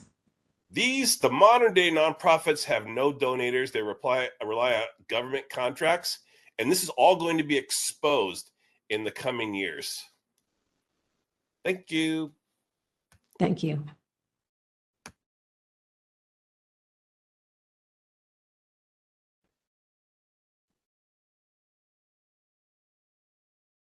Hello, caller. Are you ready for your 3 minutes?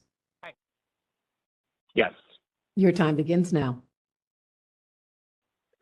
Thank you. My name is Tyler. I live in D5. I just mostly want to echo what everyone else has said, that if this phone call was Lurie making some kind of deal, we should know, at least in broad terms, what that deal was, or if it was something else, we should know what was discussed. And it's pretty much impossible to believe that there's no notes from that call or no discussions within the mayor's office that happened after that call that there's records of. It feels like no one is particularly interested in holding the president accountable for following any laws. And so this is at least an opportunity for San Francisco to hold our mayor accountable for following the laws that are important to us in San Francisco. As one of the task force members was talking about why the Sunshine Ordinance is so important. I appreciated that comment. And I think I appreciate the attention to detail in the discussion about the text message or whatever it was 5 minutes before the call, and the different types of records, not just documents, but all types of records that might apply. So I think you should do everything you can to hold them accountable to actually producing those notes or whatever other records exist. And thank you for taking the time on this. Thank you.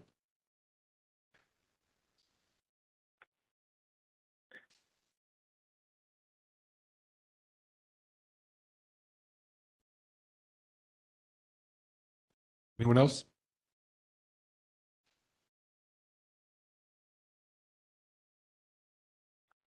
If there's anyone else wishing to make public comment, please raise your hand in the app or press *3 at this time.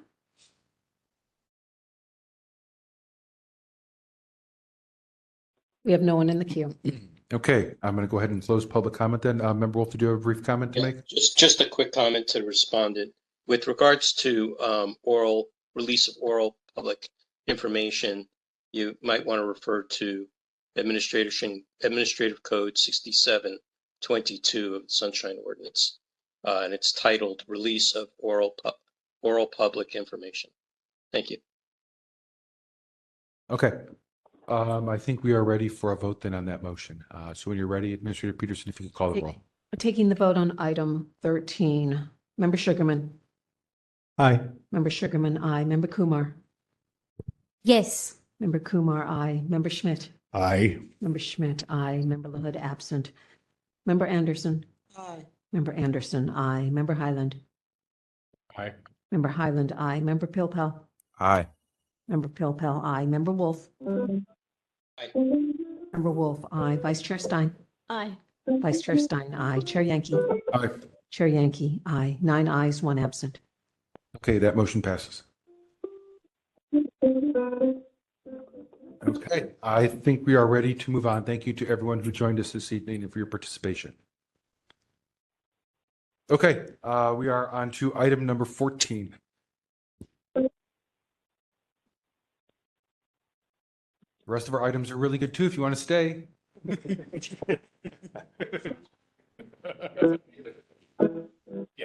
Chair Yankee, do you want to consider a brief, like 2 or 3 minute break, or just Sure, push on it? yeah, well, okay, we'll do a brief, we'll do it till 8:40.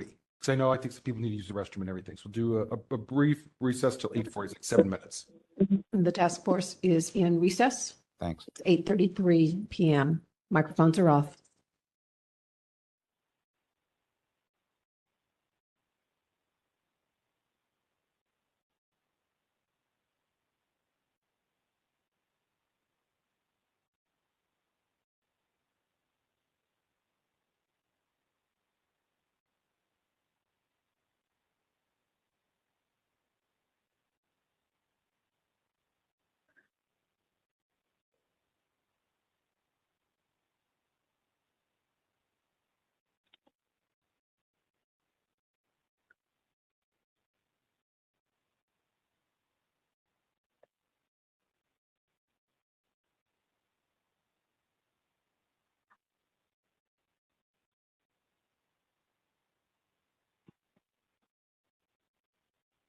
Hi.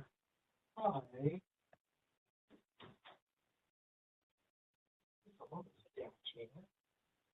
Yeah.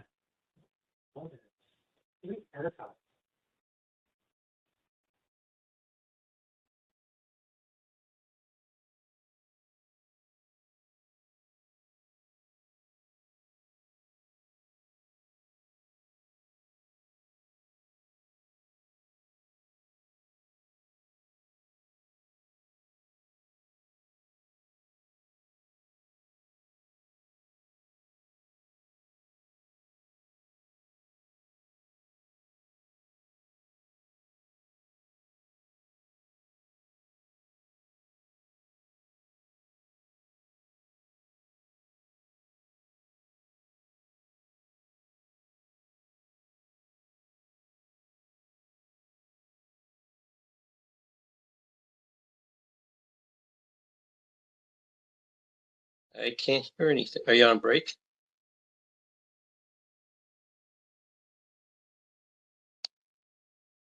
It looks that way.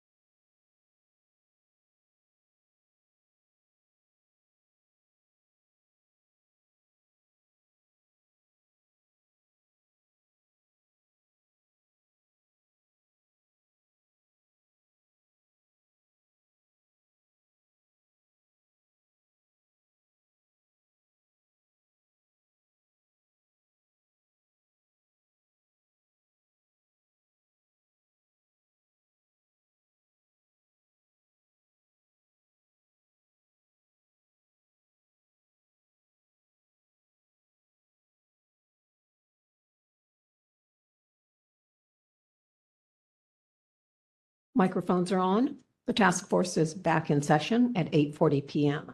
Noting that Member Sugarman has left the meeting. Yes. And Member Pippel, if you could turn your camera back on for us. Perfect. Okay, great. All right. We're going to go with item number 14 next. And let's make sure we have the parties here. And I'm seeing some hands raised, so I think folks are here in the online community for us. Noting Member Michael Adams absent. I think he'll be back. No? Absent now. Laptop's there. You don't have to, I think they're still here. I think it might have just been still in the restroom, so. Really only matters for quorum. Yeah. Item 14, file number 25079. This is public records request number 25-6804. Complaint filed by Aaron Wilson against San Francisco Animal Care and Control for allegedly violating Administrative Code Sunshine Ordinance, Section 67.26, by failing to keep withholdings to a minimum, and Section 67.27, by failing to provide written justification of withholdings.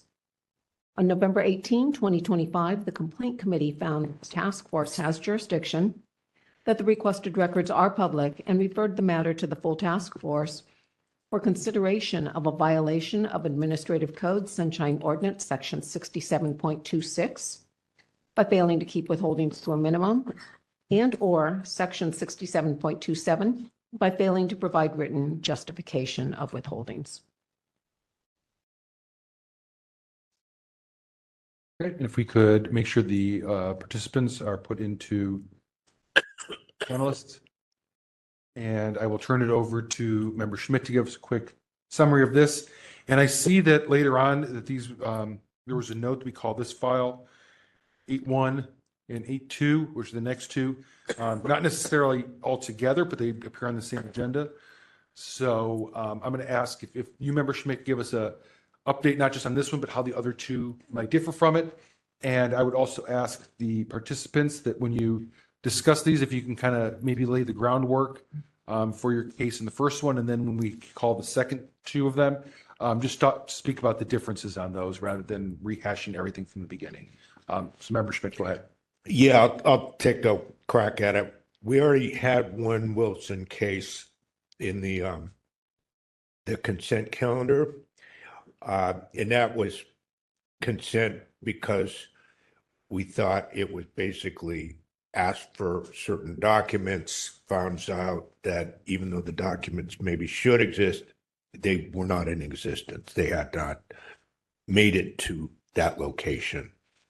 These three, the third one really seems to, 25082, seems to be sort of like within the scope of either, mainly the first one, but it seems to also fall maybe within the scope of 25081.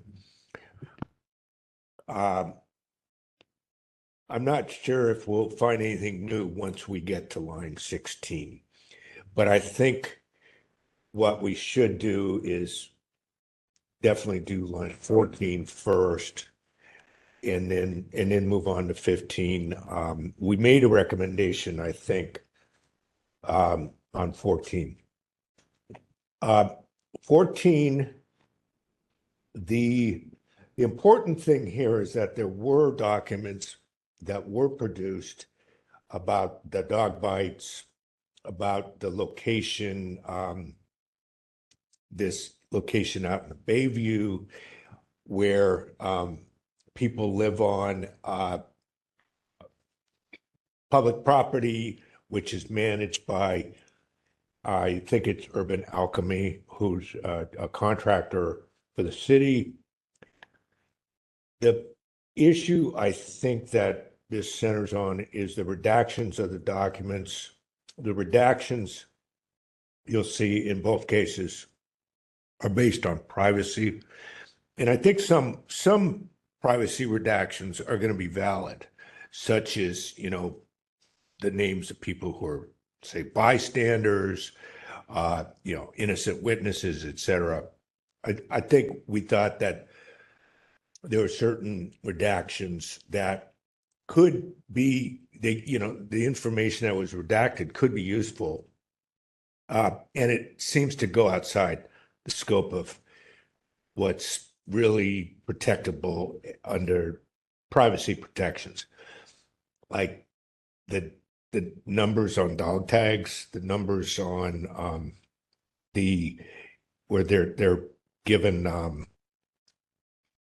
they're injected with some kind of identifier. I think that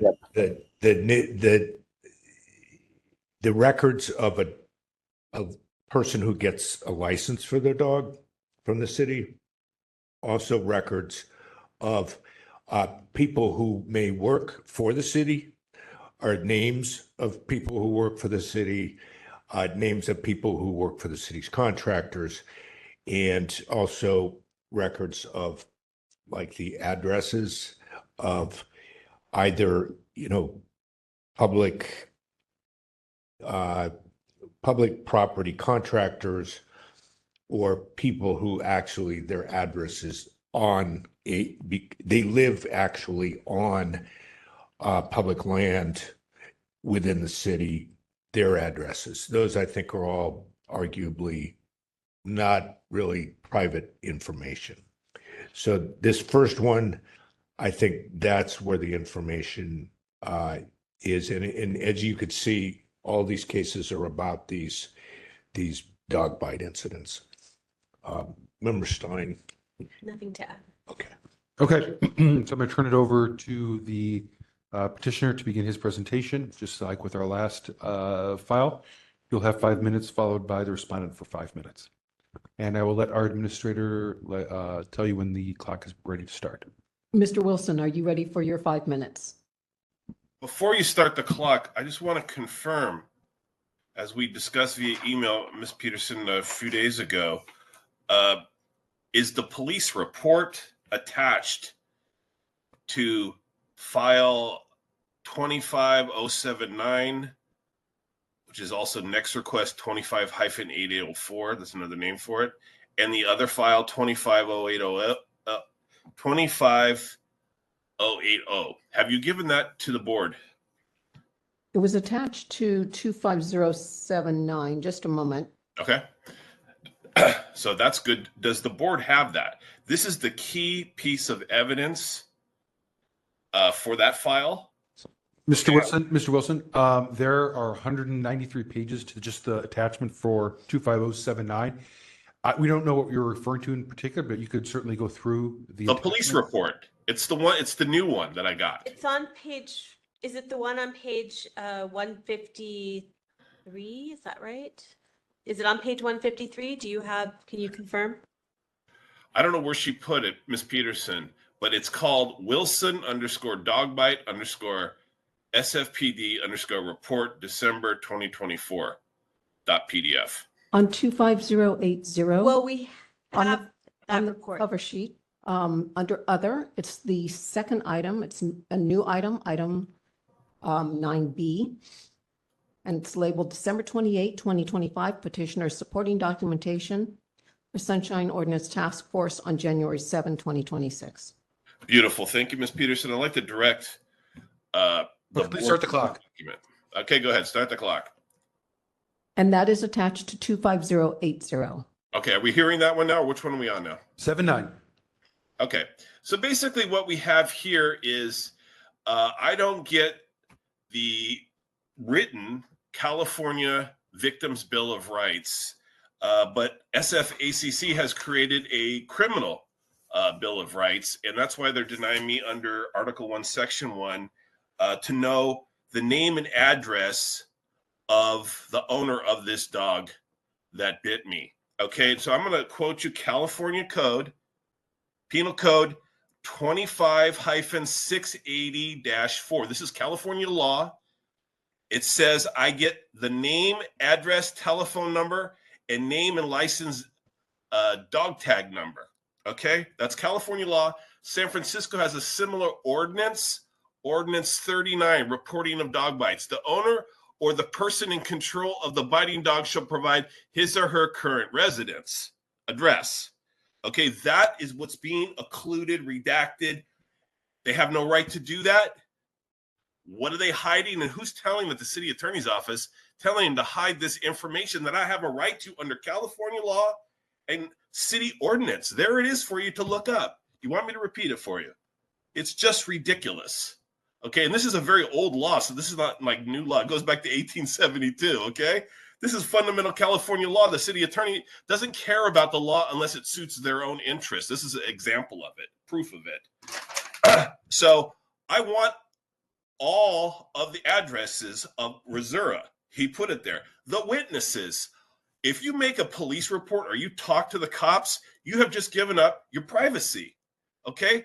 I get to know this stuff. I'm the victim of a crime. It's called Marcy's Law. There is no criminal bill of rights. There is a victim's bill of rights. I'm a victim of a crime. This guy left the scene. That's also another crime in the state and the city of San Francisco. City attorney doesn't care about the law unless it suits their own interest. And when you're bitten on a San Francisco property, they want you to lose and have no recourse. Plus, as Mr. Schmidt knows, I'm a federal whistleblower, and I've sued the city of San Francisco with the help of the Department of Justice. And we came to a settlement, but there's 3 other people who are still pursuing that. And I have a long track record of speaking to the media as well. So the city attorney is after me, and they've told these people to lie, is my view. Example, look at this police report when we get to that one, okay? So, plus, there's hundreds of redactions with one blanket boilerplate excuse for all of them. Article 1, Section 1 of the California Constitution. Not the individual excuses for the individual redactions, as the ordinance requires. Also, the Brown Act requires that. They're doing whatever they want, and you guys, outside of a court of law, are the only ones that can hold them accountable. And that's what I'm really seeing here. It's like they don't respect you, and they're trying to get you out of your position and have power over them, so they could just continue lying and occluding this transparency thing that the voters want, okay? But they're not willing to give it to them. And so this is case in point here. They hate Aaron Wilson because Aaron Wilson talks to the media. Aaron Wilson talks to the federal Department of Justice and tells them about their corruption. And then they investigate and they find out Aaron Wilson tells the truth. So you know what we're going to do? Aaron Wilson is going to get bit by a dog on our property that's off the leash. And we're going to work with the criminal felon, Paul Resura, and tell animal control to lose his report and not tell where Paul's address is, because it might be his mommy's. Well, that's what he gave, his mommy's address for his current residential address. I get to know what it is. That was their excuse. Their other excuse, animal control, was, well, he gave you his email address. That should be sufficient. It's not in the law. Where's the email address in Section 39 of the SF Code or the California Code? As I said, crimes against the public health and safety. That's what occurred. So I would please ask you to refer to the law and hold them accountable for violating the ordinance on this particular one. Thank you. That's all I have to say on this one. Thank you. Ms. Alberto, are you ready for your 5 minutes?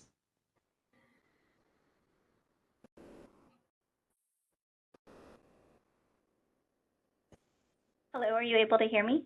Yes. Are you ready for your 5 minutes? Yes, thank you. Your time begins now. Good evening, Chair Yankee, members of the task force, and members of the public. My name is Justine Alberto. I'm the custodian of records for San Francisco Animal Care and Control. When we release records, we are following both the Sunshine Ordinance and the California Public Records Act. Documents are redacted for personal identifying information, including home addresses, phone numbers, microchips, dates of birth, and complainants' identities. It's based on the requirement to protect the personal privacy of the public. Regarding the release of the dog owner's information, it is important to clarify that these details are not disclosed through a Sunshine Ordinance request, since the documents themselves are public. The personal contact information within the documents remain protected. The California Local Health Codes does mandate that the dog owner must provide their contact information directly to any individual who has been bitten. In this case, Mr. Wilson was already in possession of the owner's contact information. If a bite victim does not have the owner's information, that data is provided outside of a sunshine request. Earlier this evening, Mr. Wilson stated that he has new evidence regarding the existence of bite reports from the hospital. I want to clarify that the only bite report we received from another agency was from the police department, the Victims and Dangerous Dog Unit. This is a different from a dog bite report from the hospital, which was the request in 266968. At the time of the request, 266968, we were unaware of the police department having this report. However, the police dog bite report was provided to Mr. Wilson in his request number 257231, tied to complaint number 25079, and request 257231, tied to complaint number 25082. It was unresponsive to request 256968, since it's not the hospital's bite report. The particular request 25079 is tied to disclosing public addresses. Based on the Good Government Guide, we have a duty to protect the personal privacy of all members of the public, which includes home addresses regardless of ownership by the city. The address redacted is still a personal home address to that individual, and we are unable to make that public in a record. Even if the person moves or if the property use changes, that person is still linked to that address. Also, the record is a snapshot of the time so that address remains associated with that individual. The citation for redactions are provided within the Next Request platform. The Sunshine Ordinance requires a citation of the exemption to be stated, but does not mandate a separate footnote explanation for each recurring instance. If there are specific questions regarding the redactions, I'm happy to review them. We have talked about the redactions of microchips, which we do continue to redact because these numbers are used to obtain an owner's personal information, including their home address, and can be used to transfer ownership of a dog. We do not redact dog identification numbers, which is the tag numbers. While names are generally not redacted, for some of these records requests, we did redact the name of the owners because the home address was made public, and we cannot release both the name of the individual and their home address. Normally, personal names are not redacted, but for Urban Alchemy, employees under their home addresses were included. We provided unredacted versions of these records in guidance to disclose them, but doing so would make both the individual's name and the home address public, which raises privacy concerns. Based on prior guidance from the Good Governance Guide, we have a duty to protect the personal privacy of all members, which includes home addresses regardless of ownership. Our department is making a good faith effort in providing all responsive documents in compliance with the Sunshine Ordinance and the Public Records Act. Thank you for your time. Thank you. Okay. Members, do we have any questions here?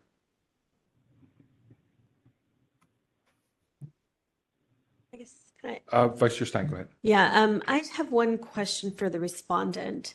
As I understand it, you in part redacted information that could be linked to the address of the dog owner. But there is a code in San Francisco on reporting of dog bites, which requires that the owner of a dog provide their address and driver's license and other forms of identification, I believe, regarding a dog that may have bit someone. So why would that not override privacy concerns that you might have?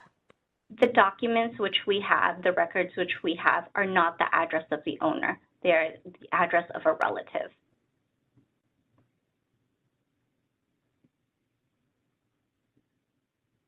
Well, that's what he provided, so I get it. No.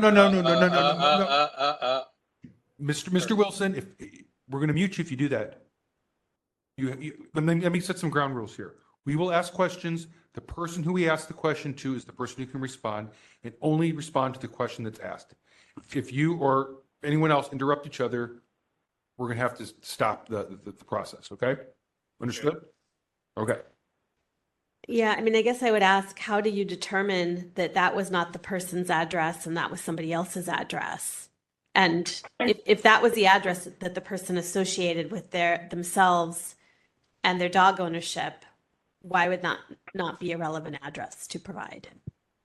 So in the memos, it states that the address provided is the address of the mom. The individual is actually incarcerated, so there is no address to provide.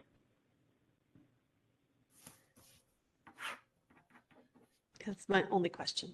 Member Pilpel, go ahead. Okay, and I recognize the time, and I'll try to keep it brief and targeted. So this task force has had a number of complaints against animal care and control over the years, some of which have been resolved better than others. I guess Ms. Alberto is the latest staff person to handle Sunshine. Should I presume that Ms. Christensen has retired and left? Correct, yes. Okay, and you're now the primary Sunshine person there? Correct. Okay. And for what it's worth, we have also suggested on more than one occasion that all the various divisions under the city administrator ought to route all of their Sunshine and public records requests through a single point of contact in the city administrator's office. Okay, that's not a question, Member Pilpel. Let's get I understand. I'm just giving a little background. Let's get to the point of this.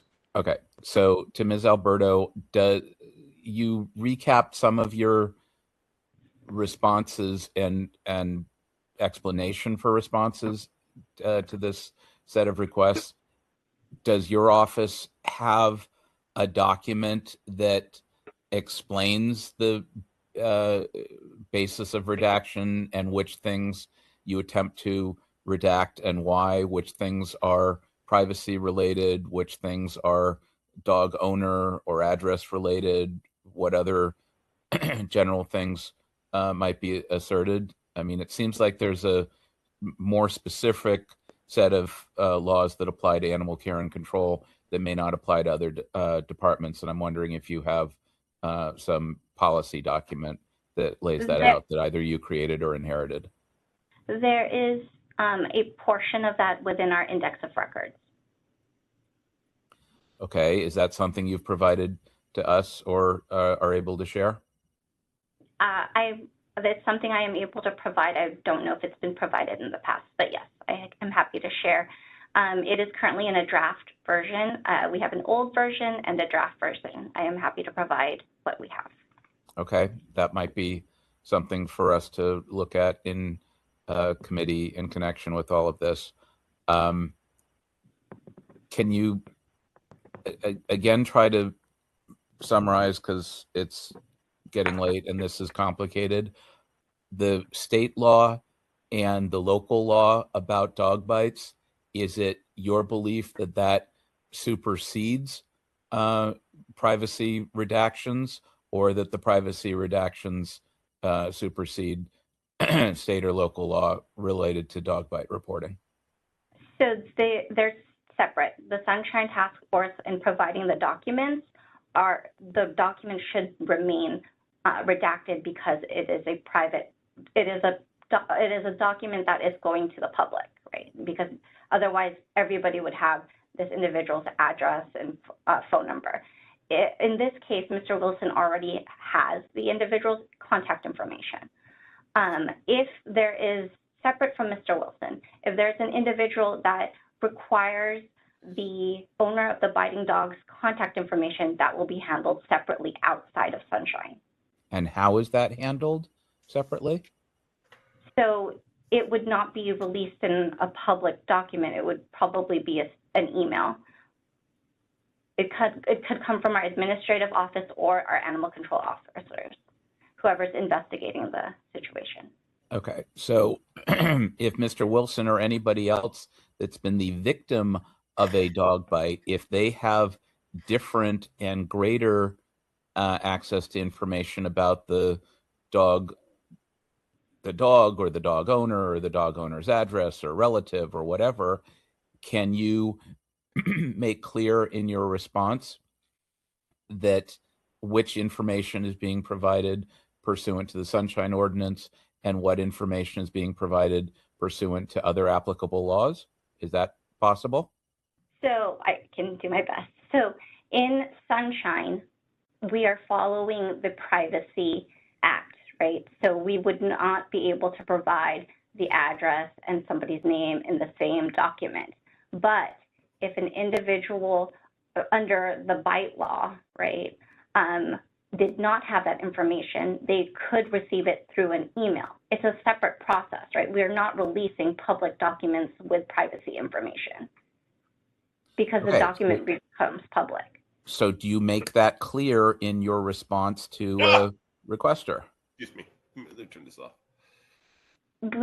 We had already had this discussion through next request because the requester had asked for the information and we had told him that the information was redacted based on privacy.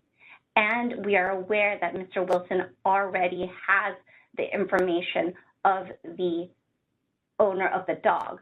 So there's no reason for us to provide the information if he already has it, because it's not our standard practice to provide the information of the owner of the dog because they're the ones reporting the bite to us. We wouldn't have the information unless they reported the bite to us or to the police department or the hospital.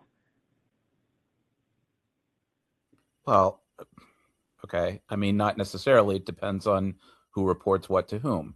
I'm just trying to understand if your response is complete in terms of what's being provided pursuant to Sunshine or the PRA and what's being provided separately pursuant to other applicable law.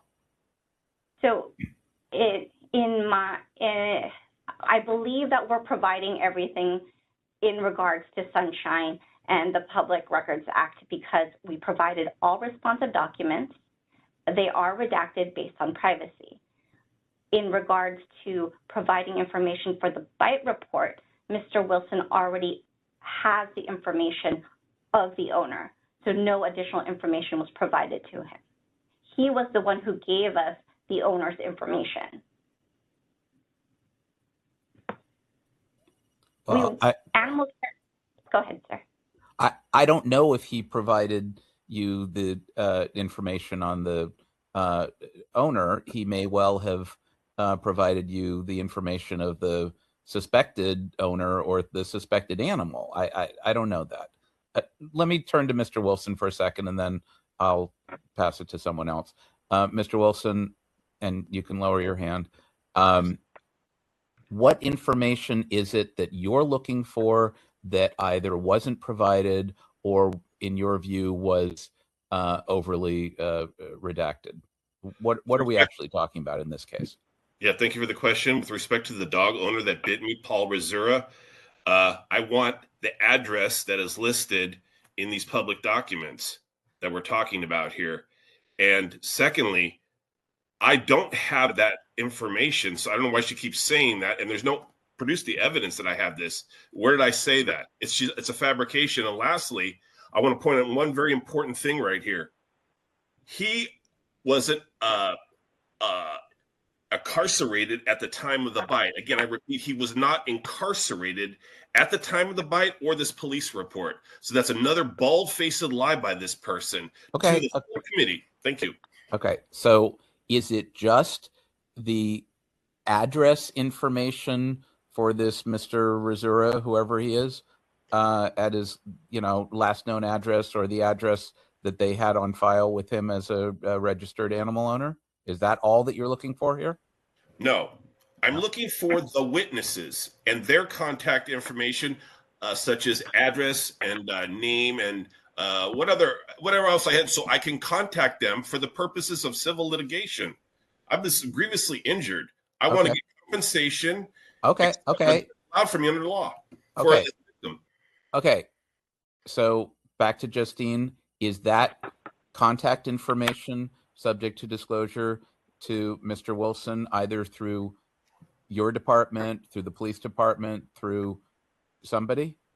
It could be disclosed through a subpoena, but not through Sunshine.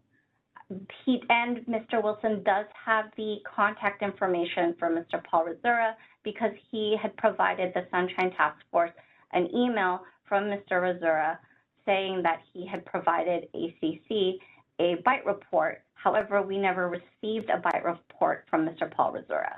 We can only provide documents which we have custody of, and we don't have that bite report. Okay, I'm confused. I'll pass it on to someone else who's perhaps less confused. Thanks. Okay, Member Schmidt. Okay, a couple questions for the respondent. Okay, so with regards to Paul Missouri, you had just said to us that you did not give information to Mr. Wilson, address information, because he already has it, correct? Contact information. Contact information. And so the reason you didn't give it to him, you're telling us, is because he already has it.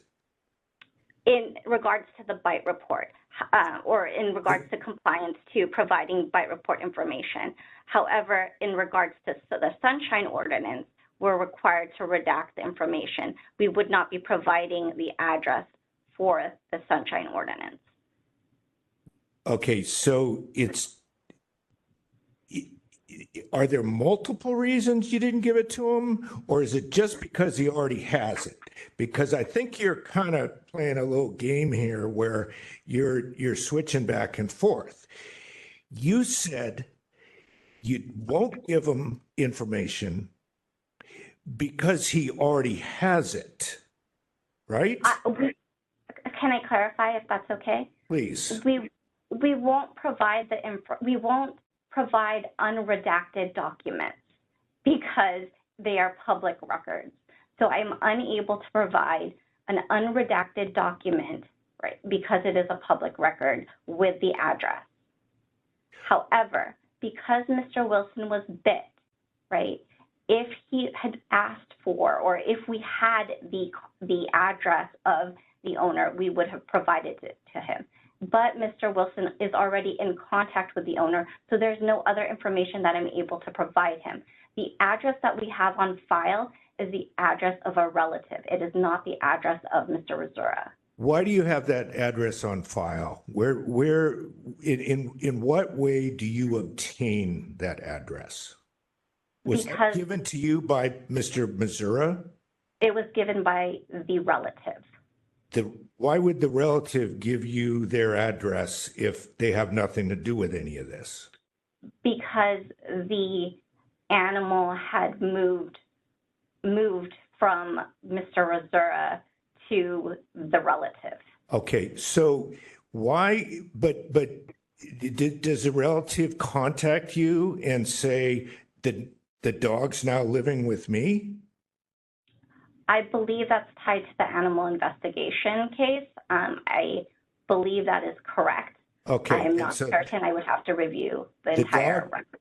The dog's living with her. The dog bites Mr. Wilson, and you can't tell Mr. Wilson where she lives, even though the statute says you're supposed to give it to him, because you're saying, oh, that's private. He lives in jail, but his dog lives there. That's all true, correct? I'm unsure if the dog is still at that property. Mr. Rosura was not at that property, so the information that we had provided through the Sunshine Ordinance was redacted because it is not the address of the owner. It was at some point the address of the dog, right? Yes, that is correct. Okay. Was the dog licensed? I believe so, yes. Okay. I'm not certain. I would have to look, but I believe so. Okay, and so you wouldn't withhold anything that's on the license application for the dog, correct? No, we would not. That is that information is provided unredacted. Okay, thank you. That's all I have.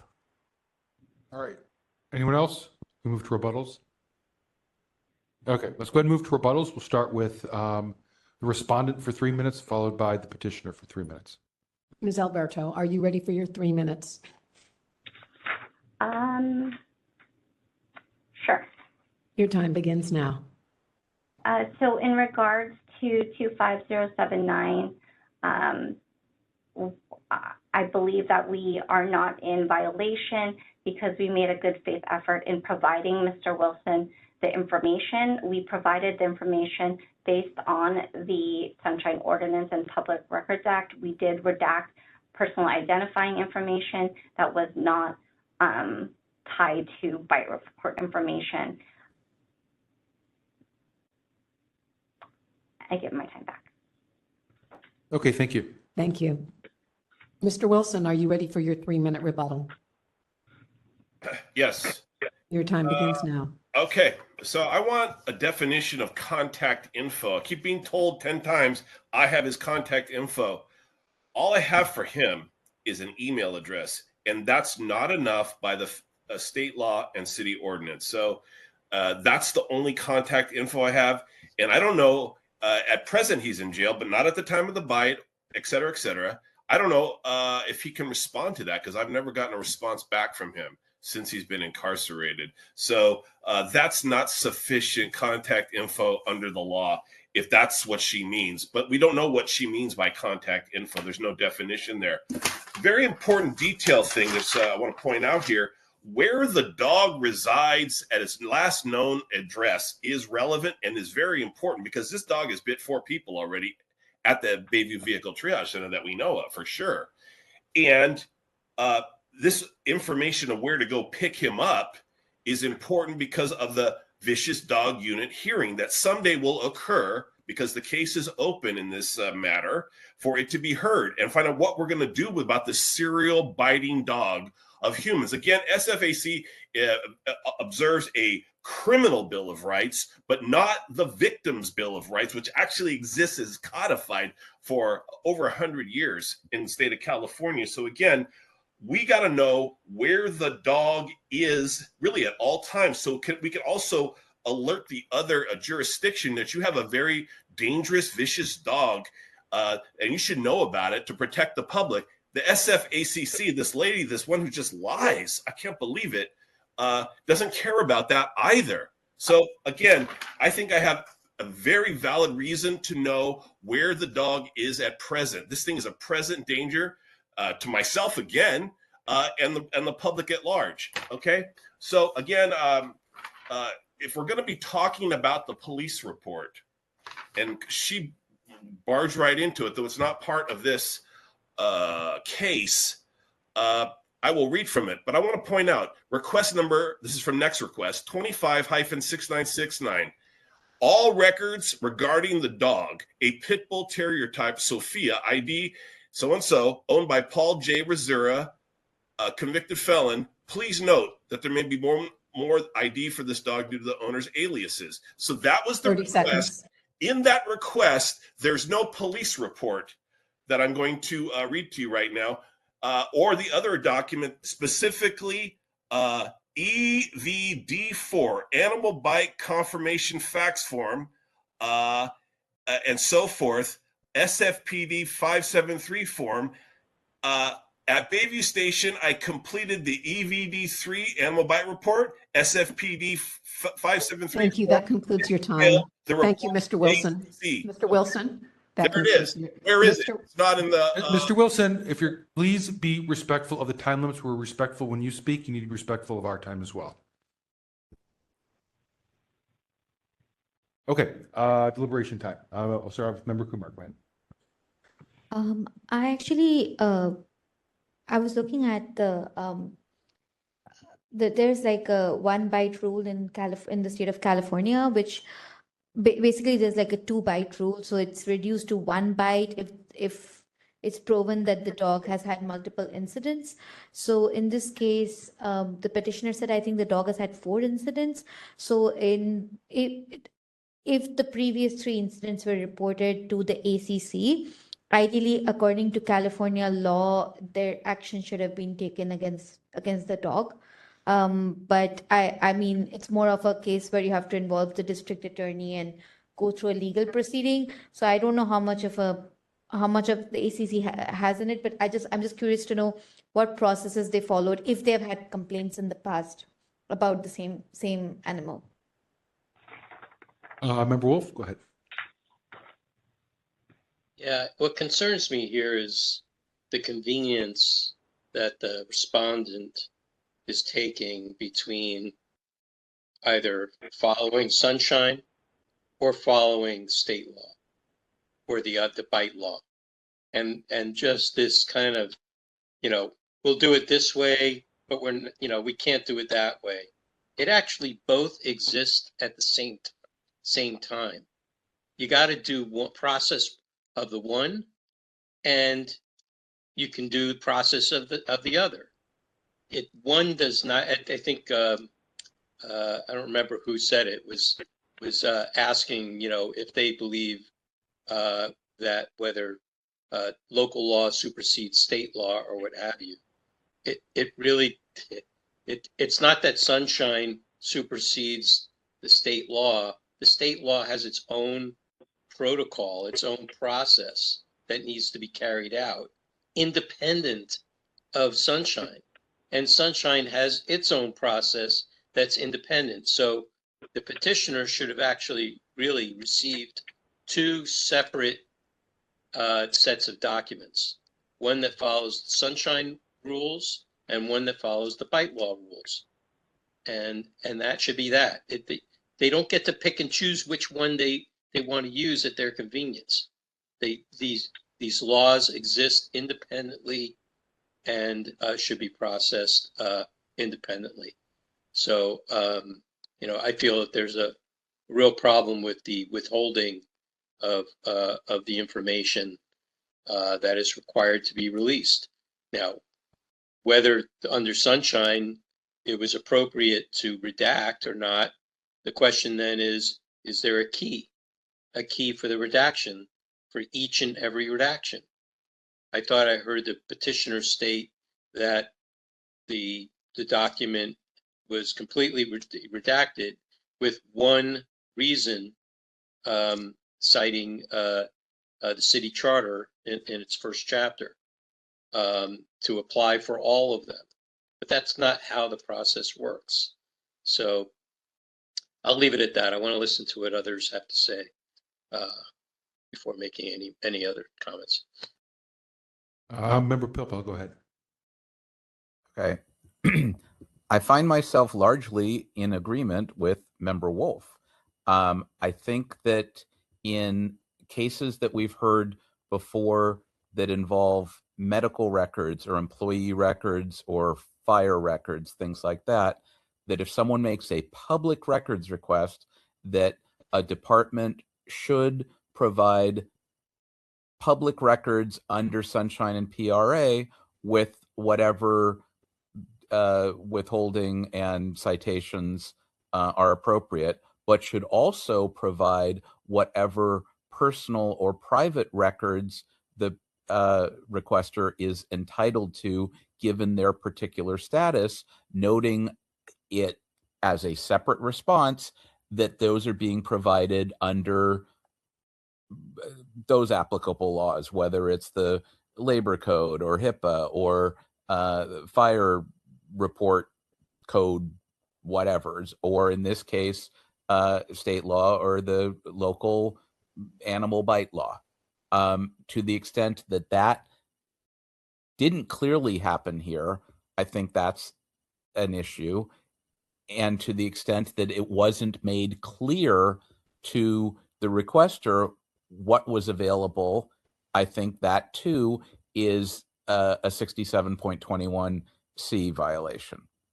So that's my read at this point, and I'm still very interested in seeing the department's general guidelines, whether it's the existing or the draft or whatever, as to how they handle redaction, balancing, if you want to call it that, or just, privacy withholding or other types of withholding and disclosure under the sort of intersection of the various laws that affect animal care and control differently from city departments in general.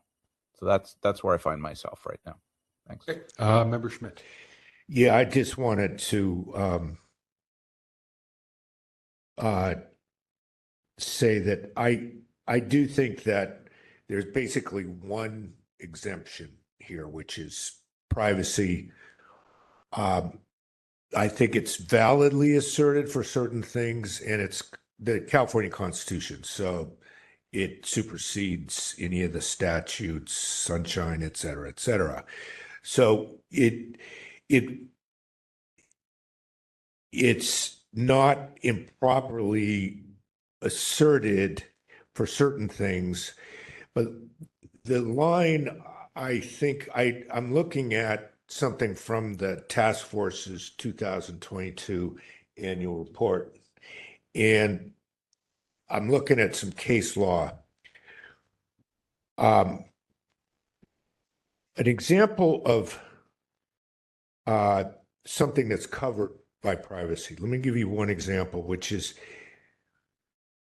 people who made, in a case, complaints of excessive airport noise. So these are complainants' information. So they'd submit their names, their address, their telephone number, but they don't want that to be disclosed. This is in another City of San Jose case in 1999, 74 Cal App 4th 1008. They had privacy.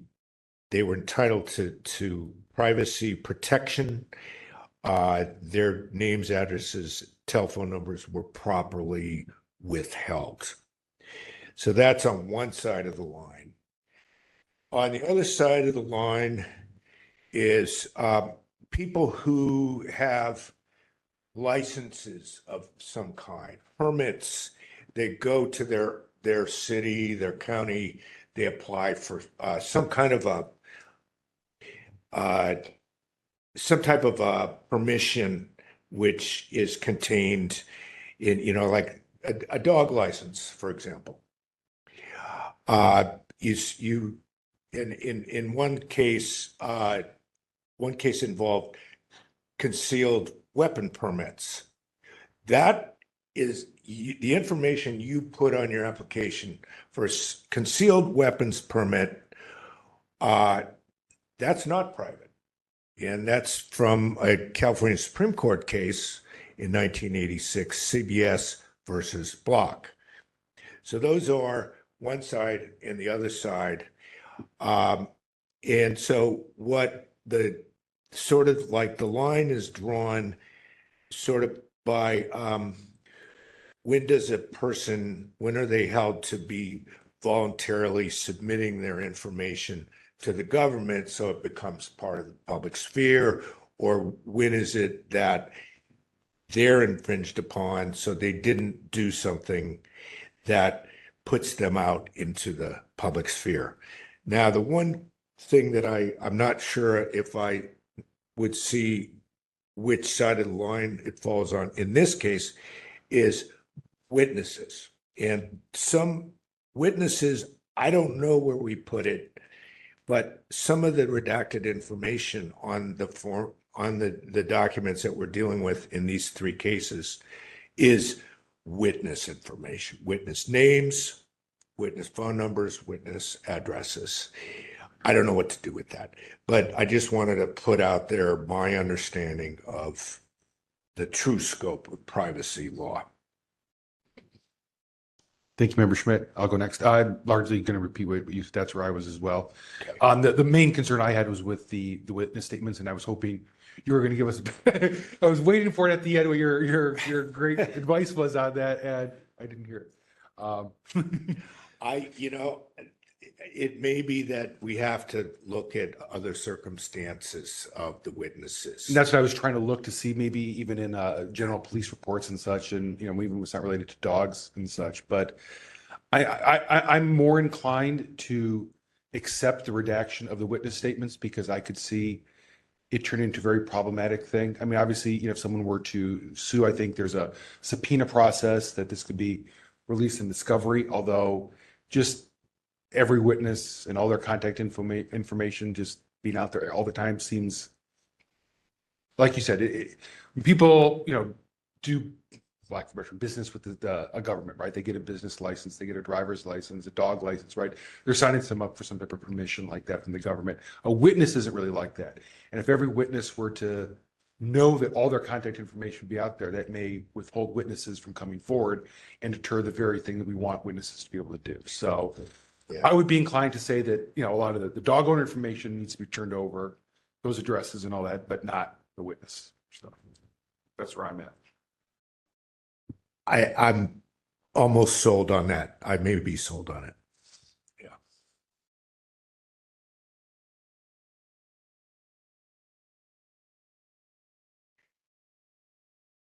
I do think there are some parts of the redacted documents here that seem overly redacted. So I would be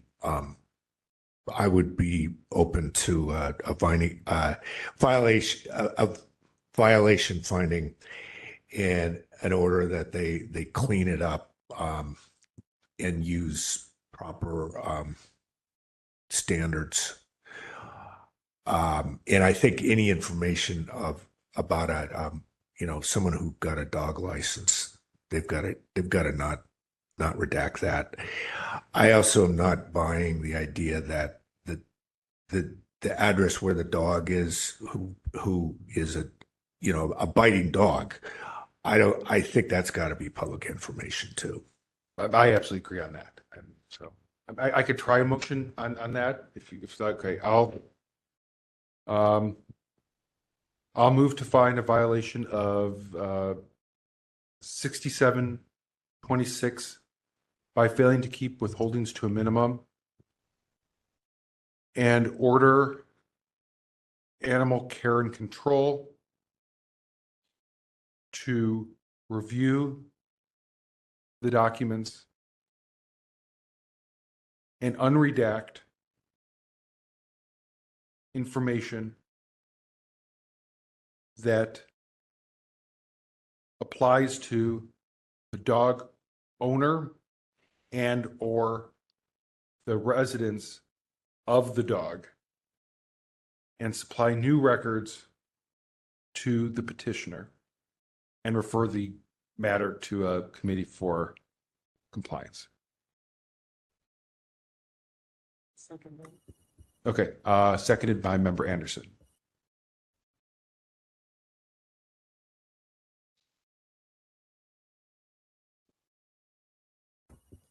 Chair Yankee, Yes.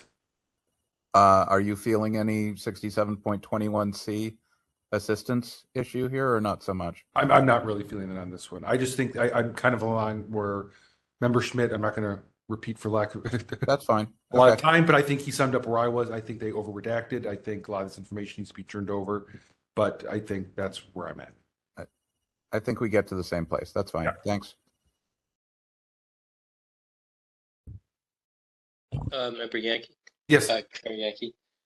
Does this include the unredacting the witnesses? No, I don't feel my motion does not include unredacting the witnesses. I would not personally vote for a motion that included that. You could, if you feel so, maybe perhaps make one after mine, but I'm not comfortable with that. This is would be the dog owner and any place the dog reside. So if the dog shipped it over to the relative or wherever else, I think all that needs to be redacted, unredacted rather. Okay, and I didn't hear whether the investigation or this, kind of dog case or complaint has been closed. Has the file been closed?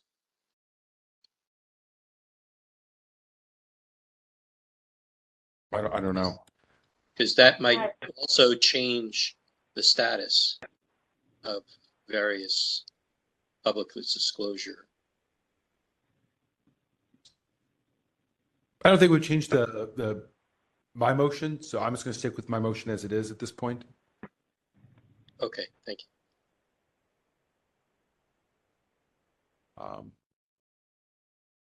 you. And I don't see anyone in the room or any online attendees besides who are parties to this complaint. So there is no public comment on this by default. May I read back the motion? Yes.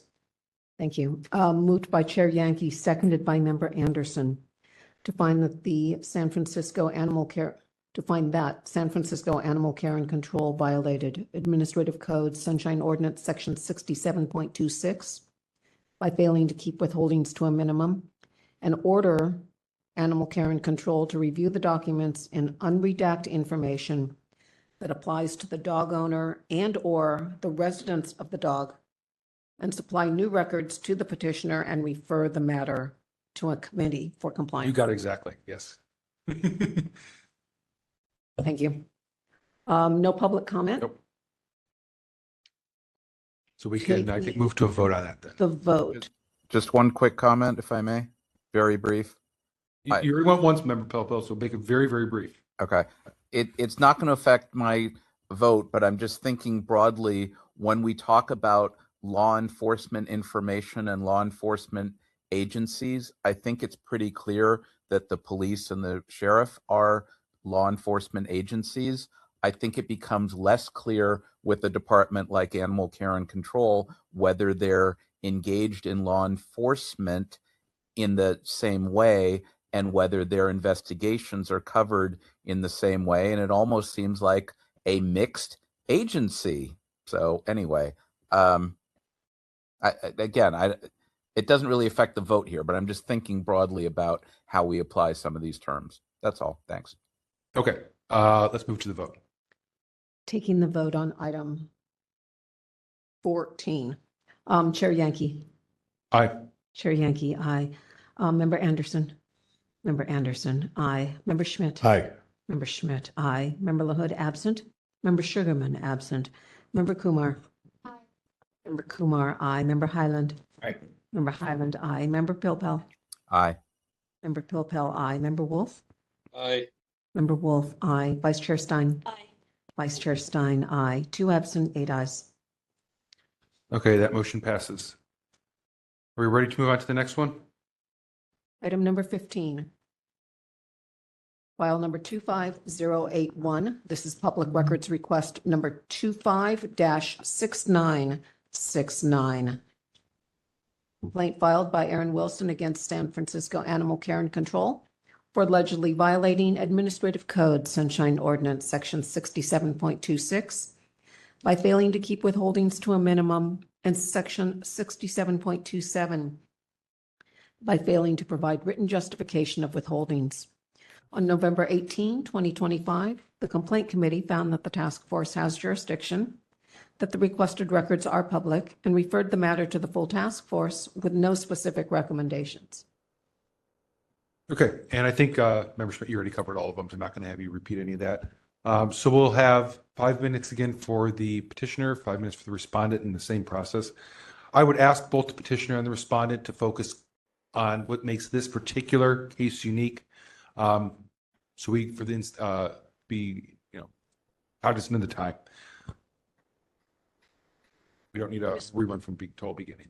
Mr. Wilson, are you ready for your 5 minutes to begin? Ready. Your time begins now.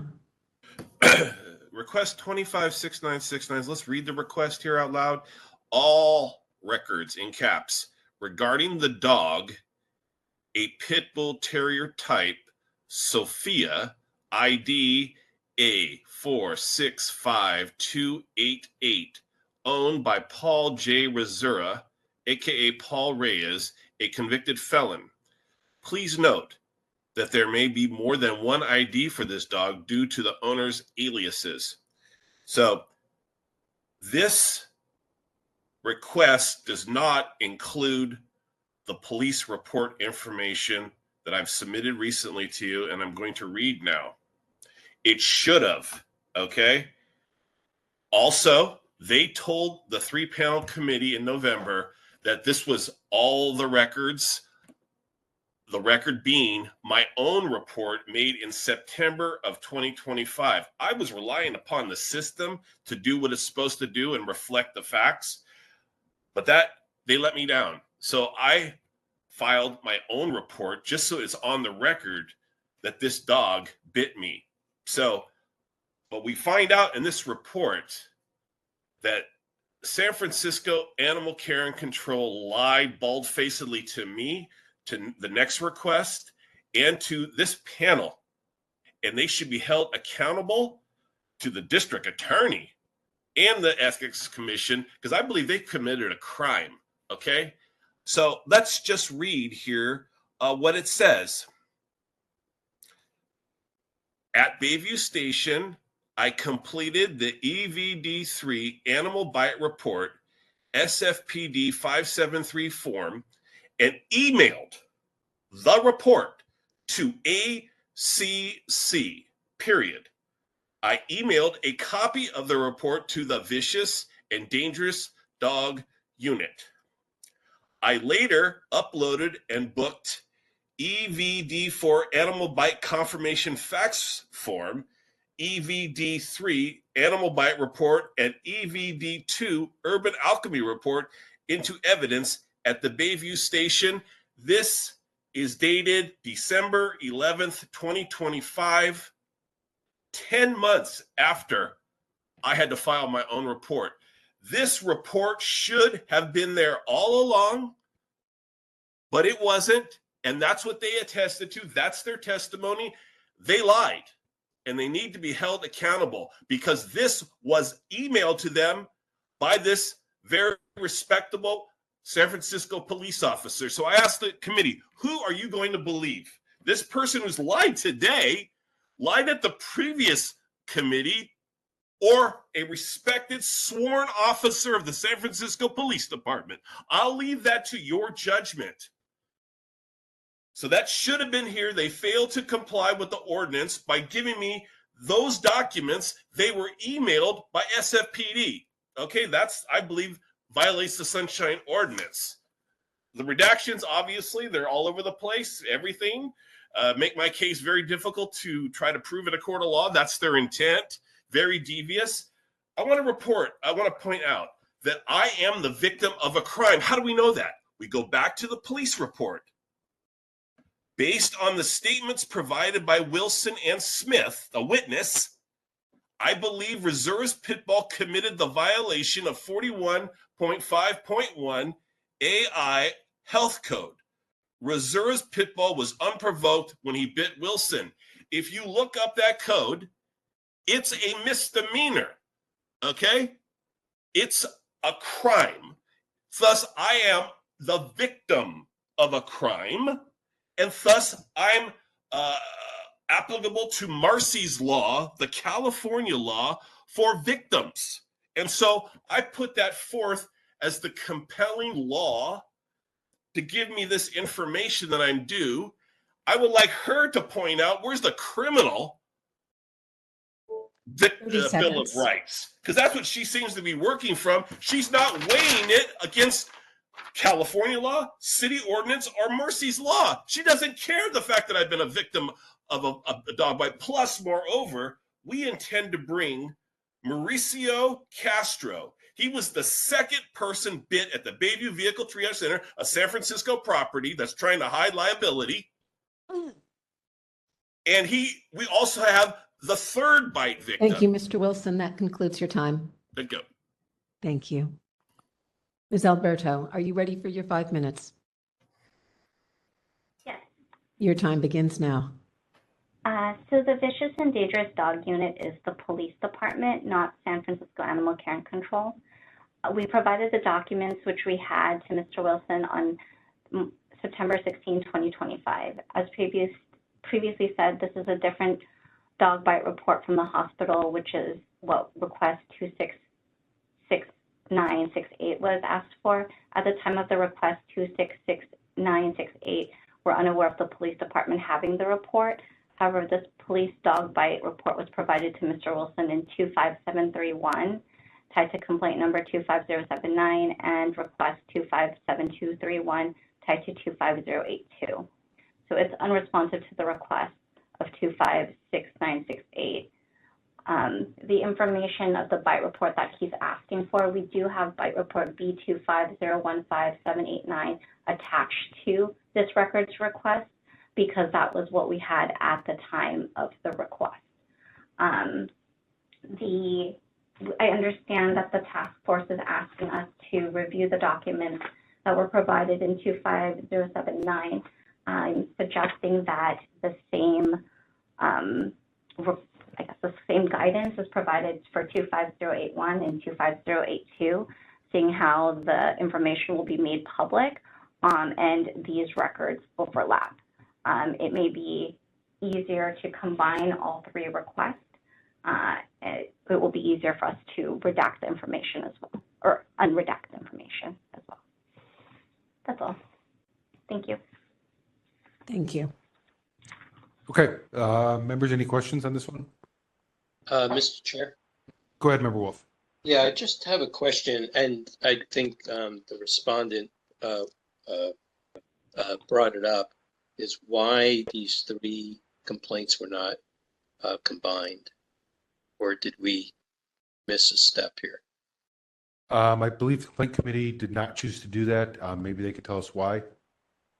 There is a reference that says that this one and, well, if you look in the next complaint. Right, it says to call them together, but they didn't put them together as one. Okay. We disagreed on whether it was appropriate to put them together, but we made sure that they came forward together. It just seems that it's the same parties, same central topic, and almost the same information for the same reasons. It would seem that combining them be appropriate, but we're beyond that at this point. Yeah. So I was just asking if maybe we missed the step. Member Pilpel? Again, trying to be brief, to Ms. Alberto, and I asked this in a slightly different way in the last case. In this case, I have not looked at the ACC website. On that website or in your, provision of public information, is there some document that makes clear what information is normally sought from the public in connection with whatever you call it, animal adoption or registration, what information is acquired in connection with bite reports, what information is disclosed, where information might be available from other sources, whether it's the police department, the health department, or others for someone working in this area. Is that clear in some document somewhere that we haven't seen? On our website, that is a location where you're able to enter in a bite report if you're the reporting party. So that information is available when requesting through the next request application. Okay, I think I understand that, but other than providing a bite report or requesting public records, I'm asking if there's some short document that says, here's what information we have, here's when we get it, here's other sources of information, so that the overall public expectations for what's available, what's acquired, what's not available is clear? Is that kind of thing available? There's no document outlining that, seeing how all records are public. So there's no document saying these are the records that we collect, aside from our index of records. It will list all of the different records, but it won't say what's in each document.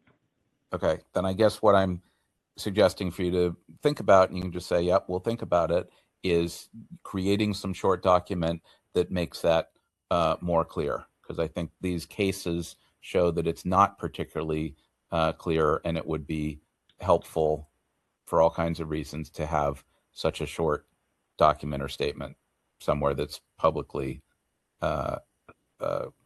visible. Thanks. Understood. Thank you. Okay, anyone else with questions on this one, or should we move to rebuttals? See any hands? Okay, let's go ahead and move to rebuttals on this. start with the respondent for up to 3 minutes and then the petitioner for up to 3 minutes. Ms. Alberto, are you ready for your 3-minute rebuttal?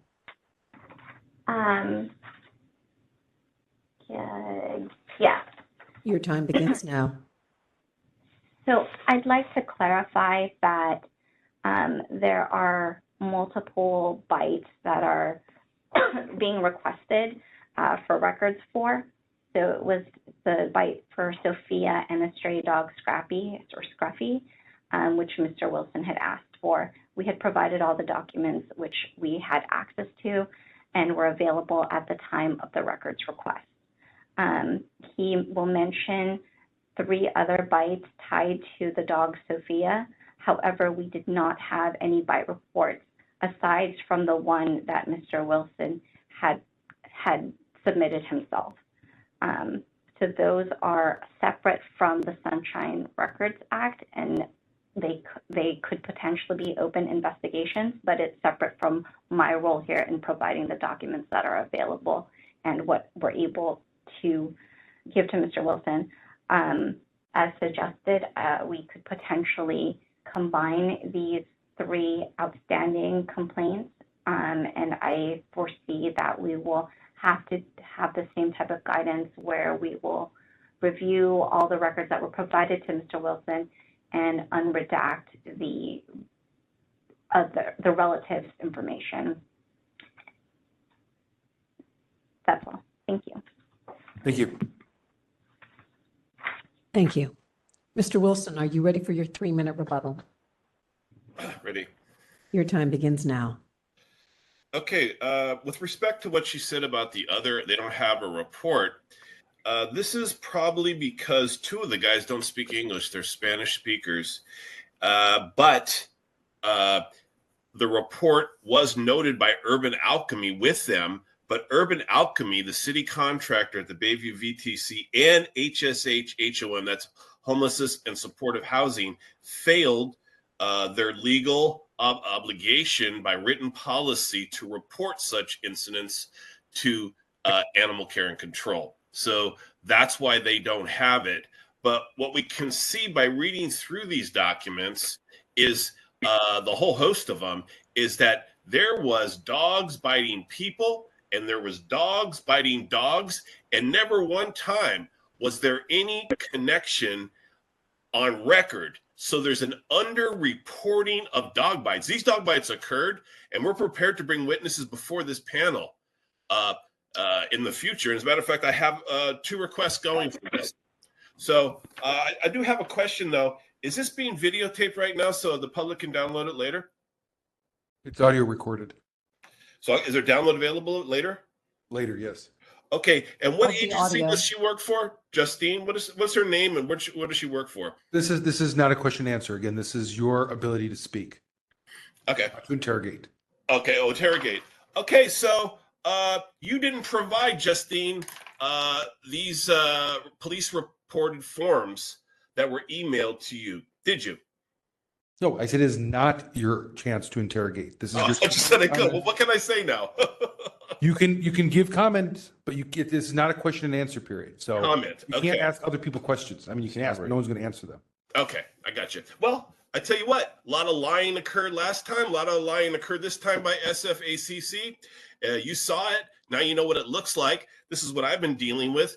But I trust that you guys will make the right decision and compel these documents. And so justice will be served for myself and later on for people like Mauricio Castro, who we're going to bring before you in the coming months against this lady again. Thank you very much. Thank you.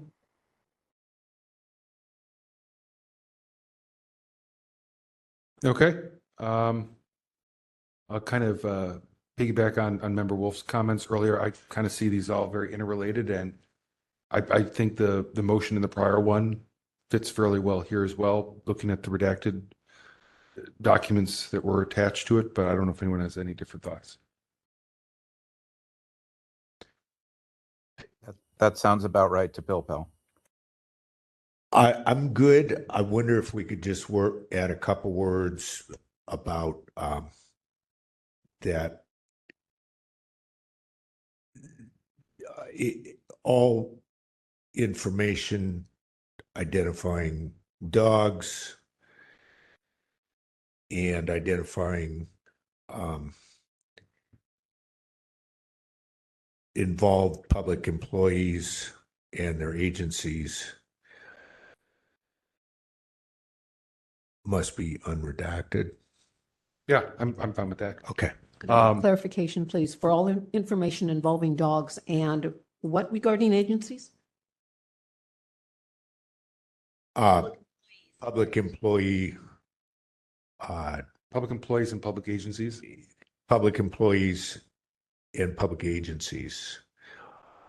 You could say at the very start, all identifying information about those things, about dogs and about involved public employees and their agencies. Was that a motion? And their contractors. Yeah. Your motion just with that. With that additional wording. Yeah. It can be yours. It could be. You want to make it? I'll second it. How's that? I make the motion. You make the motion this time. You second? Second. Okay. Got that out of there. Moved by Chair Yankee, seconded. We're giving this one to Member Schmidt. I'll be the seconder. I'm responsible.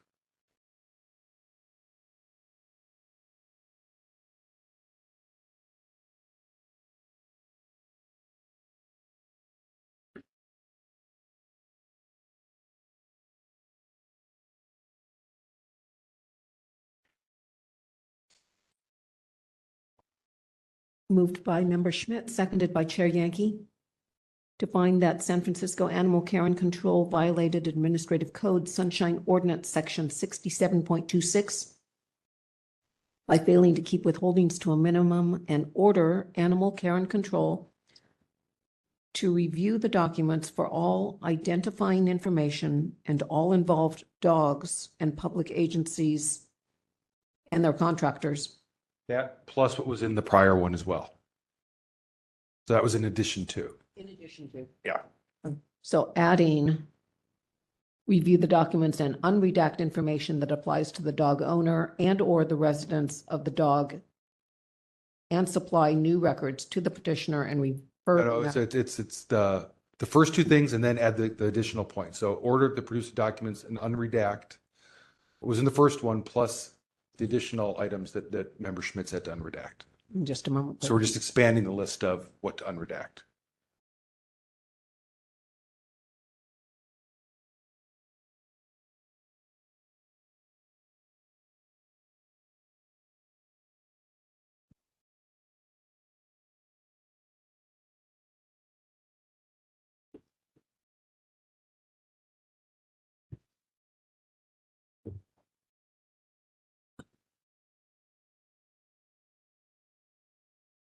To unredact information that applies to the dog owner and or the residents of the dog and adding the new information regarding the review of documents for identifying information involving dogs for all involved dogs and public employees and public agencies and their contractors. Right. That's the Okay. complete list of everything that we're asking him to Okay. unredact. Caught all of them. Okay. Yep. All right. And then refer to a committee. Refer to committee. And in, No one in the room, no one online, so there's no public comment. I think on the text that was just read out, there may be some line in there about dogs and dogs that's redundant, but I'll let you clean that up when you see the text. Yeah. Pat, when you send it to me, if it looks grammatically, clunky, we can fix that. But I think it covers everything. okay, taking the vote. Member Schmidt. Aye. Member Schmidt, aye. Chair Yankee. Aye. Chair Yankee, aye. Member LaHood absent. Member Sugarman absent. Member Kumar. Aye. Member Kumar, aye. Member Anderson. Member Anderson, aye. Member Highland. Aye. Member Highland, aye. Member Pilpel. Aye. Member Pilpel, aye. Member Wolf. Aye. Member Wolf, aye. Vice Chair Stein. Vice Chair Stein, aye. 2 absent, 8 ayes. Motion passes. Okay. And we'll move to the next one. Read that one in.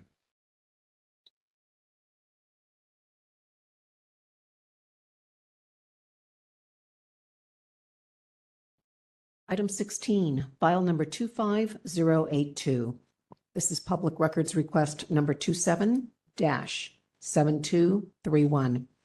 Complaint filed by Aaron Wilson against San Francisco Animal Care and Control for allegedly violating Administrative Code Sunshine Ordinance, Section 67.26, by failing to keep withholdings to a minimum, and Section 67.27, by failing to provide written justification of withholdings. On November 18, 2025, the Complaint Committee found that the task force has jurisdiction, that the requested records are public, and referred file number 25082 to the full task force in conjunction with file number 25081, as they are subsets of file number 25079, and they should be considered in tandem. Okay. Again, we'll have the same orders we did last time for presentations. I'll note that, Mr. Wilson, we made an exception to the rules. We typically only hear 2 complaints per person per meeting. This is your third full complaint for this meeting. So I'm going to ask you to be as brief as possible. We don't need a recap of everything. If you can just focus on very specifically what's different about this file than the other ones, that would be appreciated. Okay, can you please help me out? Which next request number is this, please? 27-7231. Got it. Okay, I'm there. Okay, tell me when to start. Go ahead. Just a moment, please. Your 5 minutes begins now. Okay, thank you.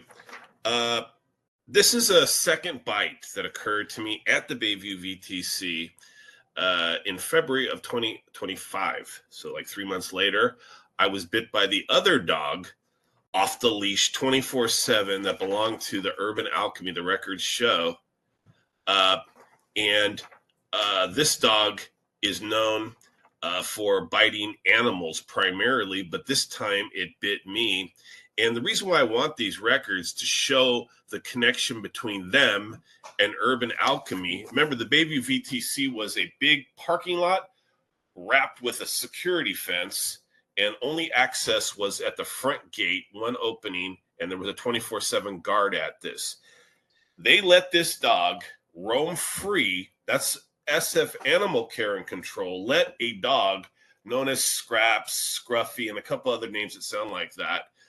For 3 years, it bit multiple dogs. It had no leash.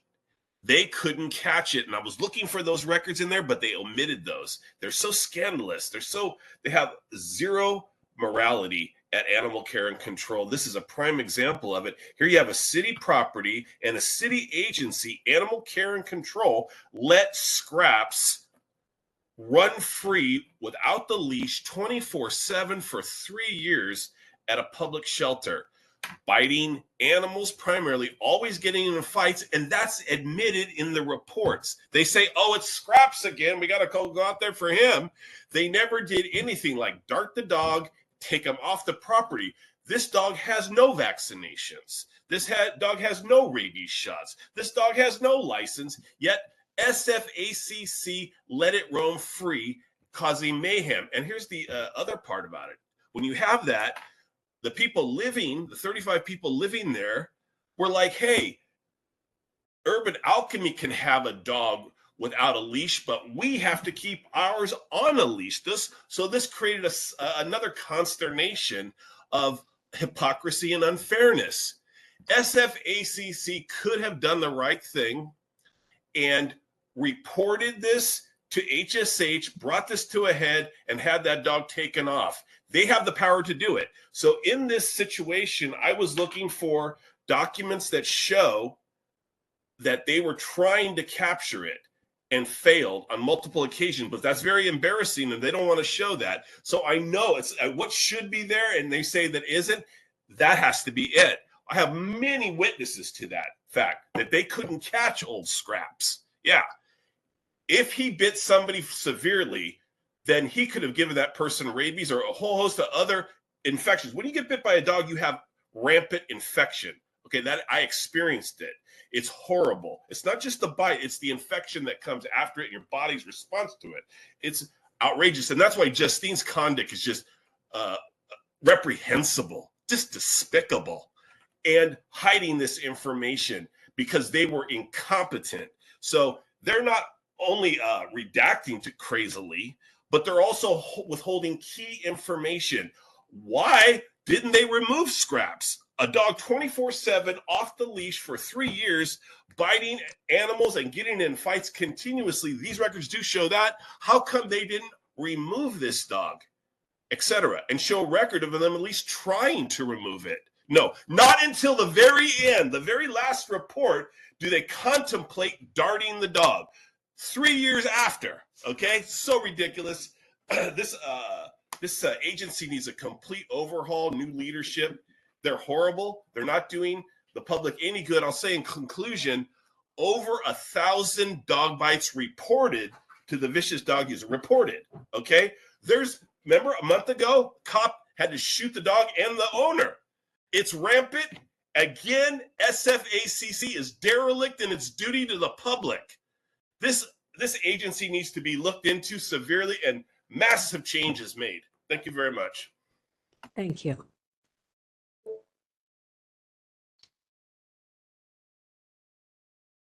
Ms. Alberto, are you ready for your 5 minutes? Yes. Your Thank time you. begins now. The only thing that I have to add is that there is no known owner in our records for the dog Scrappy or Scruffy. The A number is A534319. So that's why we're unable to provide any ownership information regarding this records request. We did provide all the records tied to what Mr. Wilson had requested, and there are 2 bite reports associated with this. In regards to the Sunshine Ordinance and the Records Request Act, Public Records Request Act, we did comply with those rules. I give my time back. Thank you. Okay, anyone have any questions on this? Member Pelpel? Just a quick question for Ms. Alberto. You just said that you don't have owner contact information for Scrappy, Scruffy, whatever it is. Sorry? Correct. There's no owner information for the dog in our records. Okay, so how is it that you have some ID information for the animal but not owner information? How does that happen? It's entered in the system as a stray dog. Okay, so stray dogs that haven't occurred before that you can sort of tie to something, you'll just assign a code to it and say stray dog, no known owner, something like that? Correct. Yes, because Okay. Mr. Wilson had said, there are 1,000 dog bites or 1,000 bites in general. They weren't all dogs, but even a raccoon, let's say, bit something, that will still have an A number because it's wildlife and a stray animal. So if there's a bite associated, then we would create an animal number. Okay. All right, helpful to know. Thanks. Thank you. Okay, seeing no other questions, let's move to rebuttals. We'll start Ms. with the respondent. Ms. Alberto, are you ready for your 3-minute rebuttal? Yes. Your time begins now. I don't have any new information to add, so I give my time back. Thank you. Mr. Wilson, are you ready for your 3-minute rebuttal? I'm ready. Your time begins now. I'll start with their latest lie. I got 1,000 bites from the officer in charge of the vicious dog unit about 3 weeks ago. So again, lying bald-facedly is the pattern with this person. Again, please refer this lady. She needs to be taken out of this role. She's a disgrace, and she's lying in public to this committee. It's absolutely disgusting. Feel free to contact the officer in charge of the vicious dog unit and ask him how many bites there were. He would know. He chronicles every single one of them. Not this lady. She's a liar. Second thing, Scraps was the de facto pet of Urban Alchemy. He slept underneath their trailer. That was their office trailer for 3 years in a fenced-in area with a gate, a security gate. So he couldn't get out, nor did he want to get out because they were feeding and caring for him. And all the records that I've seen here, the redacted ones, show that. Okay. And they were very concerned about him and they would take care of him. They told San Francisco Animal Care and Control. So this was not a stray, but that for liability purposes, he's a stray. But why do you allow a stray to go run freely amongst people and other animals? Okay, all dogs must be on an 8-foot leash. Animal Care and Control is not doing anything about that at the Bayview VTC or any place else in San Francisco. The reason why we have such a problem is because of Justine and SFACC. All these people getting bit. See how she undermines that? So, they're not that many. There's a couple reports, SF Standard and some other newspaper, past 3 months have done vicious dog bites on the rise. I'm sure Justine says, oh, no, they don't know what they're talking about. They got the facts. They're reporters. They're professional. She's a liar, and she lied again. Thank you very much. Thank you.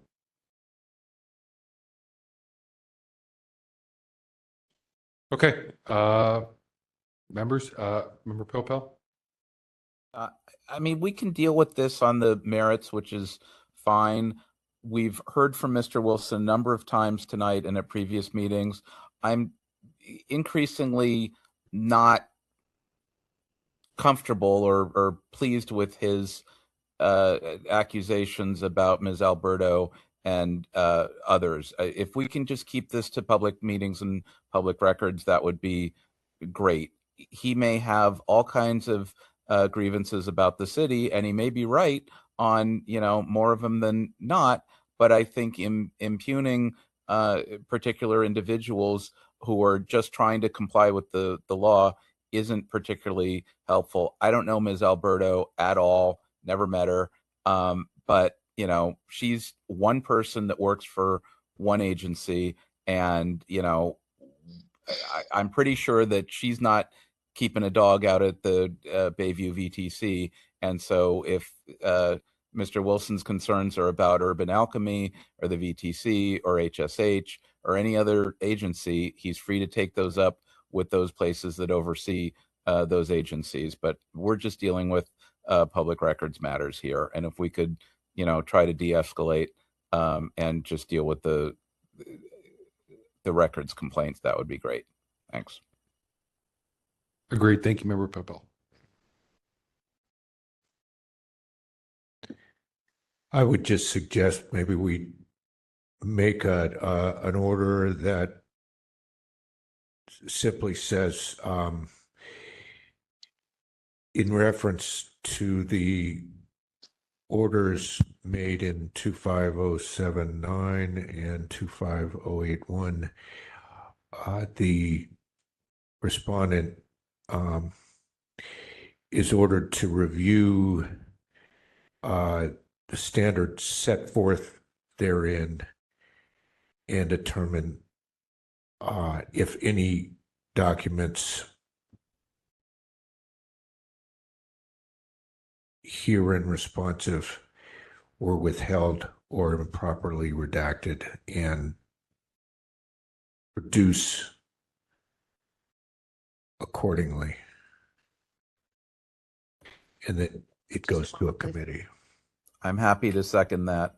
I'm not sure that there's anything that's going to be unredacted here. There may or may not. So to the extent that this is kind of open-ended, I agree with Member Schmidt. I'm happy to second that. Through the chair, may I get clarification, please? Yes, go for it. This is an action moved by Member Schmidt, seconded by Member Pilpel. By Member Pilpel.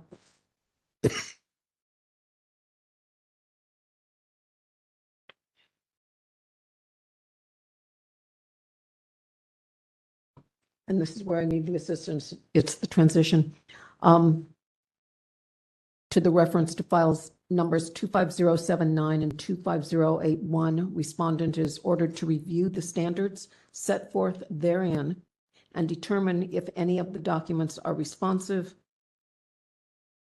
withheld, and/or improperly redacted.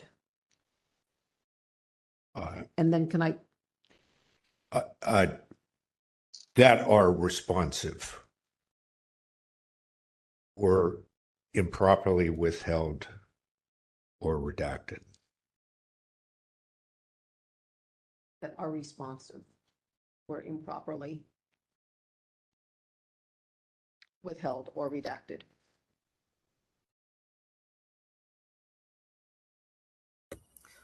I'm just wondering if we need to tie this to a violation, even if it's 67.26 and say consistent with 79 and 81, department shall review, et cetera. My thoughts, I don't think so, unless we've done this before where it's ambiguous about whether or not there is a violation. If we're not sure there is, because I think the sense that I had from hearing from both you and Member Schmidt was, if there was something wrong, fix it, but we're not convinced that there was something wrong. So I don't think the order without a violation is necessarily unprecedented. We've done similar things, although ordinarily we do find a violation as well. But I'll leave it to both of you how you rather structure it. But I don't think it's a requirement. I can live with it either way. Member Schmidt?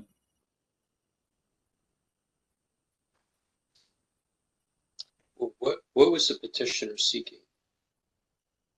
67, 26, and 27. We've basically been making 26 rulings. Essentially that was over redacted. How about before, at the beginning, we say, in order to ensure compliance with section 6726 and 6727, respondent is ordered, et cetera, et cetera, et cetera, in order to ensure compliance with those two sections.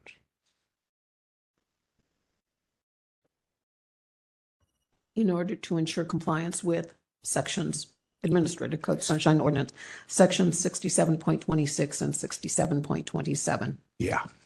Does that work for you, Member Pilpel? Yeah, I mean, particularly if ACC is going to, comply with this and address it, then I think we're fine.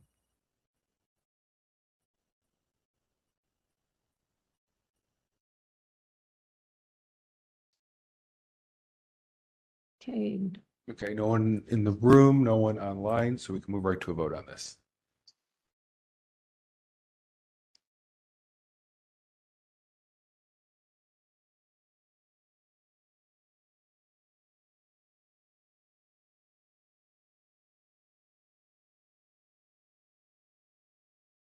Taking the vote on item 16, Member Schmidt. Aye. Member Schmidt, aye. Member Pilpel. Aye. Member Pilpel, aye. Member LaHood, absent. Member Sugarman, absent. Member Kumar. Member Kumar, aye. Member Anderson. Aye. Member Anderson, aye. Member Highland. Member Highland, aye. Member Wolf. Aye. Member Wolf, aye. Vice Chair Stein. Aye. Vice Chair Stein, aye. Chair Yankee. Aye. Chair Yankee, aye. 2 absent, 8 ayes. Motion passes. Okay. Thank you to all the parties for joining us and for sticking with us so late into the evening. Hey, thank you very much for the committee. You guys did a great job, and I accept your findings. I think you did a great deliberative job. Thank you for hearing me. Thank you, Mr. Wilson. Thank you. Okay, let's move on to item number 17. You want to go back to 6 and then blast that's through the right. end? That's right. Good point. Let's go back to item number 6.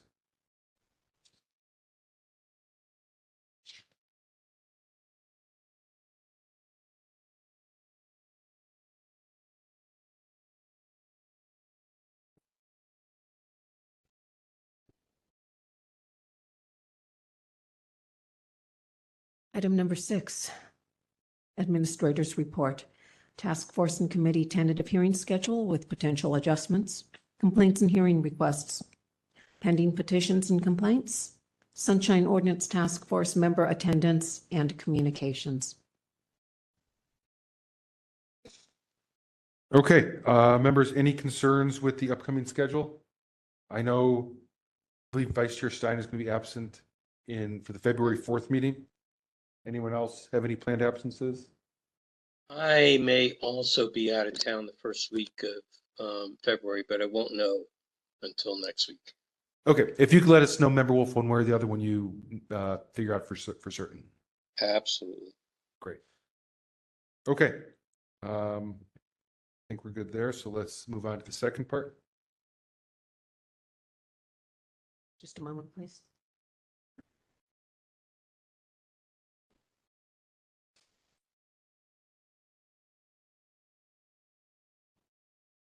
Section 2 lists the 23 cases that have new complaints that have been received since the December 3, 2025 administrator's report. And the status has been provided. This list has expanded in the last 7 days. And our office may be seeking guidance regarding the processing of complaints that may have similar action items and identical parties. Yep. So I would urge any committees that are hearing these, seeing that it seems to be multiple complaints by a single individual against the same city agency. If we could package those up together into a single complaint file, I think that'd be very helpful because it looks like our backlog now has grown. I don't think not because of any slowness on our part, but just because the increase of complaints being filed, it's now up to, looks like, which we'll get into in just a moment, up to 43. So we need to be able to get that Actually, down. the estimate as of this evening, and this is informal, I Okay. realize that, but I believe we're at 65. Wow. So we haven't seen 65 pending complaints in months. And so we're going to need to figure out some way to triage these in a way to get them through the process more quickly. You said there were 25 that were very close to each other. Yes. Why is it that they, at this time, are separate? Can't they be considered right now to be like all part of one? I do not know that. We are using an application to identify differences in the text between the language in the complaints. Okay. To understand whether or not there are common violations, alleged, common facts, different offices that are affected. The police department does divvy up their cases among legal and other departments. We don't want to have different respondents on the same case. Is this artificial intelligence? It is not. It is, there is one group of cases regarding a 1978 murder, and the majority of the complaints are regarding the Zodiac cases. So I would suggest that we don't head down the same road we did with Anonymous. Could you elaborate for me, please? There were actually a couple of complainants that did somewhat of a dragnet across the city government where similar information. The Anonymous was doing it for an audit type purposes. Another person did it to focus on a particular department and just kept filing complaint after complaint after complaint. We finally had to intervene in a way to get them to kind of shave it down because a lot of them were beginning to be repetitive. So yeah, I agree, Member Wolf. If this works for everyone, kind of as a general plan, I will work with Pat and maybe Victor if he's involved in this as well. And if it looks like there are ways to kind of clump these together or to come up with some general guidance on how to process these, we can either send it to a committee and let them vote on it, or I can bring it to the full task force as like one lump proposal. But I agree, we can't get to the point where we're dealing with a backlog of 65 complaints, because what happens is people who are not involved in that type of audit or whatever else you want to call it end up getting wrapped into that and get their cases delayed by months. And that's not, I think, fair to the city as a whole. If I could make a suggestion, one of the things that we did was actually have a meeting with the petitioners and just say, can you, kind of cherry pick your most important or high profile or crucial complaints and put the others into a parking lot. And I don't know, Administrator Peterson, are these like 25 from one person, or are these 25 from 25 different people, all that have a similar topic or some version thereof? It's a version of that. That's what I thought. So I think, Member Wolf, the problem is these are not all coming from the exact same person. They're coming from random people, but all seem to be strangely related. And I think some are coming from people who claim they're in Europe, and I'm not sure exactly what's going on, but it doesn't seem one person's coordinated all necessarily. One other suggestion, if it is coming from the same person, that we started to limit how many of theirs can be heard per meeting. Right. We have that too. And ordinarily we'll start to work on that if need be.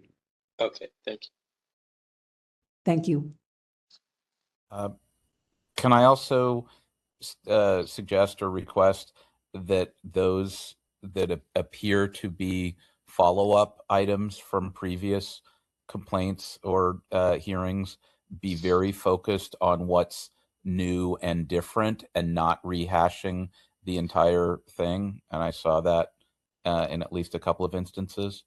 And as much as possible, if we can minimize the amount of paper and duplication in the file so that these things don't grow to be, 200 to 500 page puppies when they could be smaller.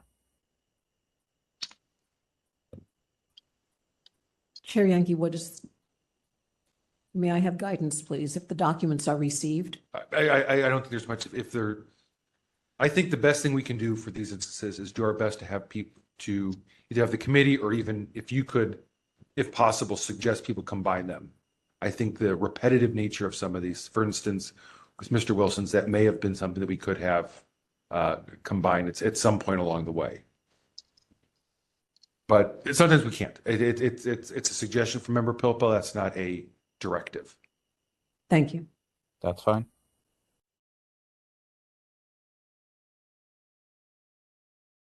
One moment, please.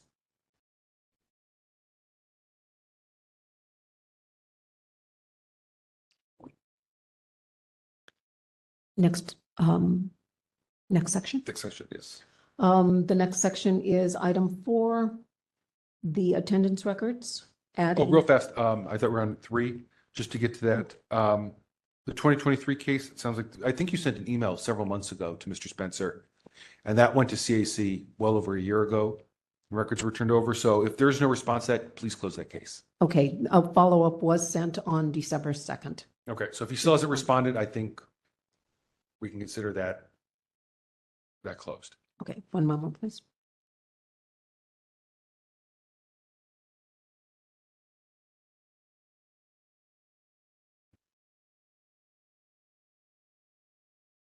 Okay.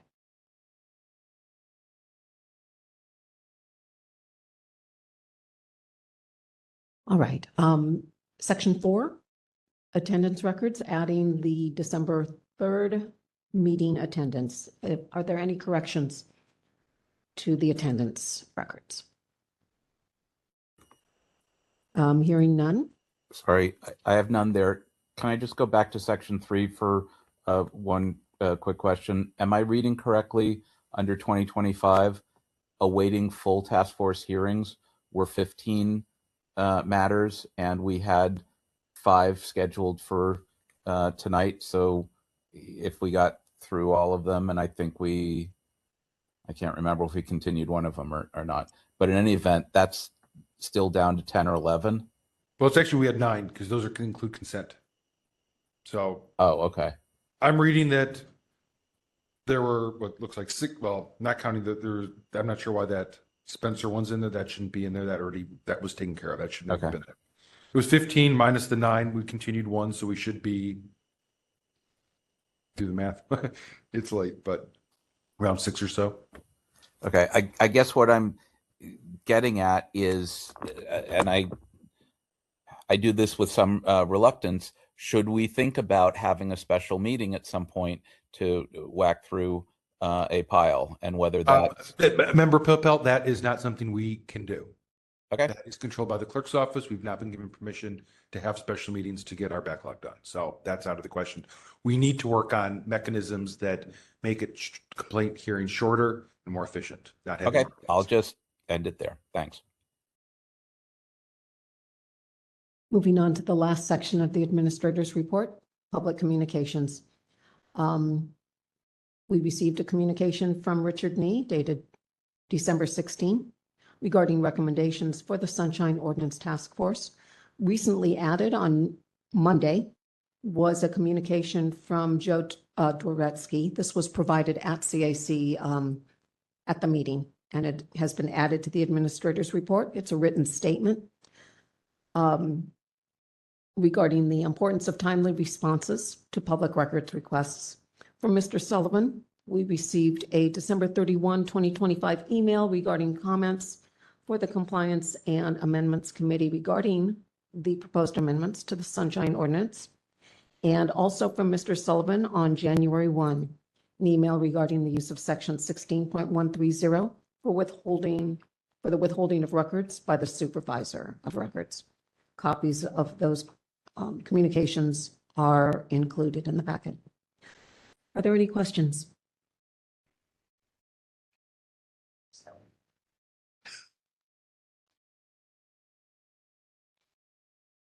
That was so apt. Okay, let's see if there's any public comment on that. No action on this one.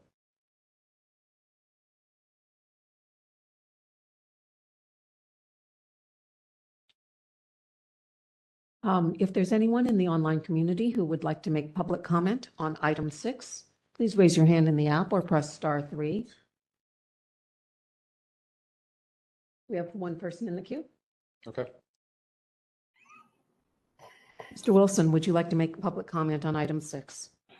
Yes, thank you. And I promise to reform myself to be a little bit more pithy going forward. Your 3 minutes begins now.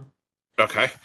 So basically, yeah, I mean, I need some follow through on some of the previous ones.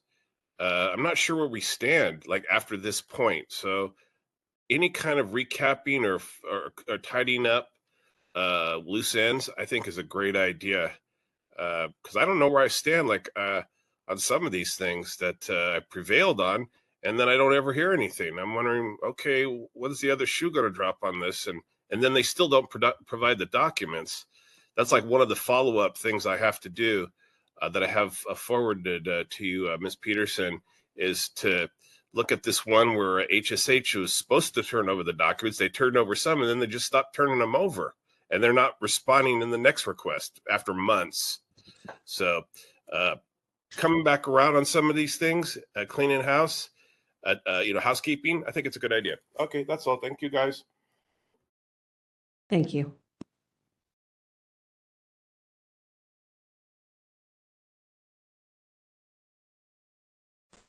Okay, moving on. That's no one else is in the room, so we can close public comment and go to item number 17. 17. No action taken.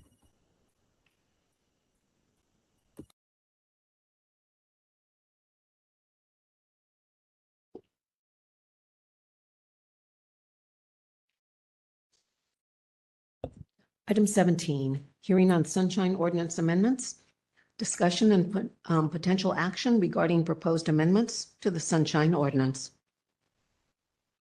Okay, so I'm just going to try to cover the brief bullet points that Chair LaHood sent us to discuss. So I'll just read them out and we can take them one by one. First question was, this is says for the 1/7/26 meeting, Of the Sunshine Ordinance Task Force, the committee requests that members prioritize discussing and sharing their thoughts on the following. First one, how the ordinance can be amended and whether that should be changed. So we discussed this before. I don't know if anyone had any ideas. And so this is the thought, idea, suggestion that was thrown out there about should we have any other mechanism for amending portions or the entirety of or whatever the Sunshine Ordinance aside from the current setup where it needs to go to the voters. So thoughts on that?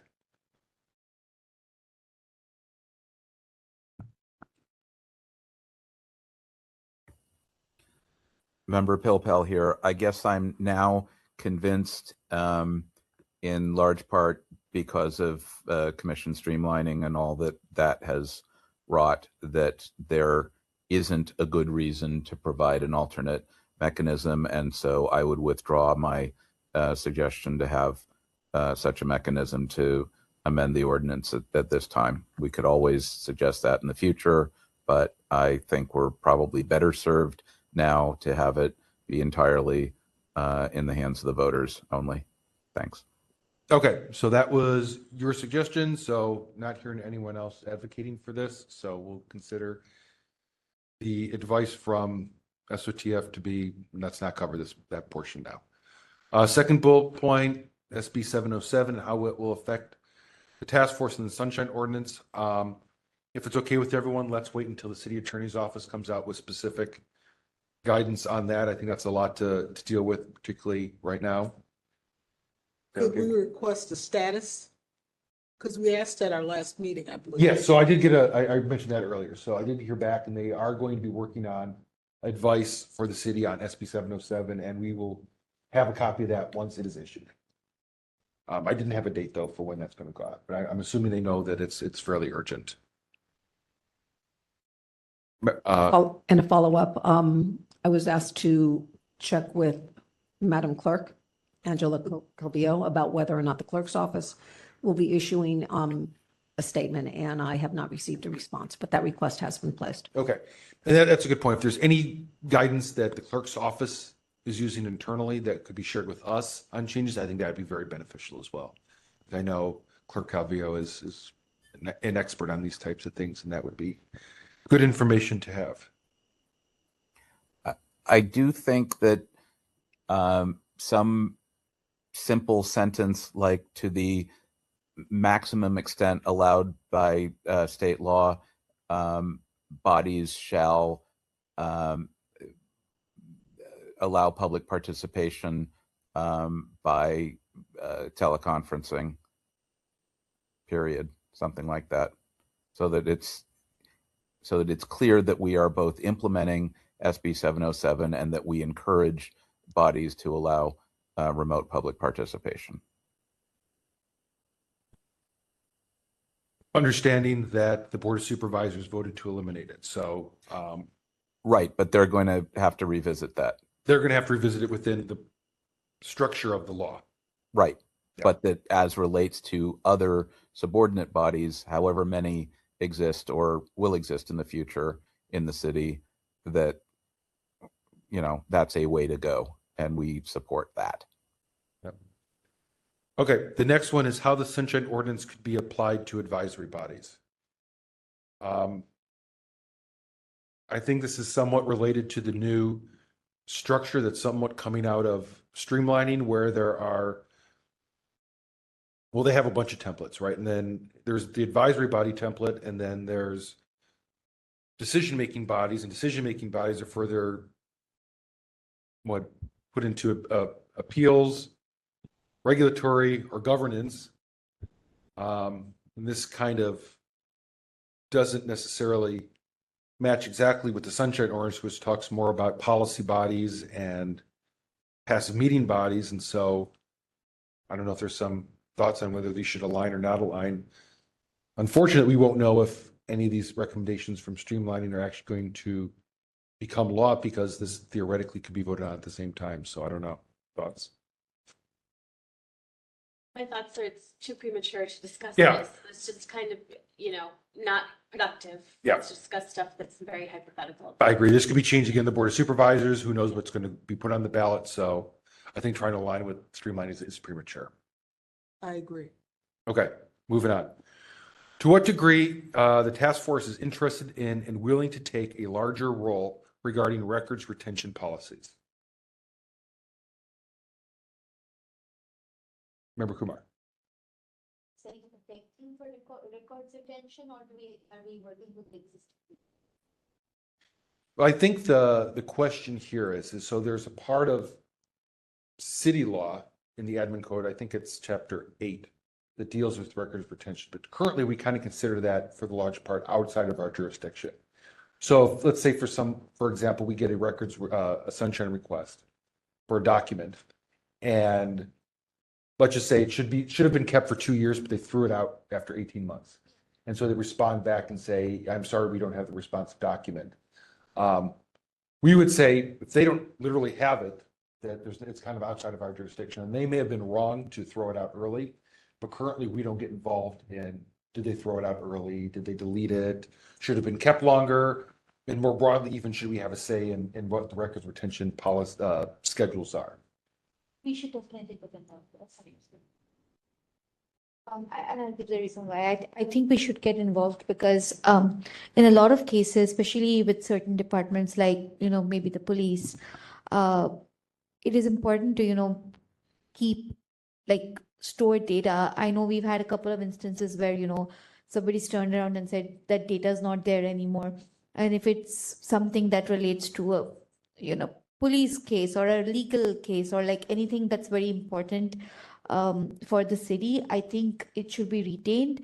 We can probably come up with a policy where we can say, okay, we only intervene if the retention has not happened. It was supposed to be retained for 2 years, but then they threw it out in 18 months. Or we only intervene if we feel that some departments should retain documents for a longer period of time just because they're of more great importance to civilians. So yeah, that's just my personal view. Other thoughts? Member Philpell here. I think we should seek to have a role in either approving or at least review and comment on changes to department record retention policies and schedules. And if in crafting the thing, other city agencies say, no, that's, you're way overstepping and it's going to cost money and blah, blah, blah, then I think we pull it back. And if instead they say, you want to get into this and you think that you guys would be helpful, sure, we're happy to have it. So I think this is something to keep on the list and, see how it is responded to. I agree with that. Yeah. Just like the reminder that Member Highland brought up about on the training. I think we can play a role in many of these similar type of policies. I agree with that as well. I think that's we should be providing some type of input and see if they're receptive. I'm not sure I would be entirely on board on saying that we're going to hear cases of violations for record retention violations. That might be adding too much to our workload, which we're already for 65 cases in is a hard argument to make at this time. Knowing that Chapter 8 is outside of the Sunshine Ordinance, and if we could make a persuasive argument at some point in the future that should be something added to us, a board of supervisors could always vote to do so without going to the voters. Yes, it's like a 12L thing. Yeah, exactly. So I don't think it needs to necessarily be in here, but I think some type of advisory will, if we could write it in, would make sense. Okay. All right, next one. Setting priorities for the task force given our capacity. What can we reasonably get done? Are there things we want to spend more or less time on? So I think this is a good thing for maybe each of us to give a quick thought. For the task force means. Yes, like the amount of time we spend on things. What should we be spending more or less time on? And are there ways that would somehow interact with what we could write into the ordinance?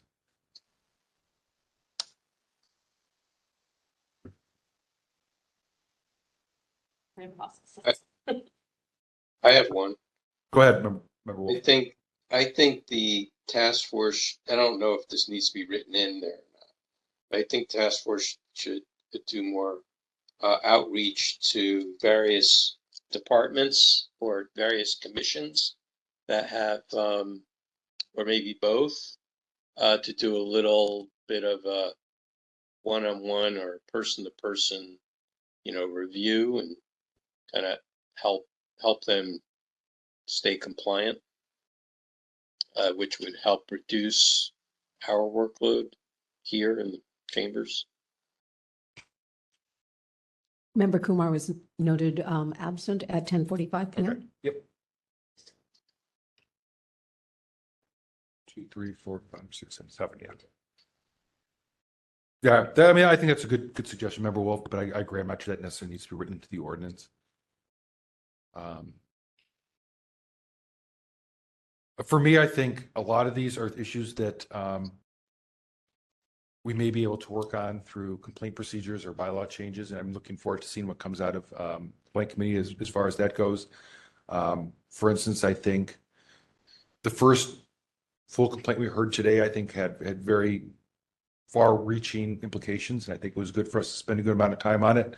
The subsequent ones probably took more time than was necessary. And I'm not sure that's not something you can write into legislation, but I think kind of how we just approach these and continue to adapt our style to spend the most time on complaints that I think that have the biggest impact is how I see it. I'll just say briefly, I don't think anything needs to be changed in the ordinance about that. But the more I think about it, I feel like the various committees should have, I mean, we as a task force should probably have goals that we discuss from time to time and try to take action in pursuit of those goals. And I think probably the committees should have that as well. So if you're on the Education and Outreach Committee, maybe you need to have like a clear set of goals about, the kind of outreach that you're going to do and try to accomplish that in the year. But I think that idea of doing something like, educational and outreach, it's already there in the ordinance. It's just a matter of actually doing it. But I think that has to be prioritized by the committee that's supposed to be doing it. Absolutely agree. So to Member Wolf and Member Pelpel and Member Anderson, does that help answer enough as far as those questions go for you to finish up your work? Yeah, I think so. Okay. It'll move the ball up the hill. Okay. Yeah. Perfect. Let's see. Okay. Let's see if there's any public comment on that. Anyone wishing to make public comment on item 17? Item 17, the hearing on the Sunshine Ordinance amendments. If you're in the online community, please raise your hand in the app or press *3. I'll give you a moment. We have no one in the queue, no one in the room. Okay. So no public comment on that. No action was taken. We can move on to item 18. Just a moment.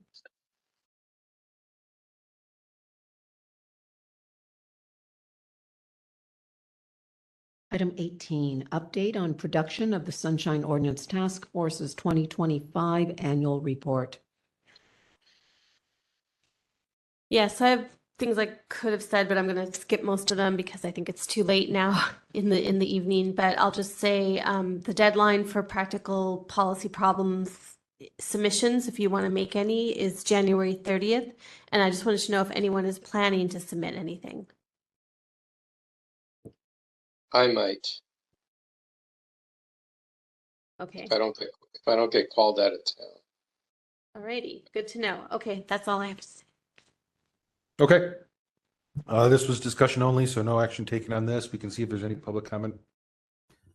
Quick question, is Member or Vice Chair Stein's absence in February going to impact things, or will we have something in the packet that we can approve with guidance if that's still? I don't think we need to approve necessarily in February.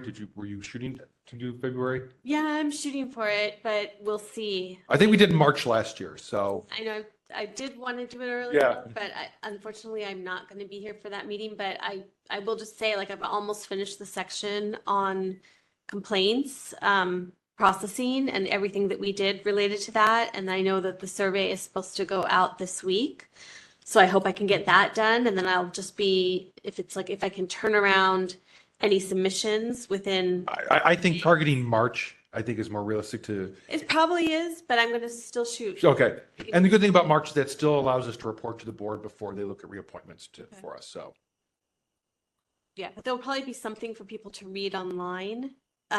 Even if it doesn't go on that particular meeting, it'll probably be there and I'll send something out and you'll have just more time to review it then in that case. Perfect. Does that help, Member Pelpel? So Yep.